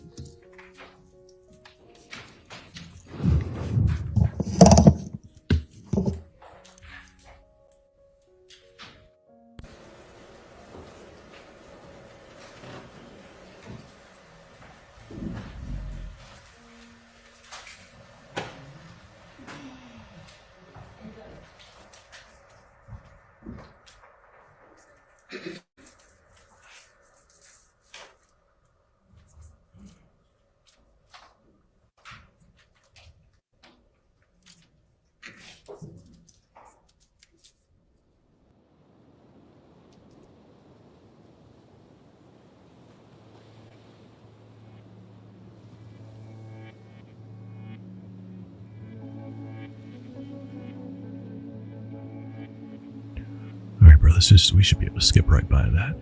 Hang in there for a second. We should be able to get you right going. Get you right going. How about that? Old school.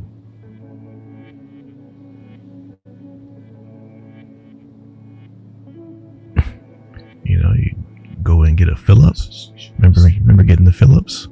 You don't know nothing about that. Yeah, dude say, hey, it gets you right on your way. You know.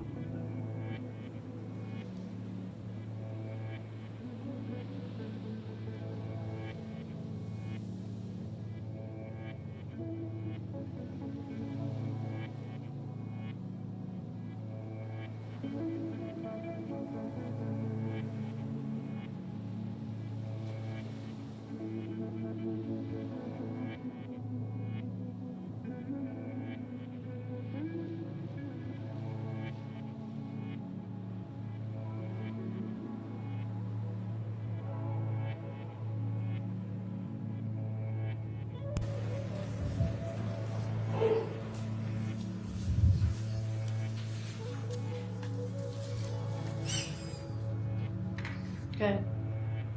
Investigator Thorpe, how did you determine that Kelvin Watts was on the scene? I'm going to object to assuming facts not in evidence, and I'm going to ask that a proper foundation. That's overruled. The video surveillance footage of a person coming inside the barbershop was presented to the media, placed on the news, and his father called me and notified me that the person I'm looking for with the assault rifle is actually his son, Kelvin Watts. Oh, okay. Let me try to clear this up.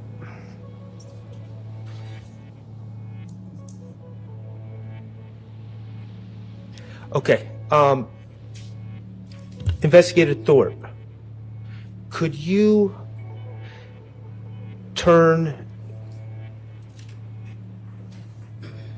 does Donovan Thomas Sr. have multiple sons? I believe so, yes, sir. Okay. Would looking at your report refresh your recollection about who was in the barbershop? Yes. Okay. Could you please turn to page 3 of your report where it talks about January 11, 2015. I'm assuming your page 3 is the same one I'm looking at. Let's see.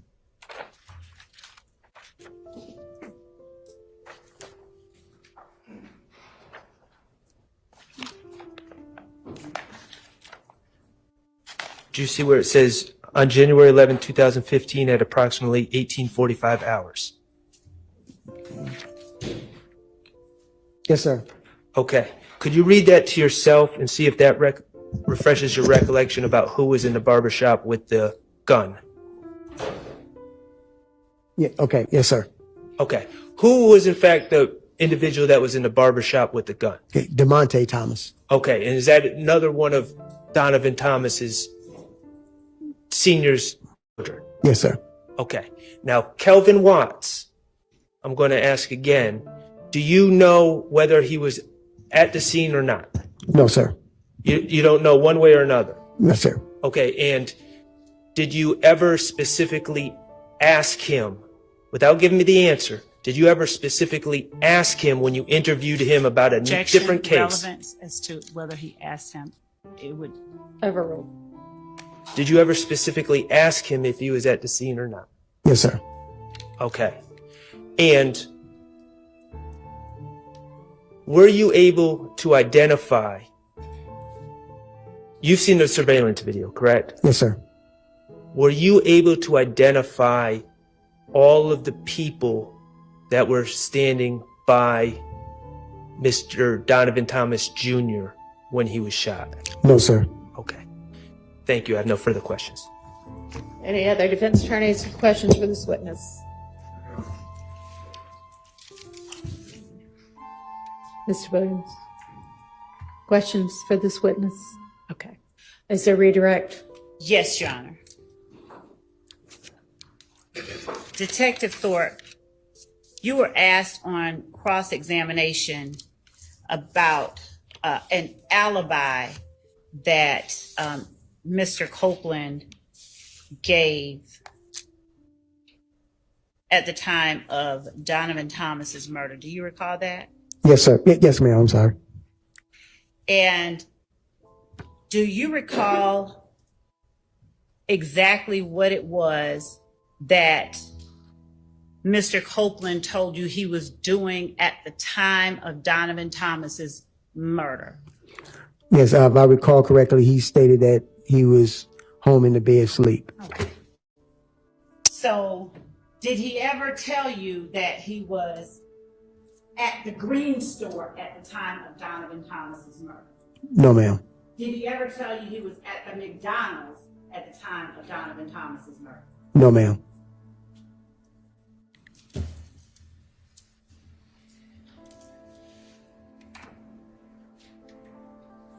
Did Mr. Copeland offer you, let me ask you this, was that information that he gave to you about his whereabouts captured on the video surveillance in the interview room? Yes, ma'am.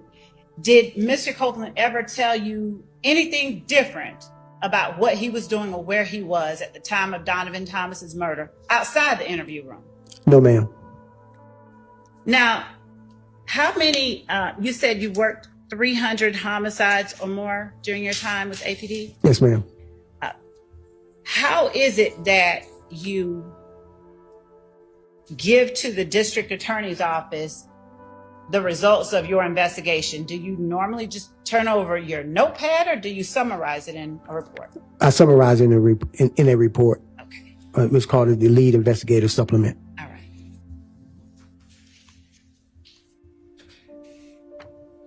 You were also asked on cross-examination about the time it takes to get from the murder scene to the green store. Do you remember that? Yes, ma'am. Did Kenneth Copeland ever give you any indication that immediately before or immediately after the murder, he was at the green store? No, ma'am. He never gave me any indication. So in all of your interactions with Kenneth Copeland, did he ever change his whereabouts as to where he was at the time of the murder? No, ma'am, he did not. You were also asked whether you interviewed Kelvin Watts. Yes, ma'am. And when you said it was in the course of another investigation, do you recall what investigation that was? Yes, ma'am. What investigation was that? It was a homicide. A homicide of who? I can't recall the victim's name. It was a young lady. Okay. Now, as it related to that particular homicide, did you interview Shannon Stillwell? Yes, ma'am.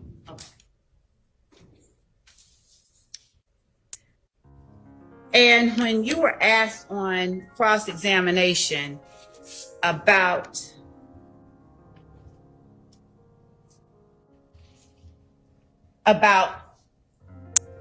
asking Kelvin Watts his whereabouts at the time Donovan Thomas was murdered, do you have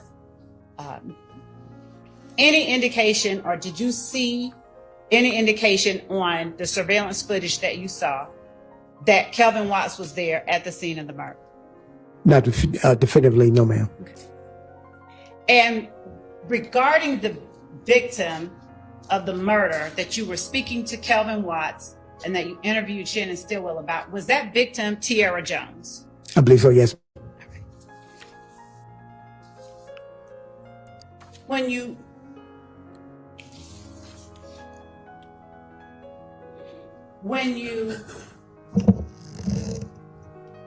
take notes about what you learned in your investigation, do you include every negative outcome that you have? In other words, I went to this store and found nothing, this store and found nothing. Do you include all of that every time in your investigative summary? No, ma'am.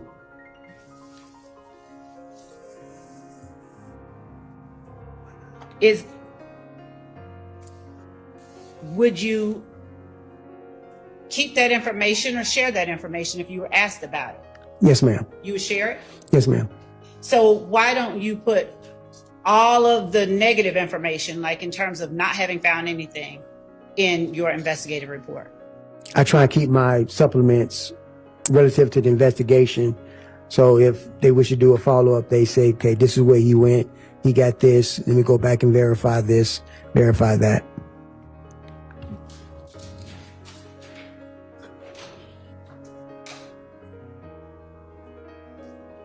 You were asked on cross-examination as well about questions that you spoke with Mr. Copeland regarding.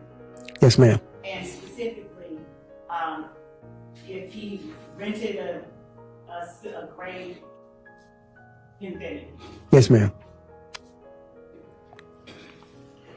Did you have any knowledge that Jeffrey Williams had rented a gray Infiniti at that time?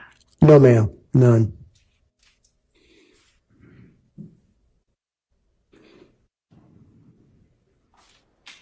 And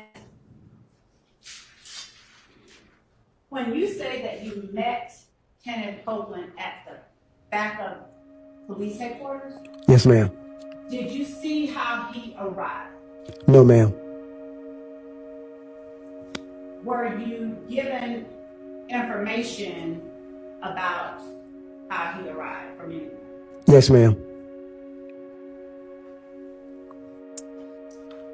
Were you given any information about who all was in the car when he arrived? No, ma'am.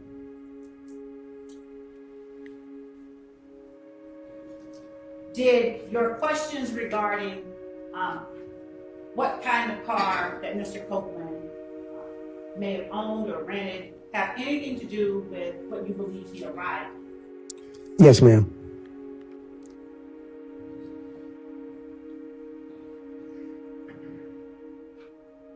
You, when asked on cross-examination about Mr. Copeland's whereabouts at the time of Donovan Thomas's murder?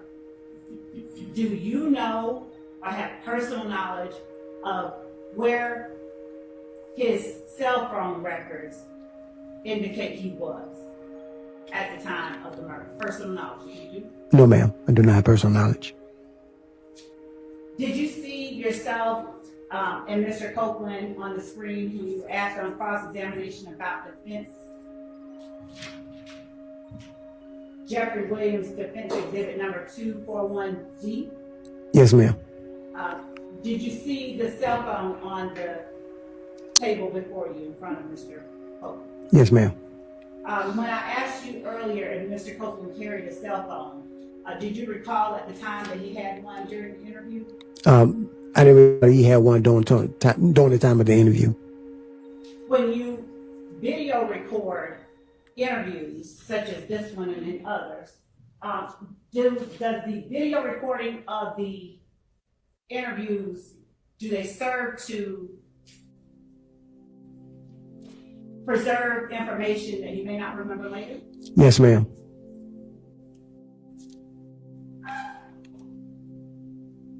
And do you turn over all of the video recordings of interviews that you do to the district attorney's office and to be provided in discovery? Yes, ma'am. Did Kenneth Copeland make any effort, to your knowledge, to hide the phone that he had with him during the interview? No, ma'am. Sustained. Did you see Kenneth Copeland attempt to cover up the phone? No, ma'am. Did you see Kenneth Copeland make any moves to conceal the phone from your eyesight? No, ma'am.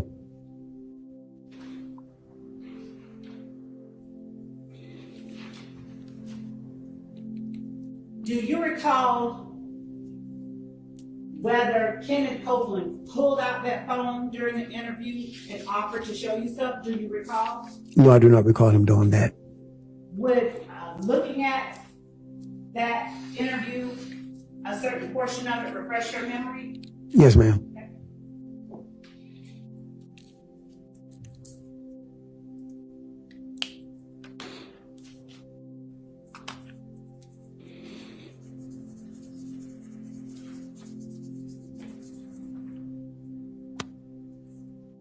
I'm going to show that to you in just a moment.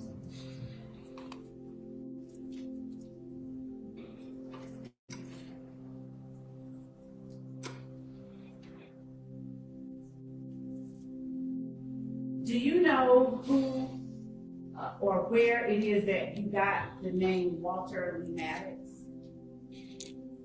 I believe, Without saying what someone said, just do you believe? law enforcement database. Okay.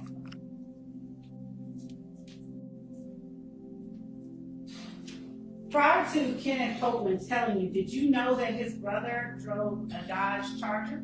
No, ma'am.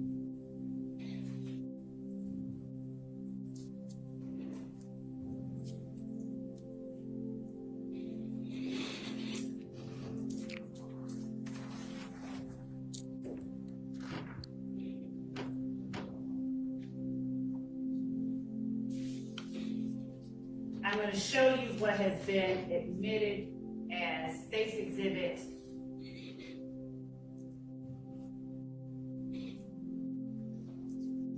378 Yankee Echo at timestamp. And I'm going to show it to you just to see if it refreshes you. Approaching at timestamp 3/21/14, Your Honor.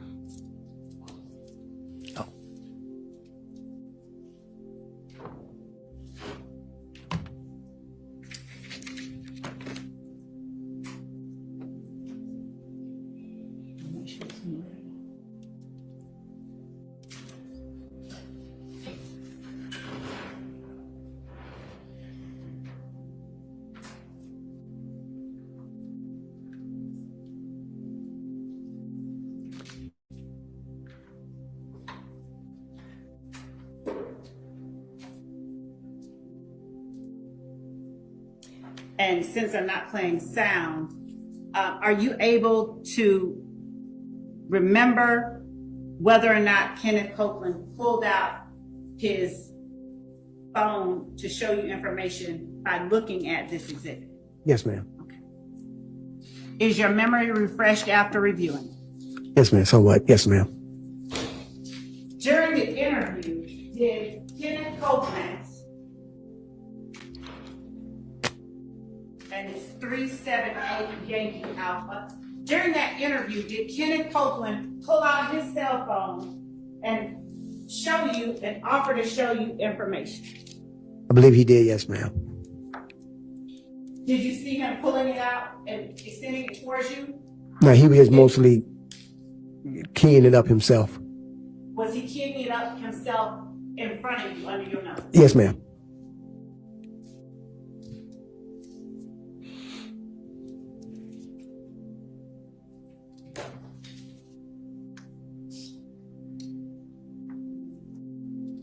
During the course of your investigation,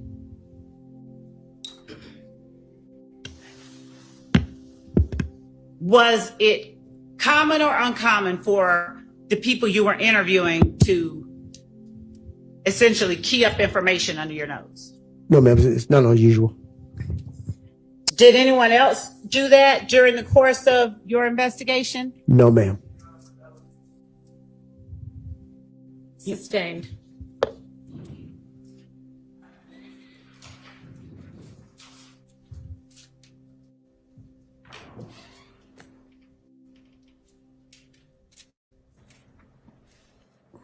When you turned your file over to the district attorney's office in 2016, did you also turn over the recordings that included the interviews that you conducted? Yes, ma'am.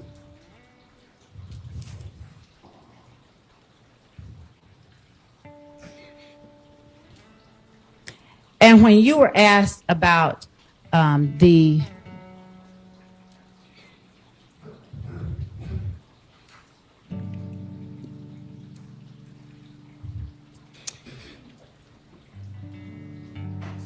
auto parts stores by at the auto parts store and the other places in the area,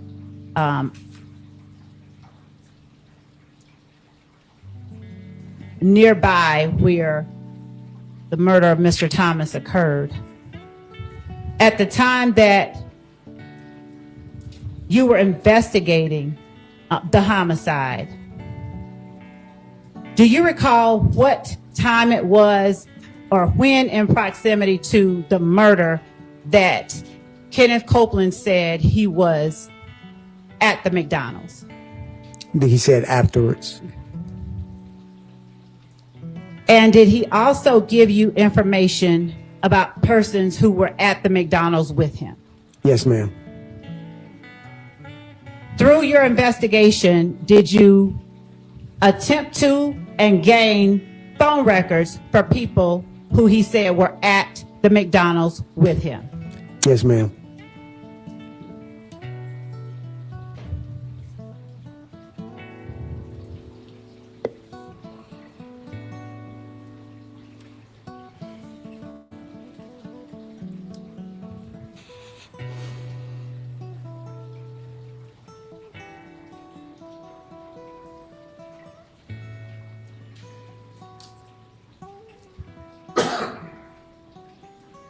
Was, according to Mr. Copeland, Demekion Garlington at the McDonald's at the same time he was?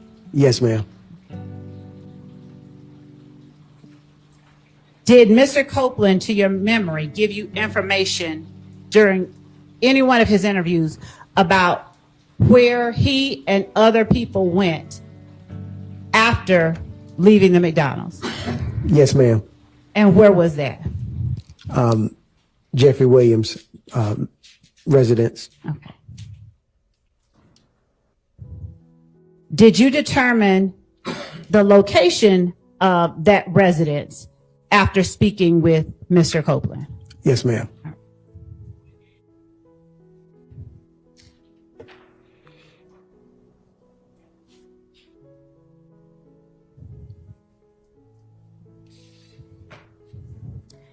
When you reviewed the video surveillance at the Texaco back in January when you first reviewed it, what were you looking for? I was looking for any one of those vehicles being in the parking lot near the gas pumps.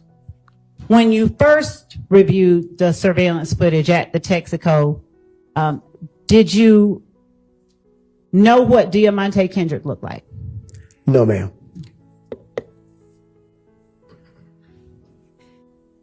Did you find any evidentiary value when you first reviewed it, or see or anything that you felt you needed to follow up on as it related to people going into the Texaco? No, nothing afterwards. Okay.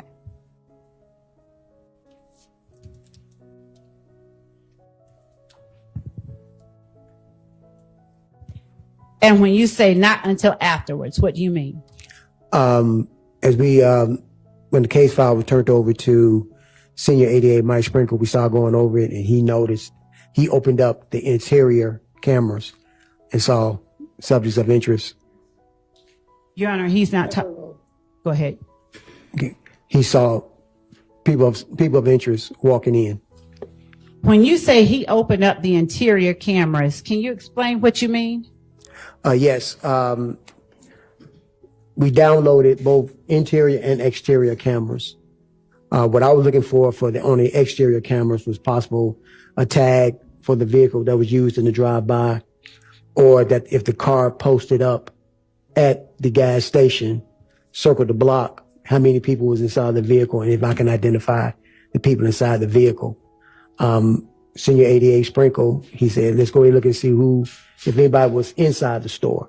And he said, once he opened up the interior cameras, that's when we noticed people of interest that he started developing. Okay. Does 88 Sprinkle was his knowledge of that digital system similar to yours or greater than yours? Greater than mine. All right. At the time that Mr. Copeland left the police department after your interview, did he leave with his brother who was waiting for him? Yes, ma'am. Do you know whether or not he was taken home by that brother? I do not know their destination afterwards.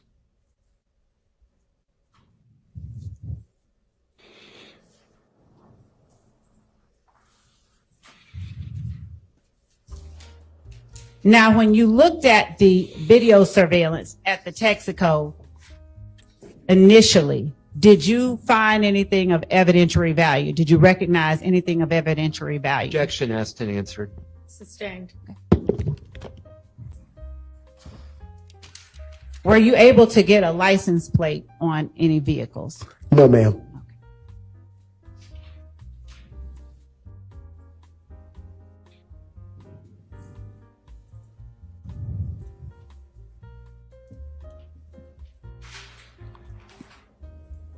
Did you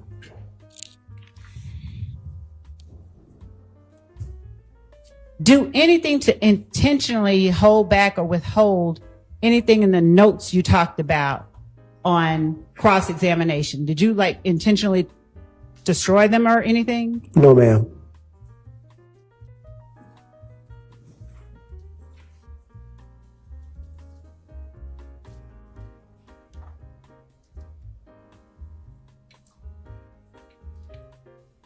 How long did you run the footage on the local news media in order to get information about this murder? I think they ran the media, the news station makes that determination. I think they run it for like a week or 2 weeks. Okay. And if we put in a request, they'll run it again. Did you all put in a request for it to be run again? Do you recall? I don't recall. Did you put that in the report that you ran, that video, for purposes of finding out who was in the barbershop at the time of the murder? Yes, ma'am.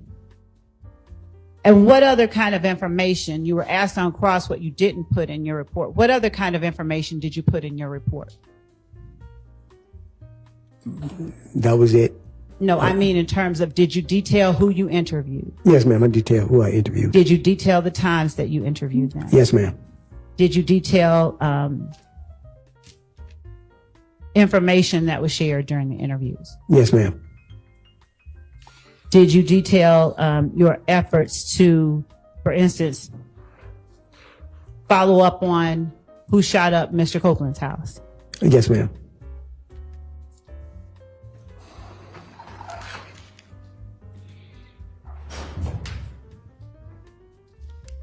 Did you detail information about people that you initially investigated but ultimately chose or decided not to charge?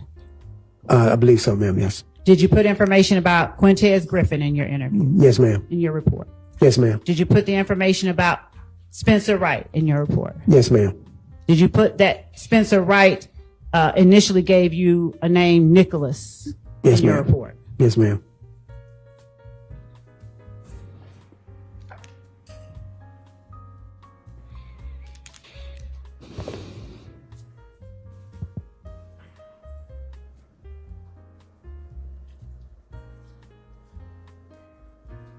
Did you put information in your report about talking to Mr. Hendricks? Yes, ma'am. Did you put in your report what Mr. Hendricks told you? Yes, ma'am. Did you put in your report information about talking to Mr. Sanders? Yes, ma'am. Did you put in your report what he told you? Ma'am.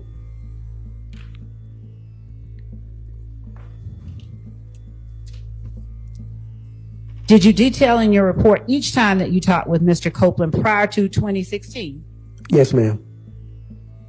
Why did you detail each time as opposed to just putting one time? Because each time it was a different time and different interview. Did you detail in your report the type of shell casings that were found on the scene of the Donovan Thomas murder? Yes, ma'am. Did you detail in your report the type of shell casings that were found at Van Ira? Yes, ma'am. Did you detail in your report whether you conducted an informal or formal interview with Diamante Thomas? Yes, ma'am. Did you detail in your report what Diamante Thomas told you? Yes, ma'am.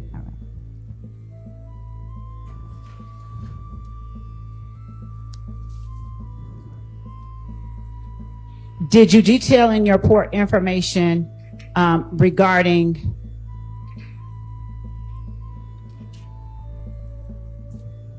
the video surveillance that you captured from Hair Unlimited Barbershop?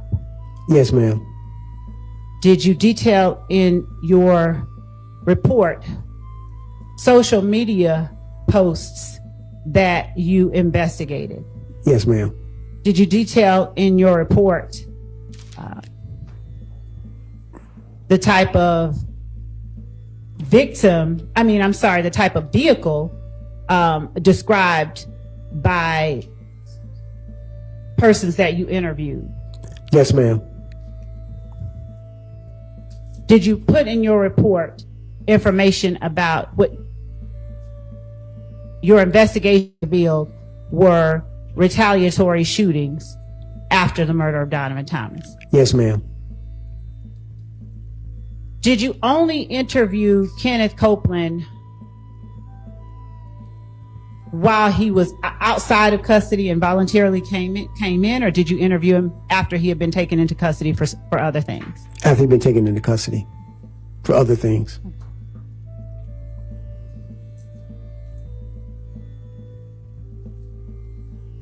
Did you detail in your report going to Hartsfield-Jackson Airport to try and find information provided to you by Kenneth Copeland? Yes, ma'am. Did you detail the date that you went to Hartsfield-Jackson? Yes, ma'am. Did you detail who went with you to Hartsfield-Jackson? Yes, ma'am. Who went with you to Hartsfield-Jackson? Detective Summer Benton. What date did you go to Hartsfield-Jackson? I can't recall. I can look at the note. Okay. Okay. I'm showing you your report. Okay.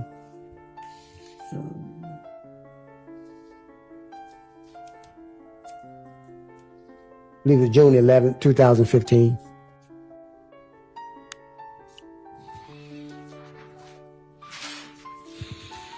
Did you detail in your report who it was that suggested meeting you at the homicide office the first time that you spoke with Kenneth Copeland? Yes, ma'am. Did you detail in your report that you requested Kenneth Copeland to meet you there? Yes, ma'am. Did you detail in your report that he agreed? Yes, ma'am. Did you detail in your report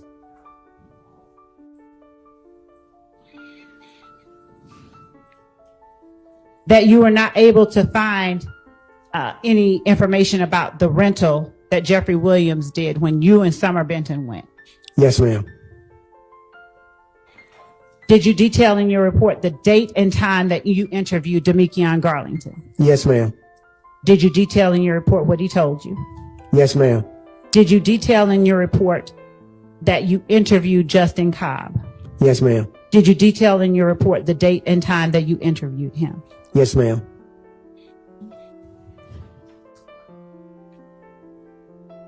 Did you detail in your report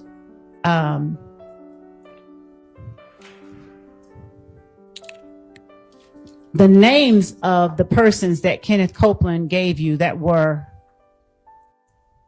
people you found of interest in the investigation? Yes, ma'am. Did you detail in your report where it was that Kenneth Copeland advised you that he got that information? Yes, ma'am. Did you detail in your report information about a social media site called Death to Snake Ends? Yes, ma'am. All right. And did you detail in your report what it was? Your Honor, he was asked on cross-examination what he did not put in his report. I'm asking what information he did put. So I don't know how it's cumulative when this has not been covered by me, but it was covered on cross. Overruled. Did you detail in your report when it was that you saw that social media posting about Death to Snake Ends? Yes, ma'am.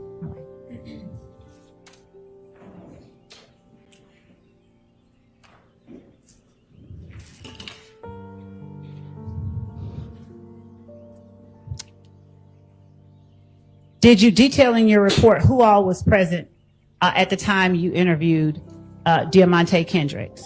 Yes, ma'am. And when was it that you interviewed Diamante Kendricks? Do you recall? I can't recall the exact date. Which showing you your report refresh your memory? Yes, ma'am. It was October 6th. Of 2015? Yes, ma'am. I'm sorry. October 6th of 2015. Did you detail the time that Yes, you ma'am. interviewed? Why did you detail something so simple as the time that you interviewed him? You know, exact time, the time that we started and the time we ended.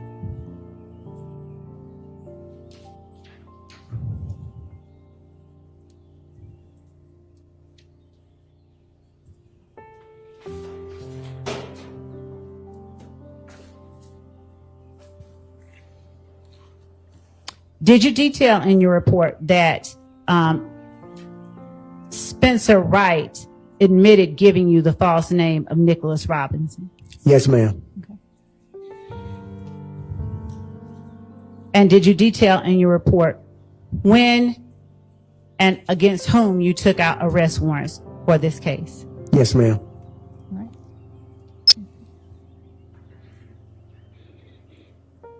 Just one second.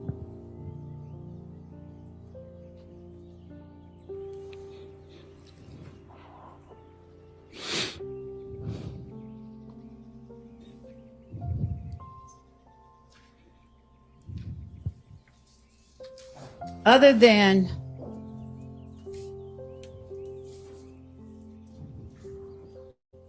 Mr. Copeland's brother, did you see anybody else accompanying Mr. Copeland at the time that he came to see you? No, ma'am.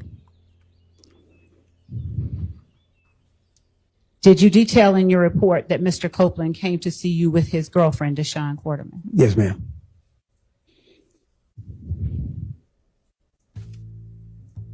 All right. Just one second.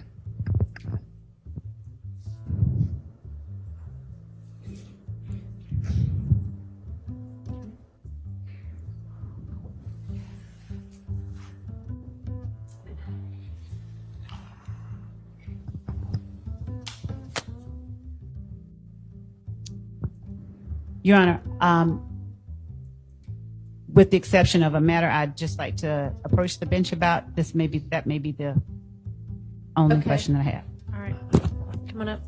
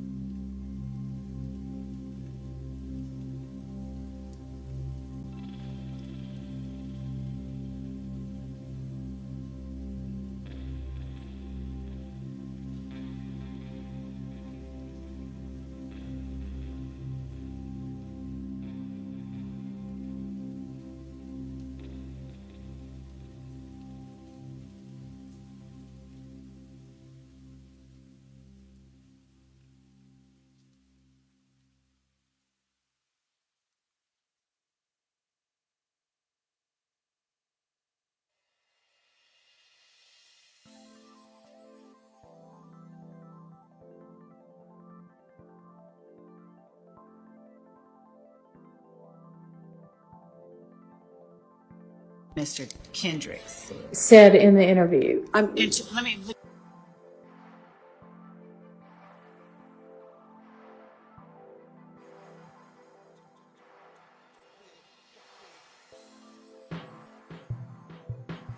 Mr. Kendricks Said in the interview. let me be specific. Did Mr. Kendricks tell you that he did not remember what day did you interview him? Did you indicate in your report, reflect in your report, what day you interviewed him?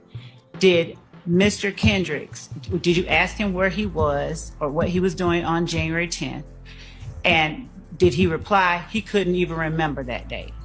No, I'm not going to allow that. And you said yourself you think you can maybe ask that through another witness. So I can. ask it through another witness because that's more the type of thing you should ask on direct, Okay, then redirect. no problem. Yes, Your Honor. Okay. Mr. Kendrick.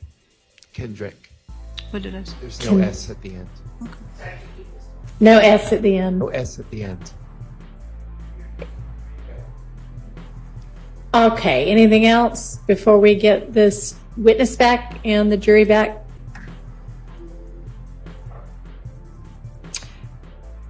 Are you about to wrap up with this witness? Okay, and then how long is your next witness going to be? I'm trying to see how fast they can actually hear our next witness. So you don't have another witness here and ready to go, even though I have said over and over and over and over again to have your next witness ready to go? Dun, dun, dun. What a surprise. I mean, I'm so surprised. We're not ready. Okay, where's the consequence? Throw him off the case. Right here, right now. Hey, prove Rhodes wrong. I mean, shut Rhodes down right here, right now. Love, you're off the case today. This is enough. Now, Rhodes has been talking about me and talking about me. Rhodes been bringing up the fact that I don't stand for the jury. I've been making crazy rulings. So I'm going to prove right here today I am Paige Whitaker. Put some respect on my name. Love, you had enough time. You're out of here, baby. Right here, right now. Don't even pack up. We'll send you your stuff. Okay, Paige. Let's see what you really say.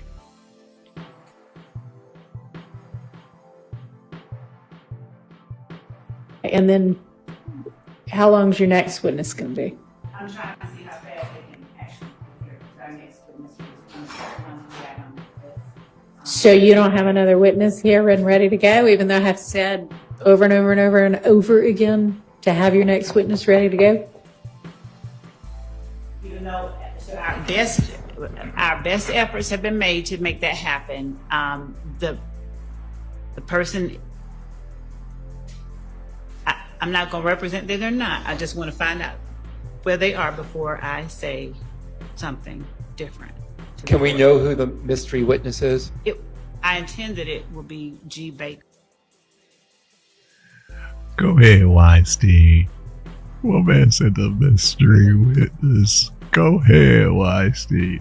Okay, back Efforts to have been Paige. made to make All that right, happen. back to the consequence. The person, I'm not going to represent that they're not. I just want to find out where they are before I say something different. Can we know who the mystery witness is? I intend that it will be G. Baker that we put on the list this morning. Could you speak into the mic, please? G. Baker, who arrested Quindarius Saffery.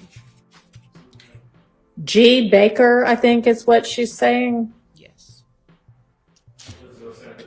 That's what happens when you have that sheep in you. When you know you're not really telling the truth, allegedly. Okay, we got so many things happening right now. Shout out to Weinstein for busting it out. But hey, Rhodes is on this consequence. So hold on. Get back to the consequence. I'm listening, Mystery Paige. What you got to say? I intend that it will be G. Baker that we put on the list this morning. Could you speak into the mic, please? G. Baker, who arrested Quindarius Saffery. G. Baker, I think is what she's saying. Yes.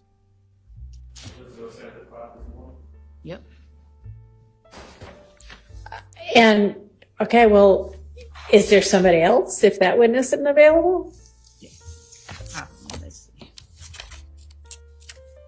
I mean, frankly, I'd rather that a witness. This is embarrassing. I don't want anybody inconvenienced, but I'd rather you have an extra witness here than we have an hour left with the jury, but nothing to fill their time. Yes, Your Honor. No, Miss Love, you're supposed to ask if you can have a minute. Okay, anyway, well, Where'd you go, Miss so Love? how much longer are you going to have with this witness? Wait a minute. Wait, hold on, Paige. Where's the consequence?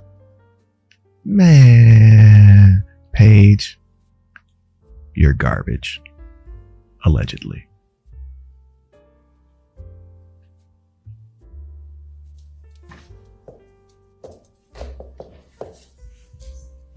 Okay, anyway, well, so how much longer are you going to have with this witness? Not an hour, about 30 minutes, maybe, not even that long. 30 minutes more with this witness? Judge, 10, 15, I have about, I can count the questions for the court. Okay, again, this is redirect. It is. So these are. I don't want you to count the questions. I just want you to stay focused.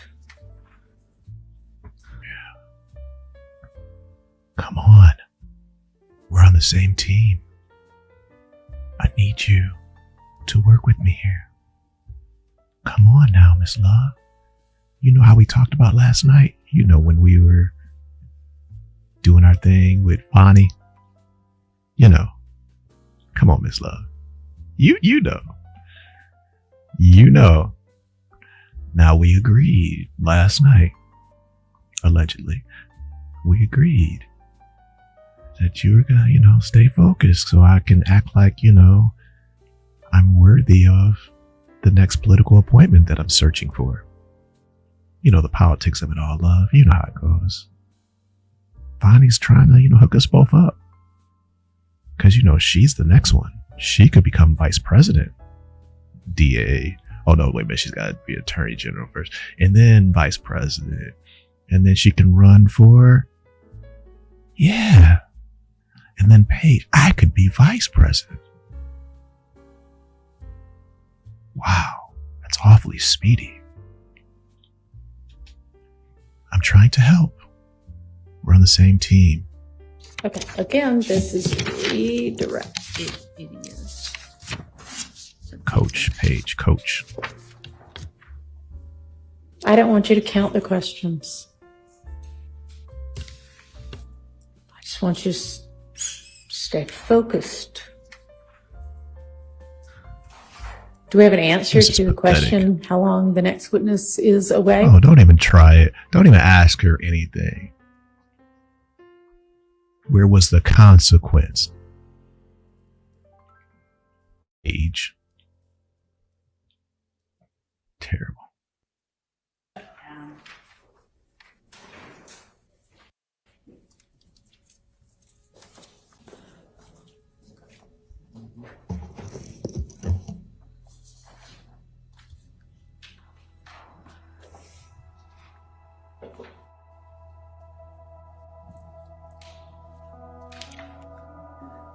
No, Your Honor.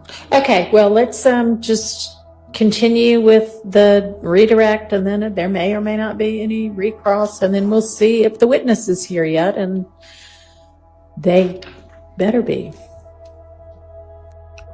No consequence. Save the threats. We know better. Redirect, and then there may or may not be any recross, and then we'll see if the witness is here yet, and they better be.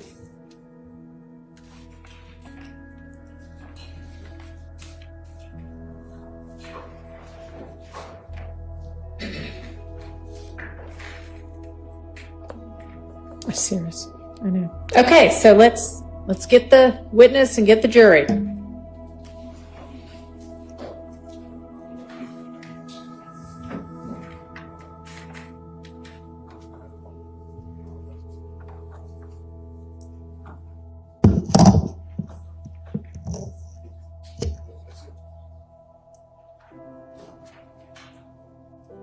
Your Honor, before the jury's brought in, just really quickly, if I may, one of the things I wanted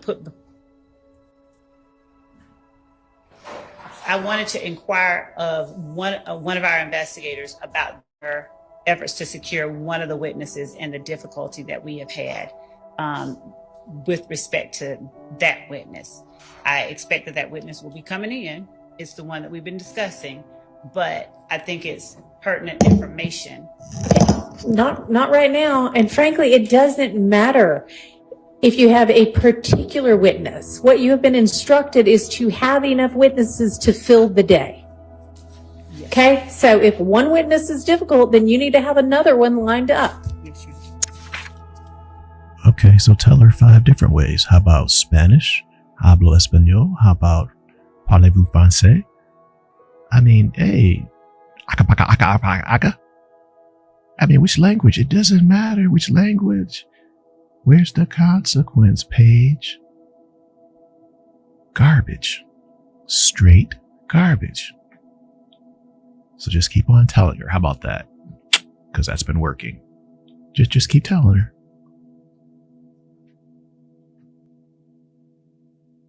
Is to have enough witnesses to Garbage. fill the day. Yes. Okay? So if one witness is difficult, then you need to have another one lined up. Yes, Your Honor. Let's get the jury, please.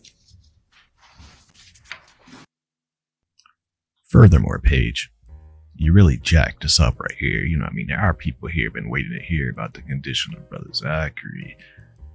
And now we're learning that the investigator has been to the hospital, has information.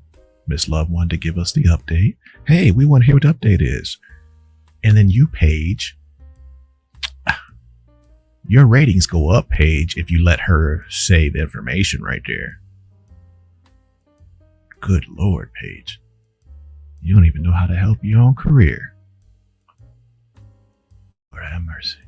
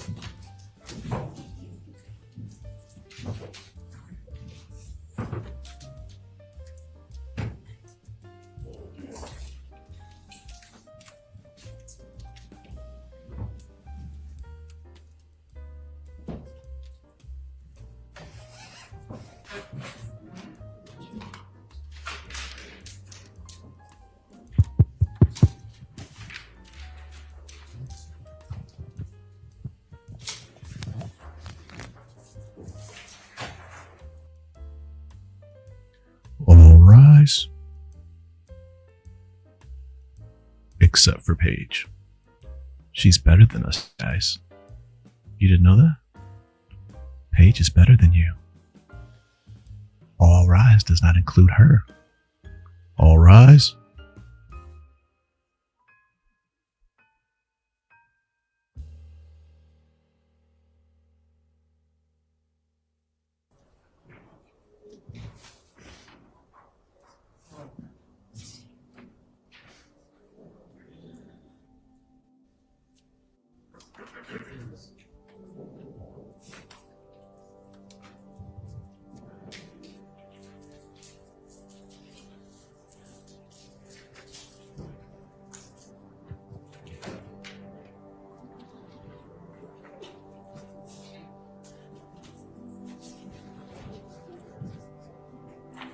to express the counsel. Thank you. Go ahead, Ms. Love. Thank you, Your Honor. Detective Thorpe, Yes, ma'am. did you detail in your report an incident regarding Kenneth Copeland, his child's mother, and his child being shot at on February 19th, 2015? Yes, ma'am. Did you detail in your report the description of the vehicle that Kenneth Copeland said participated in that shooting? Yes, ma'am. Did you detail in your report that after that shooting, you spoke with both Kenneth Copeland and his child's mother? Yes, ma'am. Did you detail in your report that that happened on February 21st, 2015? Yes, ma'am. Did you detail in your report, you were asked regarding by Mr. Steele, you were asked about your questions to Kenneth Copeland and the gray Infinity or Maxima. Do you recall that? Yeah. Did you detail in your report whether or not you were looking for a Pontiac Bonneville around February 21st, 2015? Yes, ma'am. Did you detail in your report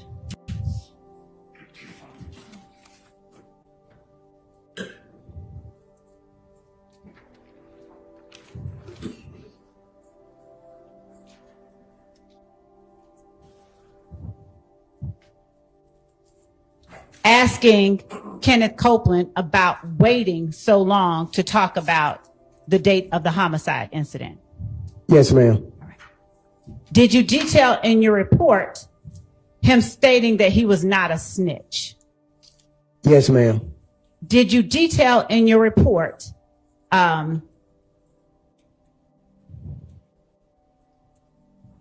that only after you talked to Kenneth Copeland did you begin to learn or investigate Jeffrey Williams' rental of that Hertz Infinity? Yes, ma'am. Did you detail in your report the information that you got from one witness that may or may not have been consistent with the information you got from another witness? Yes, ma'am. Your Honor, at this point, I'm going to object to this line of questioning under 403. And Your Honor, my response is when the question was asked about what he did not put in his report, I think it's important that since that the jury is aware of what all he did put in his report. Overruled.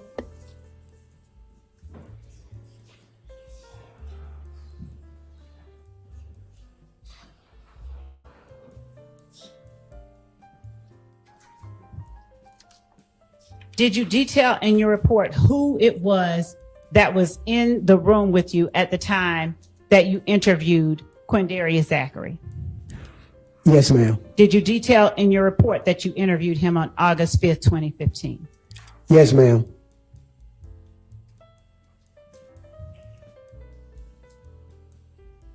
Did you detail in your report that you interviewed Diamante Kendricks on October 6th, 2015? Yes, ma'am.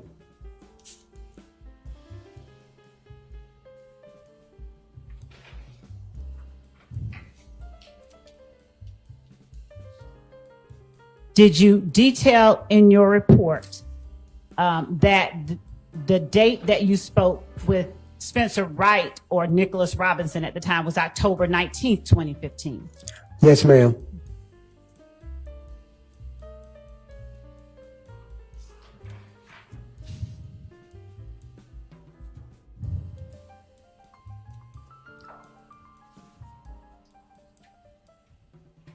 Did you detail in your report confronting Mr. Wright about giving a false name? Yes, ma'am.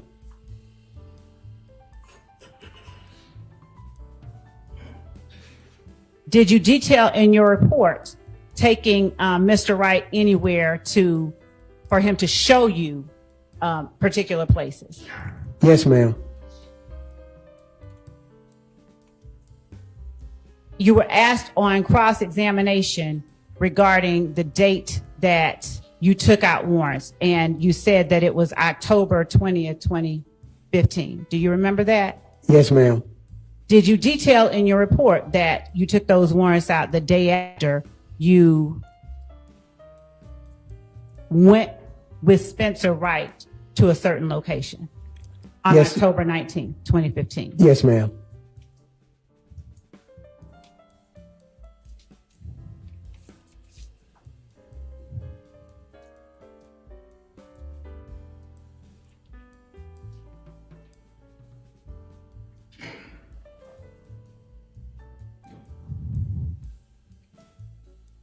Did you detail in your report what you observed when you arrived on scene on January 10th, 2015 at 21:15 hours?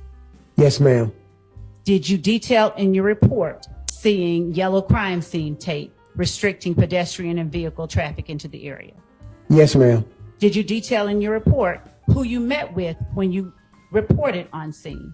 Yes, ma'am. Did you detail in your report who escorted you through the scene and showed you tangible evidence? Yes, ma'am. Did you detail in your report being advised that Mr. Thomas Jr. had passed away from his injuries? Yes, ma'am. Yes, ma'am. Did you detail in your report the lighting on the streets of 330 McDaniel Street at the time you arrived? Yes, ma'am. Did you detail in your report that the lighting did not require additional support lights for processing?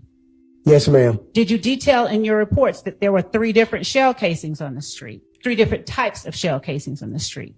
Yes, ma'am.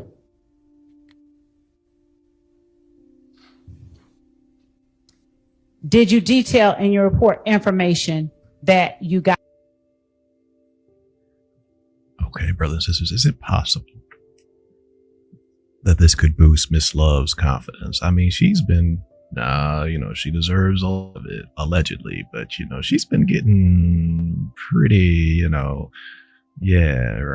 past few weeks. So could this help her self-esteem? Yes, ma'am. Yes, ma'am. Yes, ma'am. Yes, ma'am. Yes, ma'am. Yes, ma'am. Yes, ma'am. Yes, ma'am. It might do something for her. Make her walk a little taller. Yes, ma'am.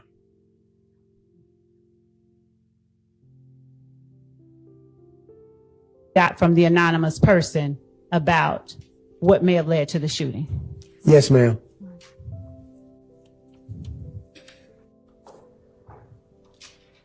Did you detail in your report that you were going to have an autopsy conducted by the Fulton County Medical Examiner's Office? Yes, ma'am. Did you detail in your report the date of birth and address of each of the victims, including Reginald Hendricks and Cordarius Sanders? Yes, ma'am.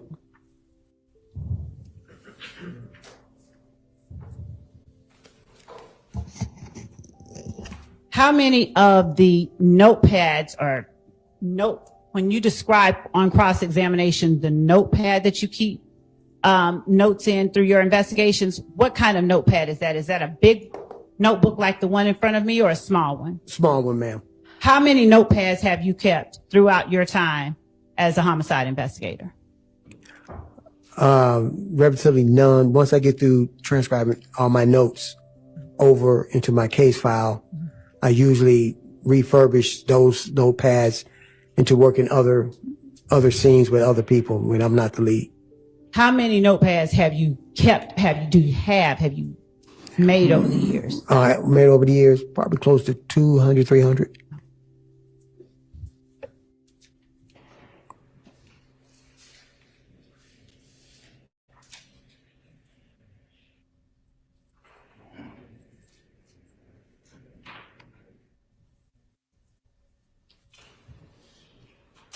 You were asked about the things that you did not put in your report by on cross-examination. Is there anything that you left out, any other things that you left out of your report? No, ma'am.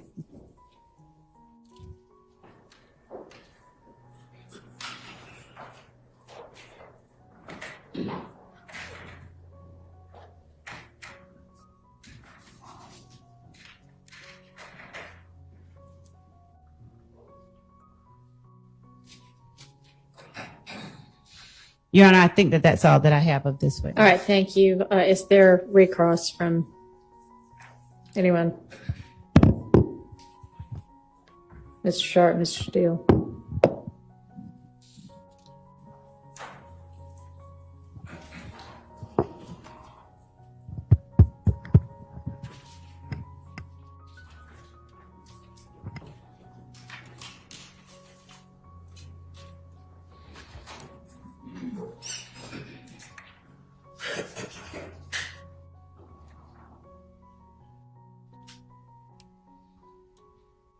May I please go? Okay. All right, thank you.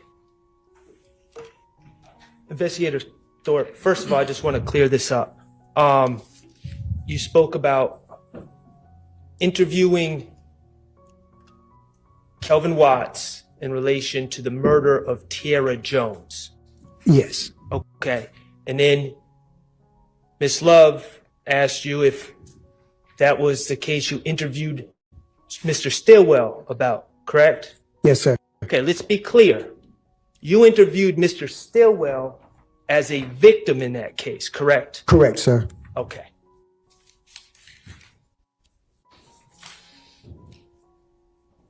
Okay. The Green Store. That is the location when Kenneth Copeland spoke to you that he claimed to be at. No, let me back up. Kenneth Copeland told you that he was not present at a murder, correct? Correct. He told you when you spoke to him in these interrogations that just prior to the Interviews. murder, Go ahead, sir. in the interviews, just prior to the murder, his claim was he was at the Green Store. Yes, I believe that was one, and he said he was in bed. Okay. Also, he was at home in the bed. And then went to the Green Store. Yes, sir. Okay. And that's the store that, Object as to mischaracterization of information that has, of the evidence. that's absolutely not a mischaracterization. What time did he get out of bed? I do not know. Go ahead. Okay. So after he got out of bed, according to him, he went to the Green Store. I believe so. Yes, sir. Okay, and that's the store that's a block and a half or 2 blocks away from where Mr. Thomas was shot. Yes, sir. Okay, and then his story to you was after the shooting, he was at the McDonald's. Yes, sir. All right, over the last 30 minutes or so, I'm not going to go through all of them. Ms. Love asked you about 75 different things that are in your report, right? Yes, sir. Okay, the bottom line is your report is thorough, correct? Yes, sir. In fact, your report includes you and Investigator Summer Benton going to the airport Yes, sir. to look for rental records in the name of Jeffrey Williams from Hertz Rental or from any rental car company at the airport. Correct. Okay? And the reality is, at that time, you did not find any records, correct? Correct. Okay, that was a negative, you received negative results. Correct. Okay, but despite the fact that you got negative results from the rental companies at the airport, you still put your efforts to find evidence in the report, correct? Yes, sir. Okay. So, going to the airport,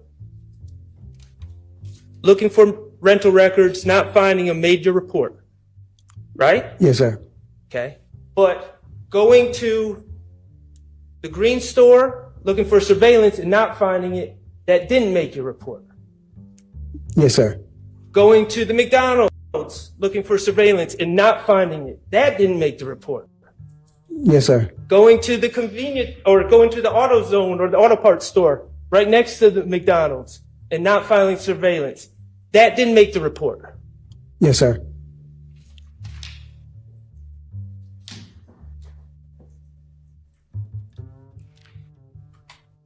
Your testimony seems to be the only things that didn't make your report.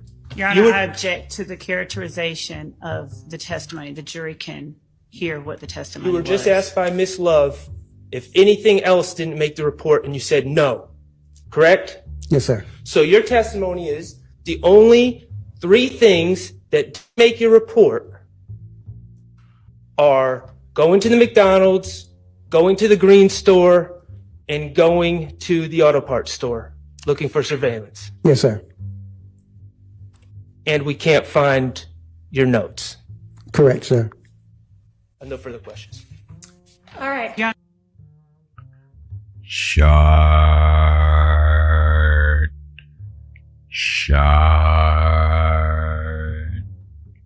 Ooh, buddy. Rare form.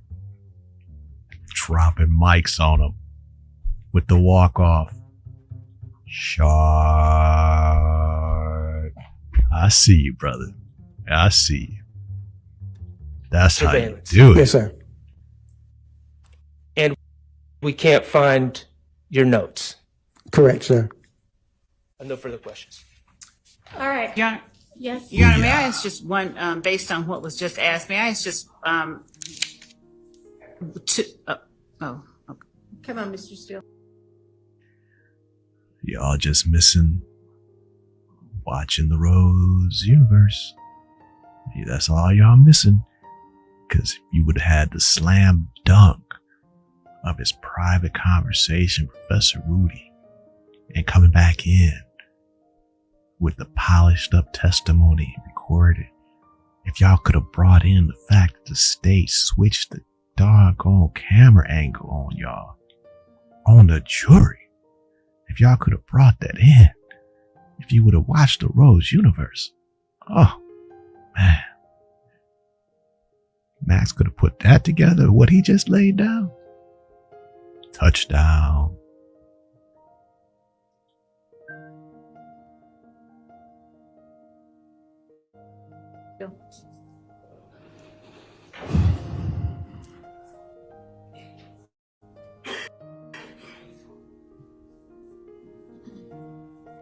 Oh, wait, it's still coming? Oh, wait a minute, we still got a chance. Okay, Brother Steele. Have you been watching the Rhodes universe? Are you about to hit him with it? Come on, Steele. Show him what you got. Talk about the change of the tape. Talk about it, Steele. Ooh, buddy. Come on, Steele. Prove you're watching.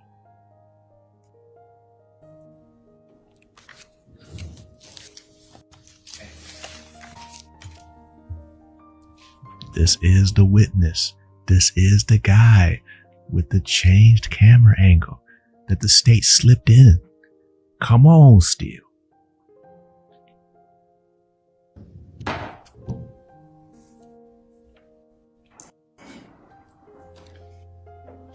You have your supplemental report in front of you that Mr. Schardt gave you by any chance? Yes, sir. Okay. Allegedly. Now, the jurors by the way. some of them may not understand But they this. slipped Law in enforcement, some allegedly. may not. So I just want to ask you some questions By the about way. reports, okay? Yes, sir. You testified already. You made it clear that report writing is something that you studied, you were taught, and you know it from your 30 years of experience. It's critical, right? Yes, sir. And it's critical because people rely on what you do, right? as to, the characterization about people lying on. Overruled. Correct? Yes, sir. Because you're doing the work, and then later, people like Miss Love and the Honorable... Objection, Your Honor, as to any reference to, it's not relevant. People like Miss Love and. What's your question going to be? Prosecutors rely on what you do, right? Yes, sir. And all Y'all catch that right there? That's funny. So Brother Steele says people like Love, and then he was going to say the Honorable Mr. Correct. Atkins. Yes. Right. So it was going to be, you know, a little jab right there. You know, yeah, Love and the Honorable Mr. Atkins.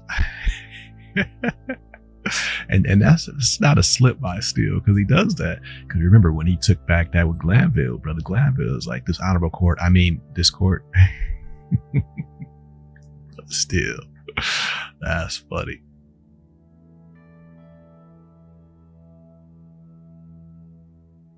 Sir. because you're doing the work, and then later, people like Miss Love and the Honorable... Objection, Your Honor, as to any reference to, it's not relevant. People like Miss Love and. What's your question gonna be? Prosecutors rely on what you do, right? Yes, sir. And oftentimes they're not with you when you're doing it. Yes, sir. And people like me who represent people charged with crimes, we rely on what you do. We read your reports. You know that, right? Yes, sir. Judges like the Honorable Judge Whitaker listens to things that you say from reports, right? Yes, sir. Okay. And through that process, you want to make sure that you dictate, that you put into your reports.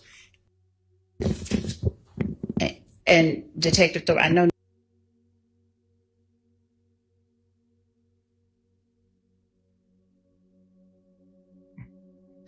Hang in there, brothers. This has got a slight glitch. We'll be right back with you.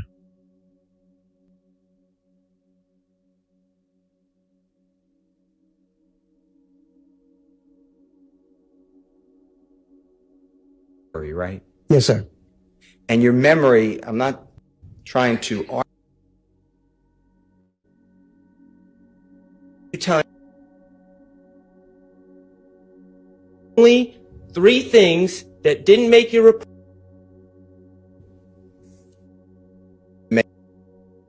writing something that you studied, you were taught, and you know it from your 30 years of about reports, okay? Yes, sir. Mr. Schardt gave you by any chance? Yes, sir. Okay. Now, the jurors some of them may not understand this, law enforcement.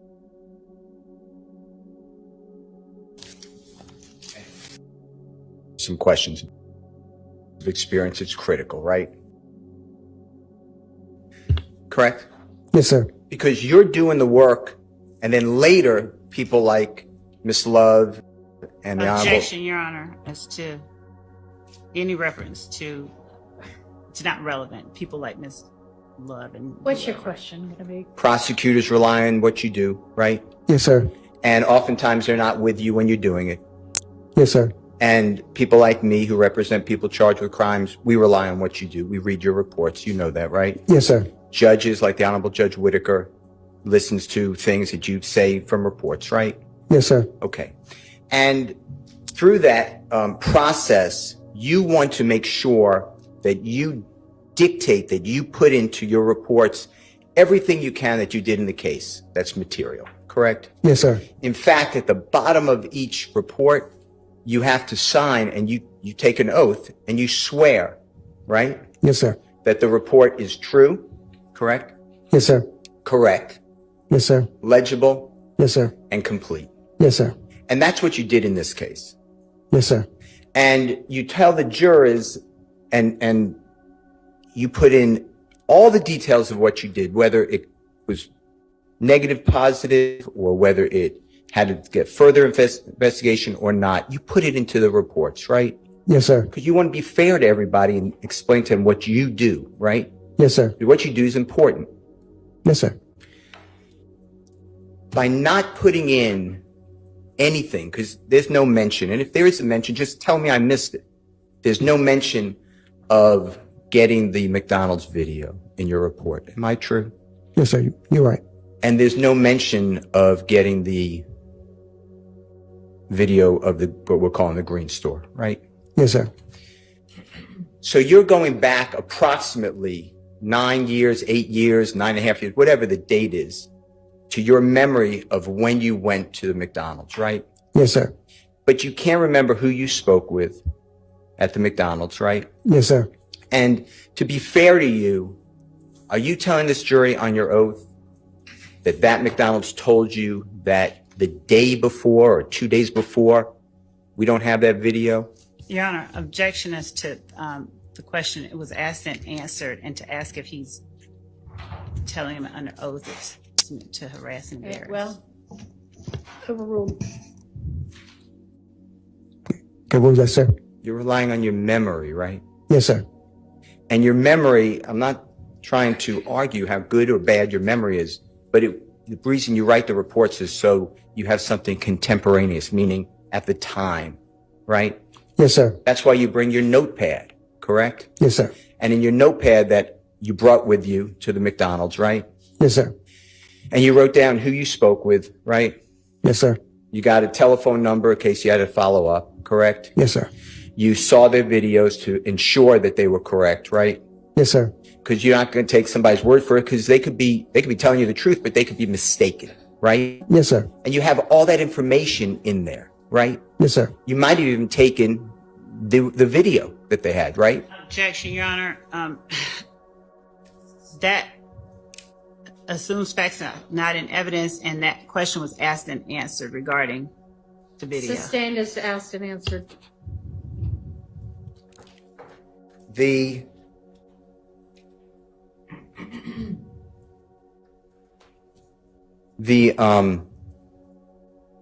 notes, though, that you keep those as backup in case there is something inadvertently or intentionally left out of your supplemental report, right? Yes, sir. But in this particular case, for whatever reason, those notes have vanished, right? Yes, sir.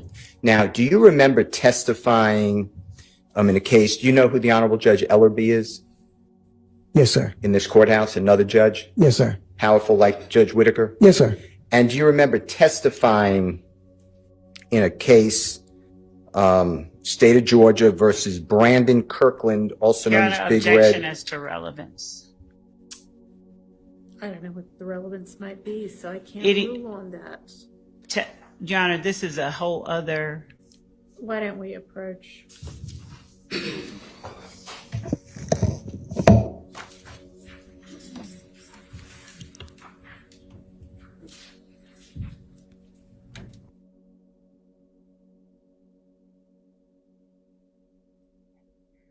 Now, you know, brother's still gonna let somebody get in between him and Love. He ain't going up there and stand next to Love. That ain't how this works.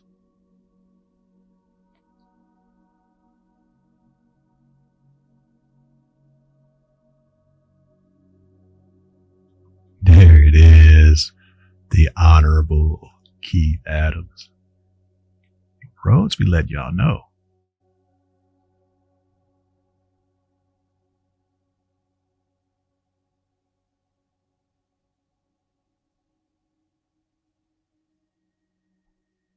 All right, let's see if we can jump ahead a little bit, brothers. Just hang in there.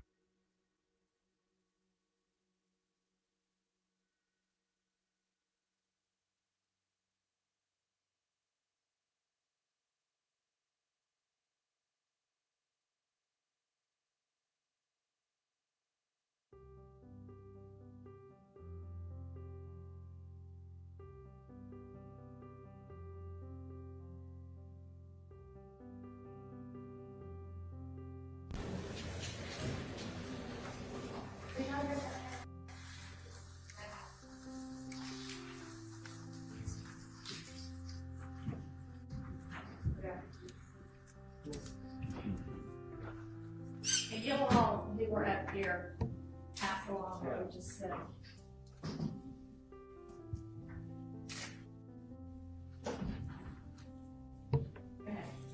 Do you remember testifying in or about April 7, 2016 before the Honorable Judge Ellerby in this courthouse in State of Georgia versus Brandon Kirkland, also known as Big Red, Jonathan Kirkland, also known as Prue, P-R-U? Yes, sir. And you're on the same oath that you're under today, fair to say? Yes, sir. And do you remember the prosecutor in that case being Miss Love? Yes, sir. And do you remember under questioning by the Honorable Maxwell Schardt in that case? Yes, sir. Do you remember explaining that your notes were also not around? Do you remember that? Yes, sir. And do you remember explaining that once an arrest is made by you, you shred your notes? Yes, sir. Okay. Now, in this case, you didn't shred your notes. You can't find them. Is that true? What is going on? Man, see, this justice is not fair in this current version, this system. Man, when you got the do re mi, basso. I'm talking about, man, where you can hire the brother Stills and Adams and Schardt and Matt. I'm telling you, man. Isn't it true, sir? In another case, when Miss Love was also the prosecutor and Brother Schardt was on the defense, isn't it true that in that case too, you said you no longer had your notes, but in that case, you said you shredded them. I'm telling you, brothers and sisters, you got to have these types of defenses. You got to be able to have the kind of money, the dough to catch cats, to not let them get away with stuff. The level of experience, say, hey man, this ain't even the first time this has happened. I mean, this is that Matlock type stuff. Holla if you hear me. I'm saying, catching you. Matlock was a good show, by the way. That was some good stuff. Just to let you know. Go on, Brother Steele. Rap on. Do you remember explaining that your notes were also not around? Do you remember that? Yes, sir. And do you remember explaining that once an arrest is made by you, you shred your notes? Yes, sir. Okay. Now, in this case, you didn't shred your notes. You can't find them. Is that true? Correct. All right. Now, what does refurbishing notes mean? Is that No, refers to notepad. Okay, so reusing the same notepad. So instead, if you're writing about your and my going to lunch on Notepad, but then you're going to do another day that you're going to eat lunch with the Honorable Keith Adams, you would rip up the parts that you met with me so you have a refurbished or clean notepad to talk about when you went to lunch with Mr. Adams. Is that what you're saying? No, basically, I take a new notepad and I may use it as a notepad as I'm assisting another detective who is the lead. So, or I'm going out on a suicide or a kidnapping or anything death-related investigation. So I'll just use that notepad instead of taking a brand new one. Sure. And using that one. So the empty sheets is what you're saying? Correct. Nah, man, I want a fresh notepad. How about that? Go to Dollar Tree, man. Don't be reusing notepad. I mean, somebody else that done passed away, and then you using the same. Nah, I want fresh. I mean, I'm already stinking in the grave, so at least give me a fresh notepad. Dang, y'all make sure y'all know Rhodes want a fresh notepad. For real. That's the least you could do, man. You know, I don't want you having on there some other notes or some other nonsense, plus your grocery list, what movies you want to watch, homegirl's phone number. Yeah. Little pictures you've been drawing of Miss Love. Rhodes. Yeah, I don't want your little pictures that you've been drawing of Miss Love. And then all of a sudden, yeah, Rhodes over here on the little side, little scratch something in there for Rhodes. Nah, man. Fresh notepad. Put on there, man, it's about time. I couldn't stand that dude. Finally gone. Yeah, write that, but at least write it on a fresh notepad. Dang, that ain't too much to ask. Rhodes. Death-related investigation. So I'll just use that notepad instead of taking a brand new one. Sure. And using that one. So the empty sheets is what you're saying? Correct. Okay. And what do you do with the sheets that you wrote about notes on this case? That's the shred? On this case, I didn't do anything with those. I just can't find the notepad itself. This case was preserved, but it Okay. vanished. Okay, talking about the Kirkland case. No, talk about our case today Okay. that you're sworn under. Okay. That's the one that vanished. You can't Correct. find it. Correct. Now, Oh, is Schardt gonna get him with the... So you have stuff missing from more than one case then? Since you don't use fresh notepads. So you do have a missing notepad with Rhodes' information on there. And the little pictures of Miss Love. They're all on the same notepad. Oh, is that where Schardt, or excuse, that's where Steele's going? Brother Steele, is that where you're going? That'd be kind of spicy. Kind of like that. this case was preserved, but it Okay. vanished. Okay, talking about the Kirkland case. No, talk about our case today Okay. that you're sworn under. Okay. That's the one that vanished. You can't Correct. find it. Correct. Now, I want to talk with you. You didn't turn that corner. Well, maybe you're gonna turn it, but you didn't turn that corner. Well, let me tell you still, the argument is I'm looking for right here. Because you plant the seed. So then, Detective Thorpe, have you ran this problem with any other case where your notes vanished because maybe they're on that notepad? What other cases were you also working at the same time? But you have those notes. So why aren't those notes missing? Why didn't that happen with those? Since they're on the same notepad, all of a sudden you've been reusing notepads, but here this one is the only one missing? Yeah, how's that work? Oh, you just take the sheets off. Oh, okay. Just ripping pages out of the note. Oh, I see. So, like you're turning in a homework assignment. You just rip out the notepad and this here and pass it in. Yeah, that seems kind of Flintstone. Yeah, if you just turn in loose pieces of paper like that, bro, yeah, that sounds like a problem. Is that what you said? Huh. Come on, Steele. Since we don't have the notes, you didn't give those notes to the district attorney's office, correct? No, sir. All right. So all we have to go on, all the jury has, is your memory that we don't have that recording from the McDonald's, right? Yes, sir. Same question for the green store, just your word. Yes, sir. All right. Now, with regards to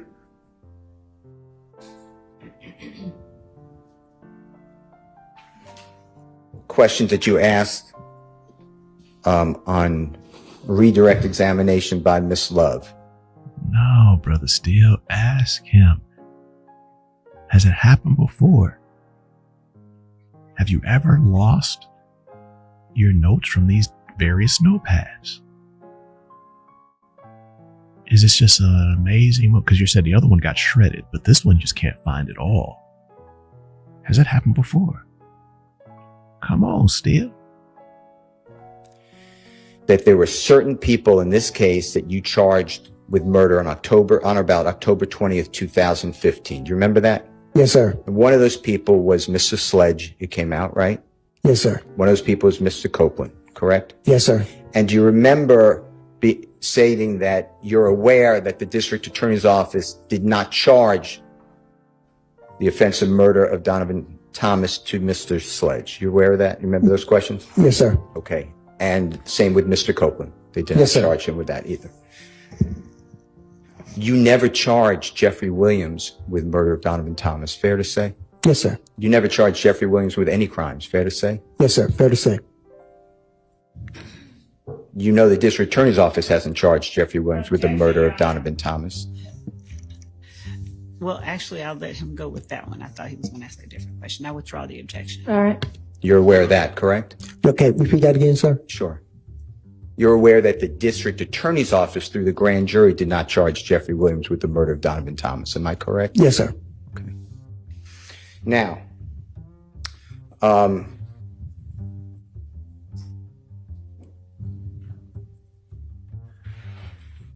do you have any information that you can share with the jury that Jeffrey Williams was in possession of the Infiniti rental car, gray, from Hertz on January 9th of 2015?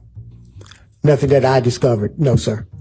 Same question for the next day, January 10th of 2015. Any information you could share with this jury that Jeffrey Williams was in possession of that same rental Infiniti vehicle?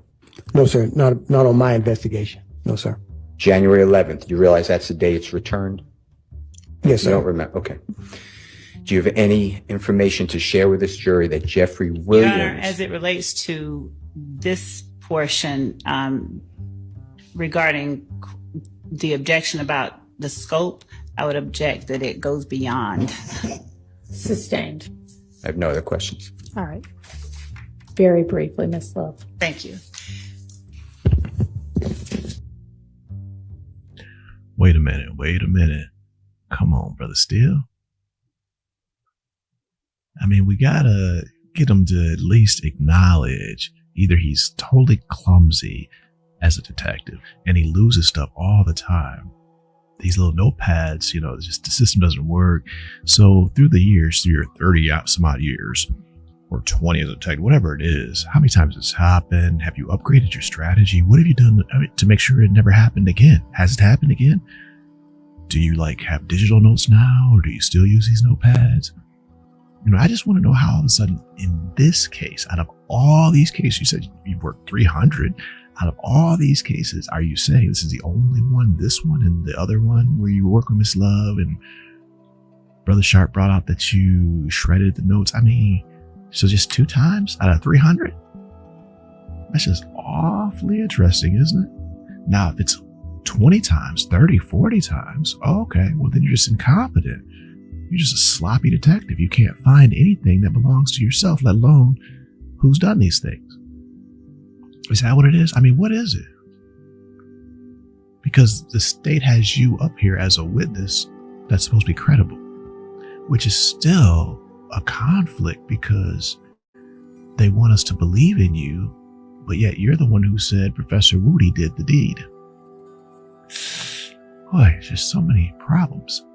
Now that we've covered that again, I'm going to tell you, Miss Love, as it relates it's time to to put Whitaker in her place. Portion, regarding the Hold on, brother, sister. I'm about to show you one. objection about the scope, I would object that it goes beyond. Sustained. I have no other questions. All right. Okay, now remember Whitaker was on her about having somebody else ready to go, blah, blah, blah, blah. And even when she said she has some other questions on the redirect 30 minutes. 30 minutes? Oh, wait a minute. This is my case. Now, on one hand, you want to have someone. Now I have someone. He's already up here. And now you're rushing me to get him off. For what? You know I don't have anybody else. So why are you rushing me to get him off? I got more questions. And then she has the nerve to tell me to hurry up. She's bizarre, brothers and sisters. You're not a good teammate, Paige. Fani hasn't taught you the inside to the inside. We're trying to drag this out. Check your phone, allegedly, and see if Fani doesn't give you. You're missing the text message. You got to be missing the text message. She's trying to drag it out, Paige. She doesn't have anybody else ready, Paige. You're messing up the flow here. Don't be rushing Love. What's wrong with you? Play your part, Paige. Allegedly. Very briefly, Miss Love. Thank you. And Sustained. I have no other questions. All right. Very briefly, Miss Love. thank you. Very briefly, Miss And Love. Detective Thorpe, I know nobody Play in here your believes part, that I'm going to be Paige. brief, but I really am going to be brief. With respect to what Mr. Steele just asked you about not putting anything else of value into the report or leaving anything out, did you put in your report that you took gunshot residue samples off Kenneth Copeland's hands at the time that you interviewed him? I believe I didn't. You did not? I believe I did. I can't recall. Could you please look at your report and see if it refreshes your memory? What page would you be looking at, ma'am? I'm sorry. Just the page where you talk about your January 10th, 11th rather, interview with Kenneth Copeland. All right.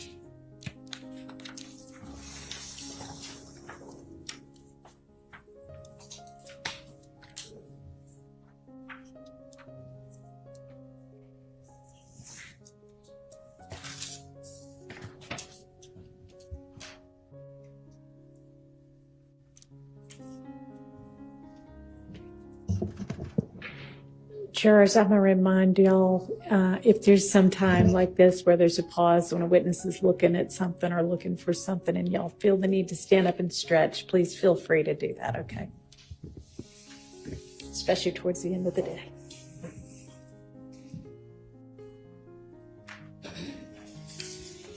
No, ma'am. As you sit here today, do you recall whether you did a gunshot residue test on Kenneth Copeland's hands? Yes, I did. How do you know that you did? By the video. Okay. I believe it was on the video. And was that something substantial that you considered during your investigation that you did Yes, ma'am. gunshot residue? Yes, ma'am. Why didn't you put it in your report then? Just overlook. Okay. Now, did you put in your report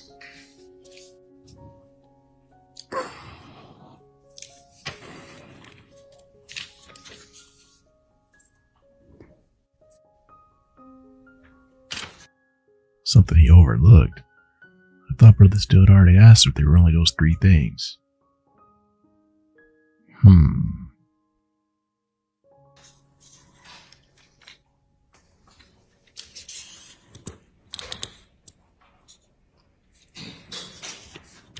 all of the information that you included or that you asked Kenneth Copeland about in your interviews with him?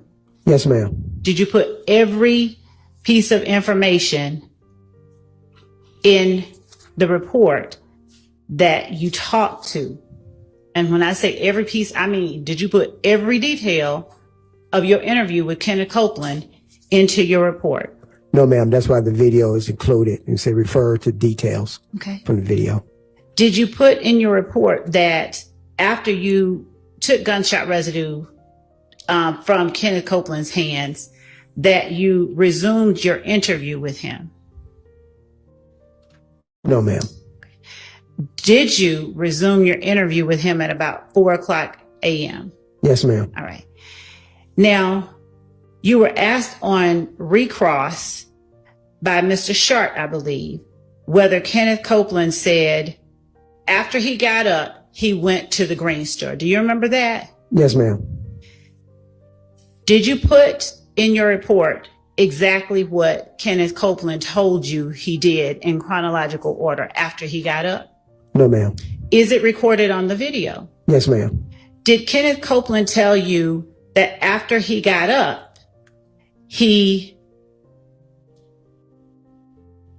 left his girl's house and that his brother gave him his car? Yes, ma'am. Did he tell you that after he got up, he went and got a Band-Aid for his mouth?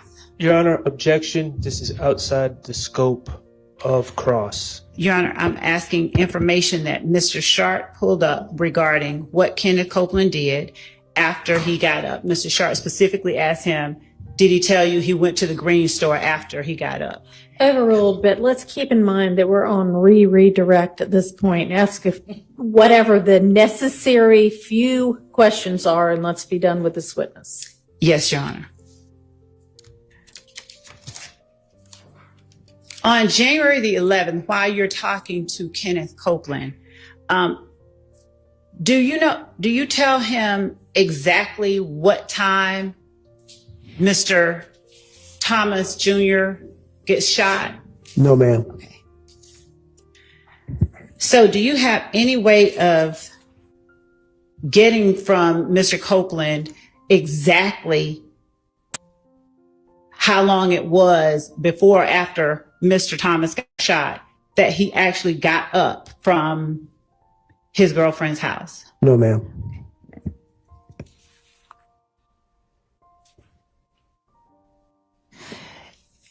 Mr. Steele asked you,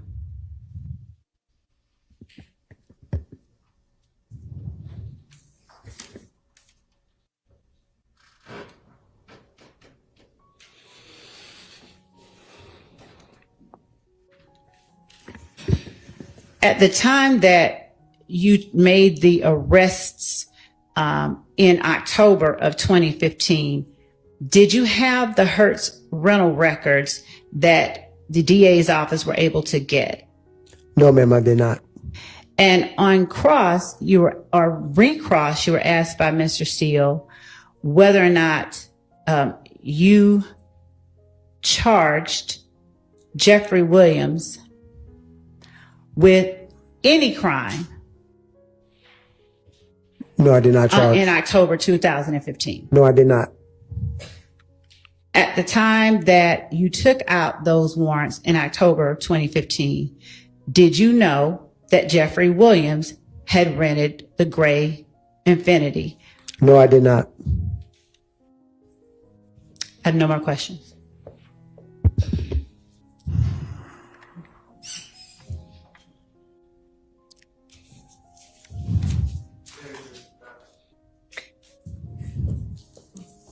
You were asked about if your report included verbatim what Kenneth Copeland said to you in the interviews. Remember that? Yes, Okay, you didn't need to put what he said verbatim because it's on a video, right? correct. You were asked about the gunshot residue. Whether you put that collection of the gunshot residue from Kenneth Copeland, whether you put that in your report, right? Correct. And you didn't because you didn't need to because that was on video, correct? Correct. All right. Where is the video of you going to McDonald's and asking for surveillance? Objection, Your Honor. That was asked and answered about the. There's assuming facts Where's not in that- evidence where's about that a video? video. That, Overruled. okay. Okay. Well, I wouldn't have a video of myself going into McDonald's. Okay. So that was never recorded on a video, or I did not do a digital audio recording of that either. Cool. Thank you. All right. All right. Thank you. You are excused. Do you have another witness available? No, Your Honor. No. Okay, well, this is ideally and far too early to be finishing the day. I will say we have I have an email that says that a fire alarm is going to go off at 5 p.m. That's a test. So I guess we'll at least avoid that. Sometimes they go on for a long time and they're really loud. So ladies and gentlemen, I will see you all at 9 a.m. Remember, only the evidence that comes through the witnesses on the stand in this case is what you are supposed to be deciding this case based on. So don't talk. No consequence. It's as simple as that. No consequence. Paige is a joke. Allegedly. Just a joke. And then try to save face talking about some 5 p.m. fire alarm. Don't even try it. You just no consequence. No consequence, Paige. Hot air. I don't respect it. Simple as that.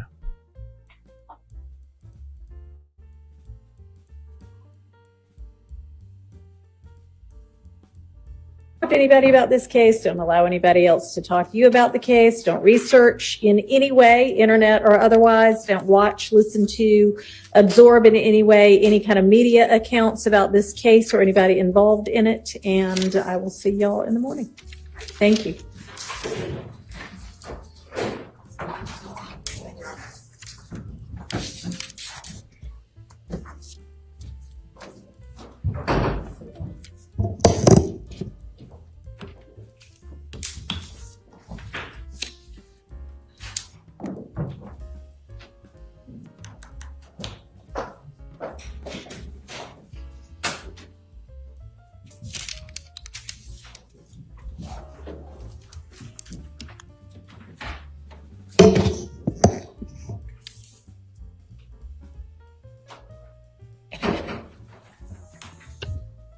All right, a couple of matters. First of all, Miss Love, that needs to be the absolute last time that you don't have enough witnesses to carry us at least until 5.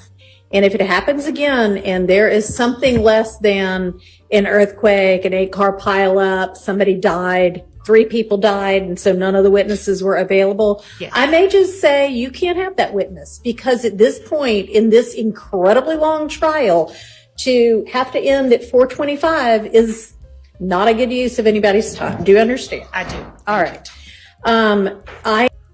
Nah, I'm not okay with that. Nah, Paige. And I'm gonna respectfully ask you not to use that kind of language and those types of examples when we're dealing with this type of a case where people have lost their lives and allegedly people in this room allegedly, and you have family members allegedly. Okay, so I'm gonna need you to watch your language. That's right, I said it. Furthermore, you have people whose freedom is still on the line in this room. So your big consequence after all that wolfing is you may not allow that witness out of the millions that they have. That's the big consequence. She can tell you, oh yeah, little Johnny. Okay, you can't bring little Johnny. Well, that's okay, cool. Who are you going to bring next, Miss Love? Tell her little Johnny. Oh, okay, yeah. We were going to bring little Johnny and he's running late. Okay, well, you can't have little Johnny then. Okay, so who you got next? Tell her little Mikey. Little Mikey. Well, you can't bring him either. These are the consequences. Paige, you're weak. Allegedly. I have no respect. Listen. Why should I respect Paige when she don't stand for the jury? Explain to me why I should respect that. Now let's play Little Paige again. Little Paige, how you like that? Little Paige. Yeah. I don't like the language she's using.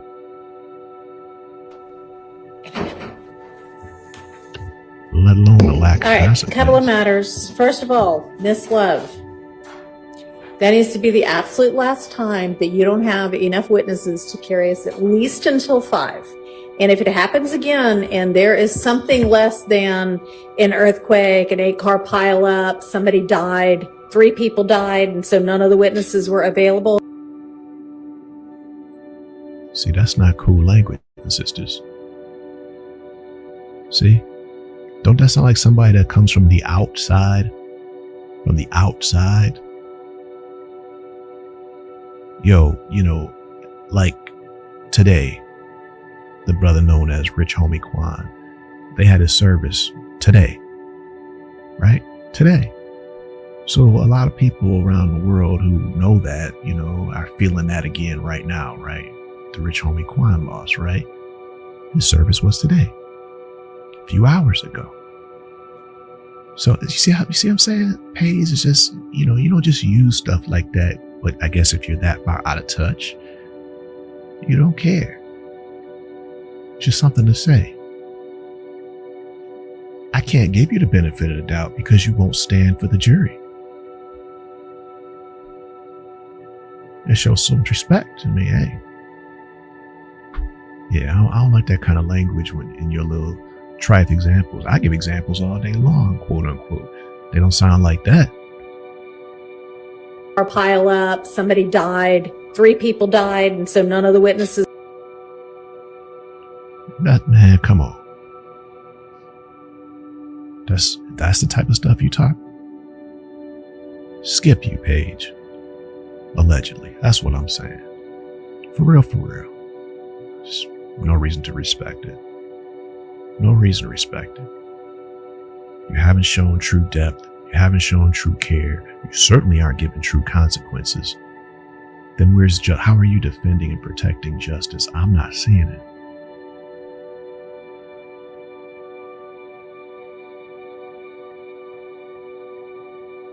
I tell you what. Keep doing what you do, Paige. Allegedly. I mean, the world's gonna see. We've been seeing it for a long time, and you've been hanging with us. We've been calling it out for a long time. Right? The world will see. The world will see. I mean, hey, something wrong with Paige. She ain't worth the respect. For real. Nah. Something ain't right. Something in the milk ain't clean, like my grandma was saying. Something in the milk ain't clean. There it is, brothers and sisters. You got people in the room that have lost their family members and stuff like that, and you're using examples like that in the middle of not giving a consequence, right? In the midst of not giving a consequence. Okay, couple of matters. First You of use all, language Miss like- Love, that needs to be the absolute last time that you don't have enough witnesses to carry us at least until 5. And if it happens again and there is something less than an earthquake, an 8-car pileup, somebody died, 3 people died, and so none of the witnesses were available, Yes. I may just say you can't have that witness, because at this point in this incredibly long I'm not trial, buying it, Paige. to have to end at 4:25 is not a good use of anybody's time. Do you understand? I do. All right. I have, and have yes, some of y'all also got, and y'all who didn't, I forwarded, a very lengthy email from Miss Merchant, regarding Mr. Arnold, who is her client, and the information that she received very recently that he might be called as a witness this week. And it appears, and I know you know this, Miss Love, because you got the email too, but that she told the state a long time ago that she was not going to be available certain dates. And she also asked, because I have reviewed in camera portions of her correspondence with you at this point, that you give her at least 7 days notice if you were going to call, or when you were going to call Mr. Arnold. So she's on vacation. She has a leave of absence. I don't know what your plan is, but have you worked that out? Your Honor, what I asked, and I'm not sure if it was conveyed, was whether there was anyone else that she was willing to let come in and in her stead. But I can tell you that the reason that we moved up the time frame for her client has to do with our Challenges with other witnesses? yes. And so given that, I understand that. Just helping her with the answer page. We're doing that again. This is garbage. Can we remember the whole Professor Woody calling him, knowing that his attorney had a planned vacation? The name Melnick ring a bell? Which led to what?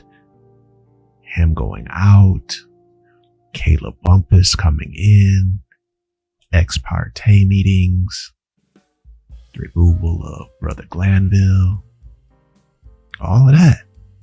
So you think this is the state's first time knowing a person's attorney has a planned vacation and comes up with some weird reason where we got to bring this person right now? Can't they just have someone else substitute? And it sounded like she said Merchant as an Ashley Merchant, who we know is Diesel, right? So maybe you don't want Sister Ashley in the room. Wow. How convenient. Would you call your client Sister Ashley when you're gone? Just send a replacement.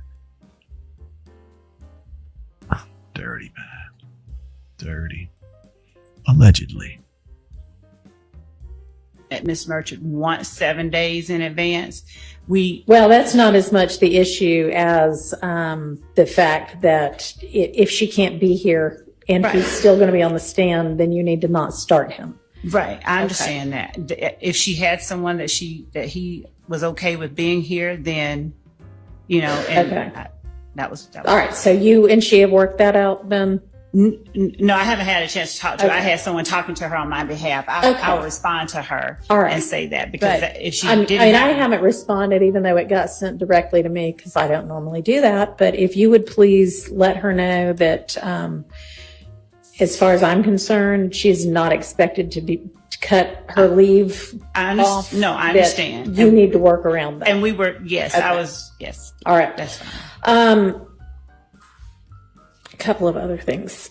So I haven't been able to review in full the briefs that Ms. Abbasi and the state provided on the overt acts, but with regard to one of them. Brothers and sisters, let me just give you this one, because when they break out of here, we're probably going to break out of here for today too. Shout out to Miss Mod. Shout out to Miss Mod. Shout out to Miss Mod. But let me just give you this one right quick. Earlier, when Brother Max was questioning Detective Thorpe, and he was bringing out whether or not Shell Kell, the brother of Brother Thomas, was it possible he was at the barbershop? Is it possible that he was actually standing outside? Okay. He didn't flesh it out, and I'm not going to flesh it out because, hey, that's their case. But I'm just going to remind you that Brother Schardt has already shown an inclination that Professor Woody, and we already know that Professor Woody has made it clear that he has a major issue with Shell Kell. So if Shell Kell was actually at the barbershop also, Rhodes. And I don't even know if you have either, because she, I think. Oh, by the way, allegedly.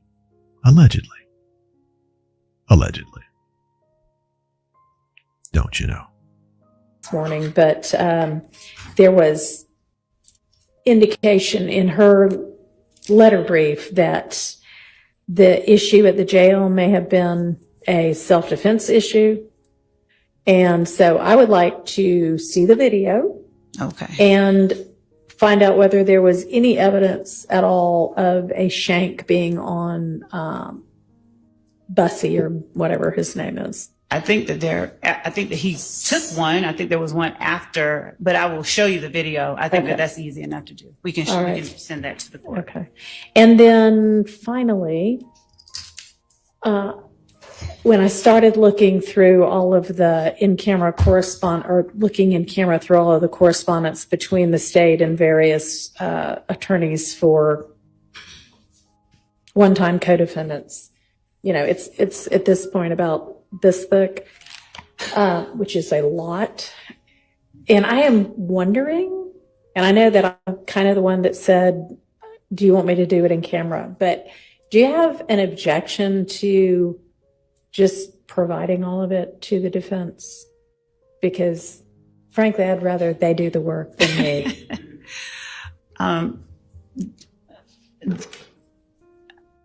And you may just.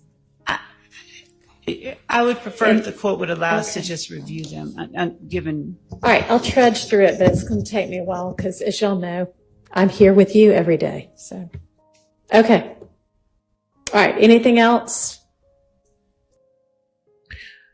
Yeah, there's something else. You put your foot in your mouth, Paige Speedy Whitaker. Now do the work. You asked for it. They gave it to you. Now get busy. There it is. There it is. Love should have gave her a deadline. Yeah, and Paige, I'm gonna need you to be done with that by tomorrow at 2:00. What? I'm going to try to send you that video now. Which one? Well, we did once, but. So can we try this again?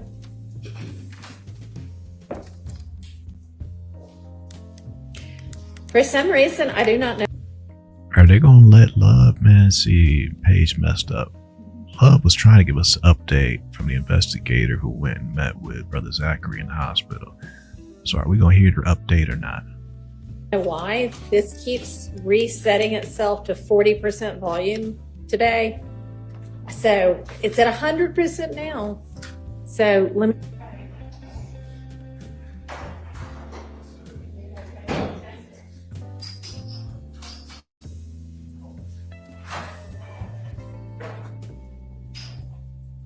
All right, so maybe that was the problem.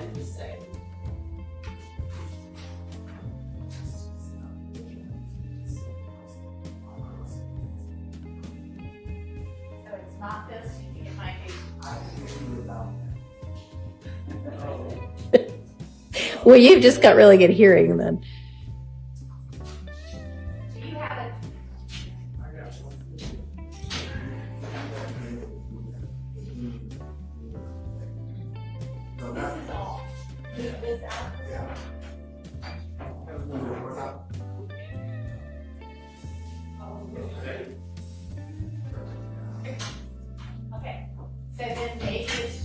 they'll have to remember to readjust it to 100%. I think that 40, 100, Your Honor, is the volume you're listening at. Not the amplification. Okay, then I just have no idea. Okay, so everybody that comes up to the bench, hold it close to your mouth. And also at the same time, talk into the little box for Miss Winfrey. We'll do the best we can. And if there is ever a time, I'll just remind the defendants that you cannot hear what is being said. Let me know and we can review for you what it was that was said. Okay, everybody understand that? Yes? Yes. Okay, wonderful. They ain't trying to answer you, Paige. You done took away snacks, computer, earbuds. Man, ain't nobody thinking about you, Paige.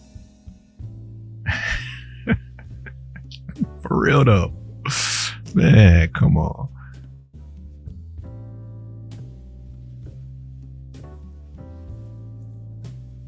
All right. Is there any other matter in the half hour extra that we have that anybody wants to bring up or deal with? Everybody just wants to go home.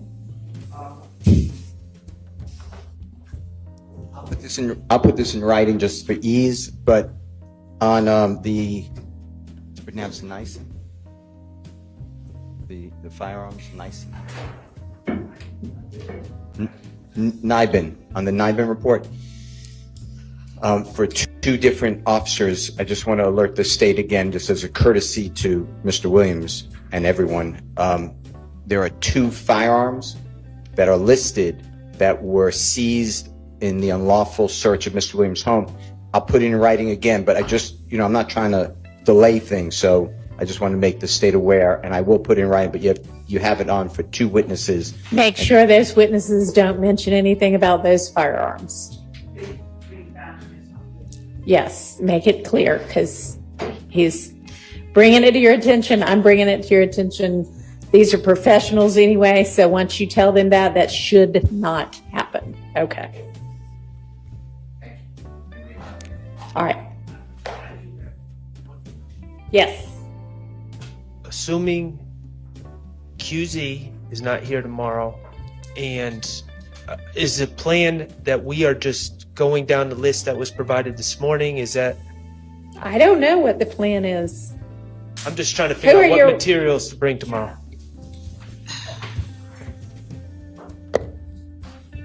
Your Honor, as I said, we have rearranged and are rearranging, and as a result of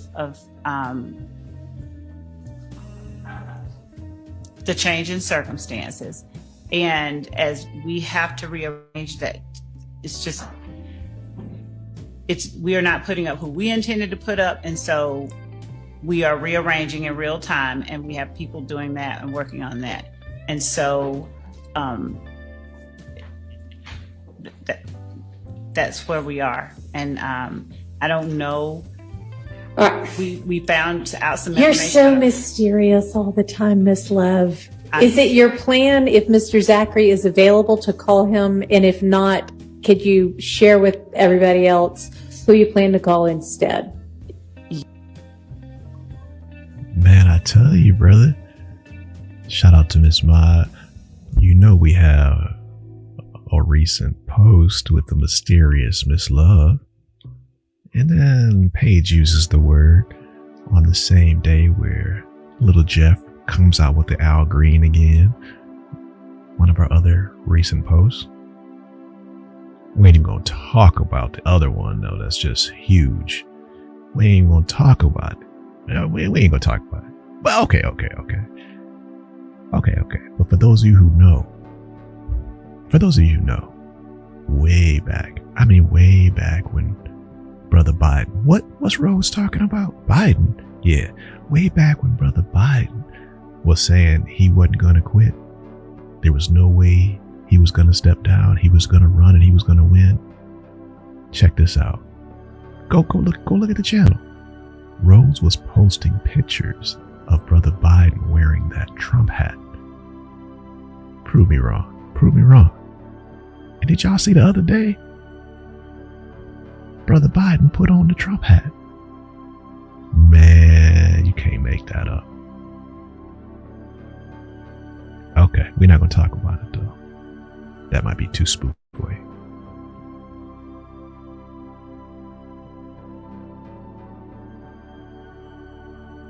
Yes, it's our plan to call him if he is available. All right. And yes, when I speak with our team to see who is now next up and available tomorrow, I will share that with them.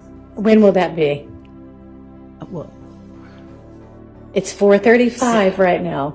6 o'clock? 6 o'clock, I think we'd be able to tell because they've been out.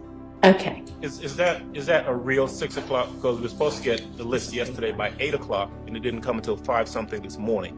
So Go ahead, Brother Adams. The Honorable Keith Adams. Man, is that a real 6 o'clock? I mean, is it a real 6 o'clock?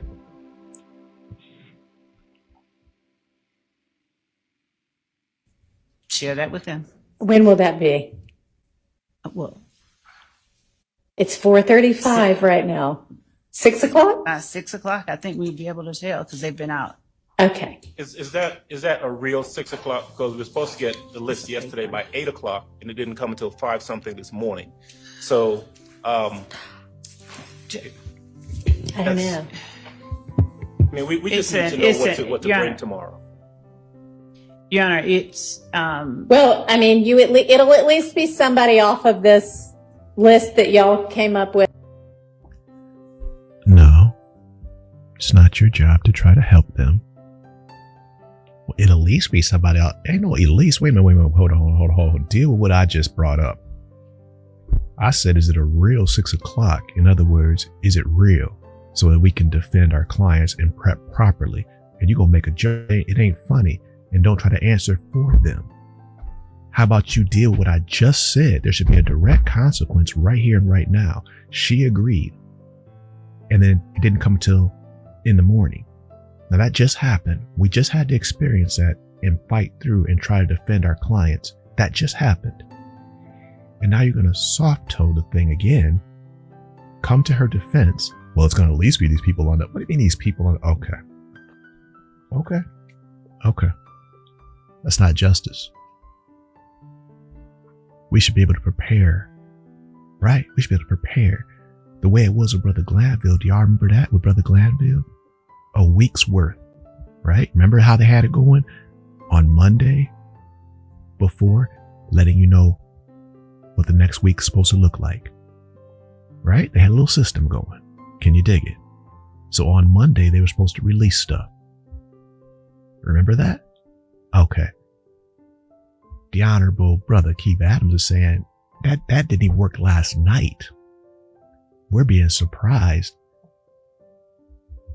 on a daily basis. And now you're telling us, oh, just be prepared for anybody on this list. Paige, you're not being helpful. Recuse yourself. That's the best bet. Allegedly.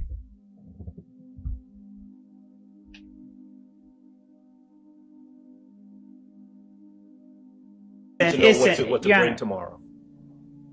Your Honor, it's Well, I mean, it'll at least be somebody off of this list that y'all came up with at 5:57 this morning, right? yes, and the Okay. other So y'all will know that much. She'll endeavor to do the best she can to get you the information at 6 once you miss. Are y'all hearing this nonsense? 5 seconds ago, she was so-called grilling her. Now she's speaking for her. Man, I told you. Allegedly. She needs to check her phone because Fani was sending her some messages like, ho, back up. You ain't doing your part, Paige. You ain't helping the team. I told you. She need to check her phone. Allegedly. Sister Fani was sending them text messages like, oh, you know you got to get some more time. Help us out now. Play your part. You do want to get elected, don't you? You do want to get selected, don't you? Yeah, she done checked her phone, allegedly. So y'all will know that much.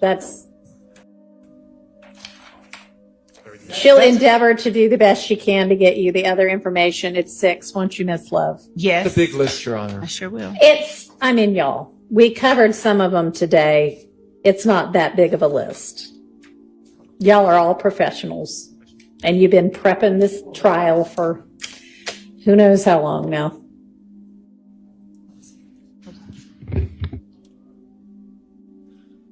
That's what it is. Okay, anything else? All right. I feel like can we do 9 o'clock? Or I feel like every time I say, let's come back for lunch at the same time as the jury, or let's start at the same time as the jury, that we've got 5 things that need to get dealt with. So we'll give it a test. 9 o'clock tomorrow. All right, we're adjourned.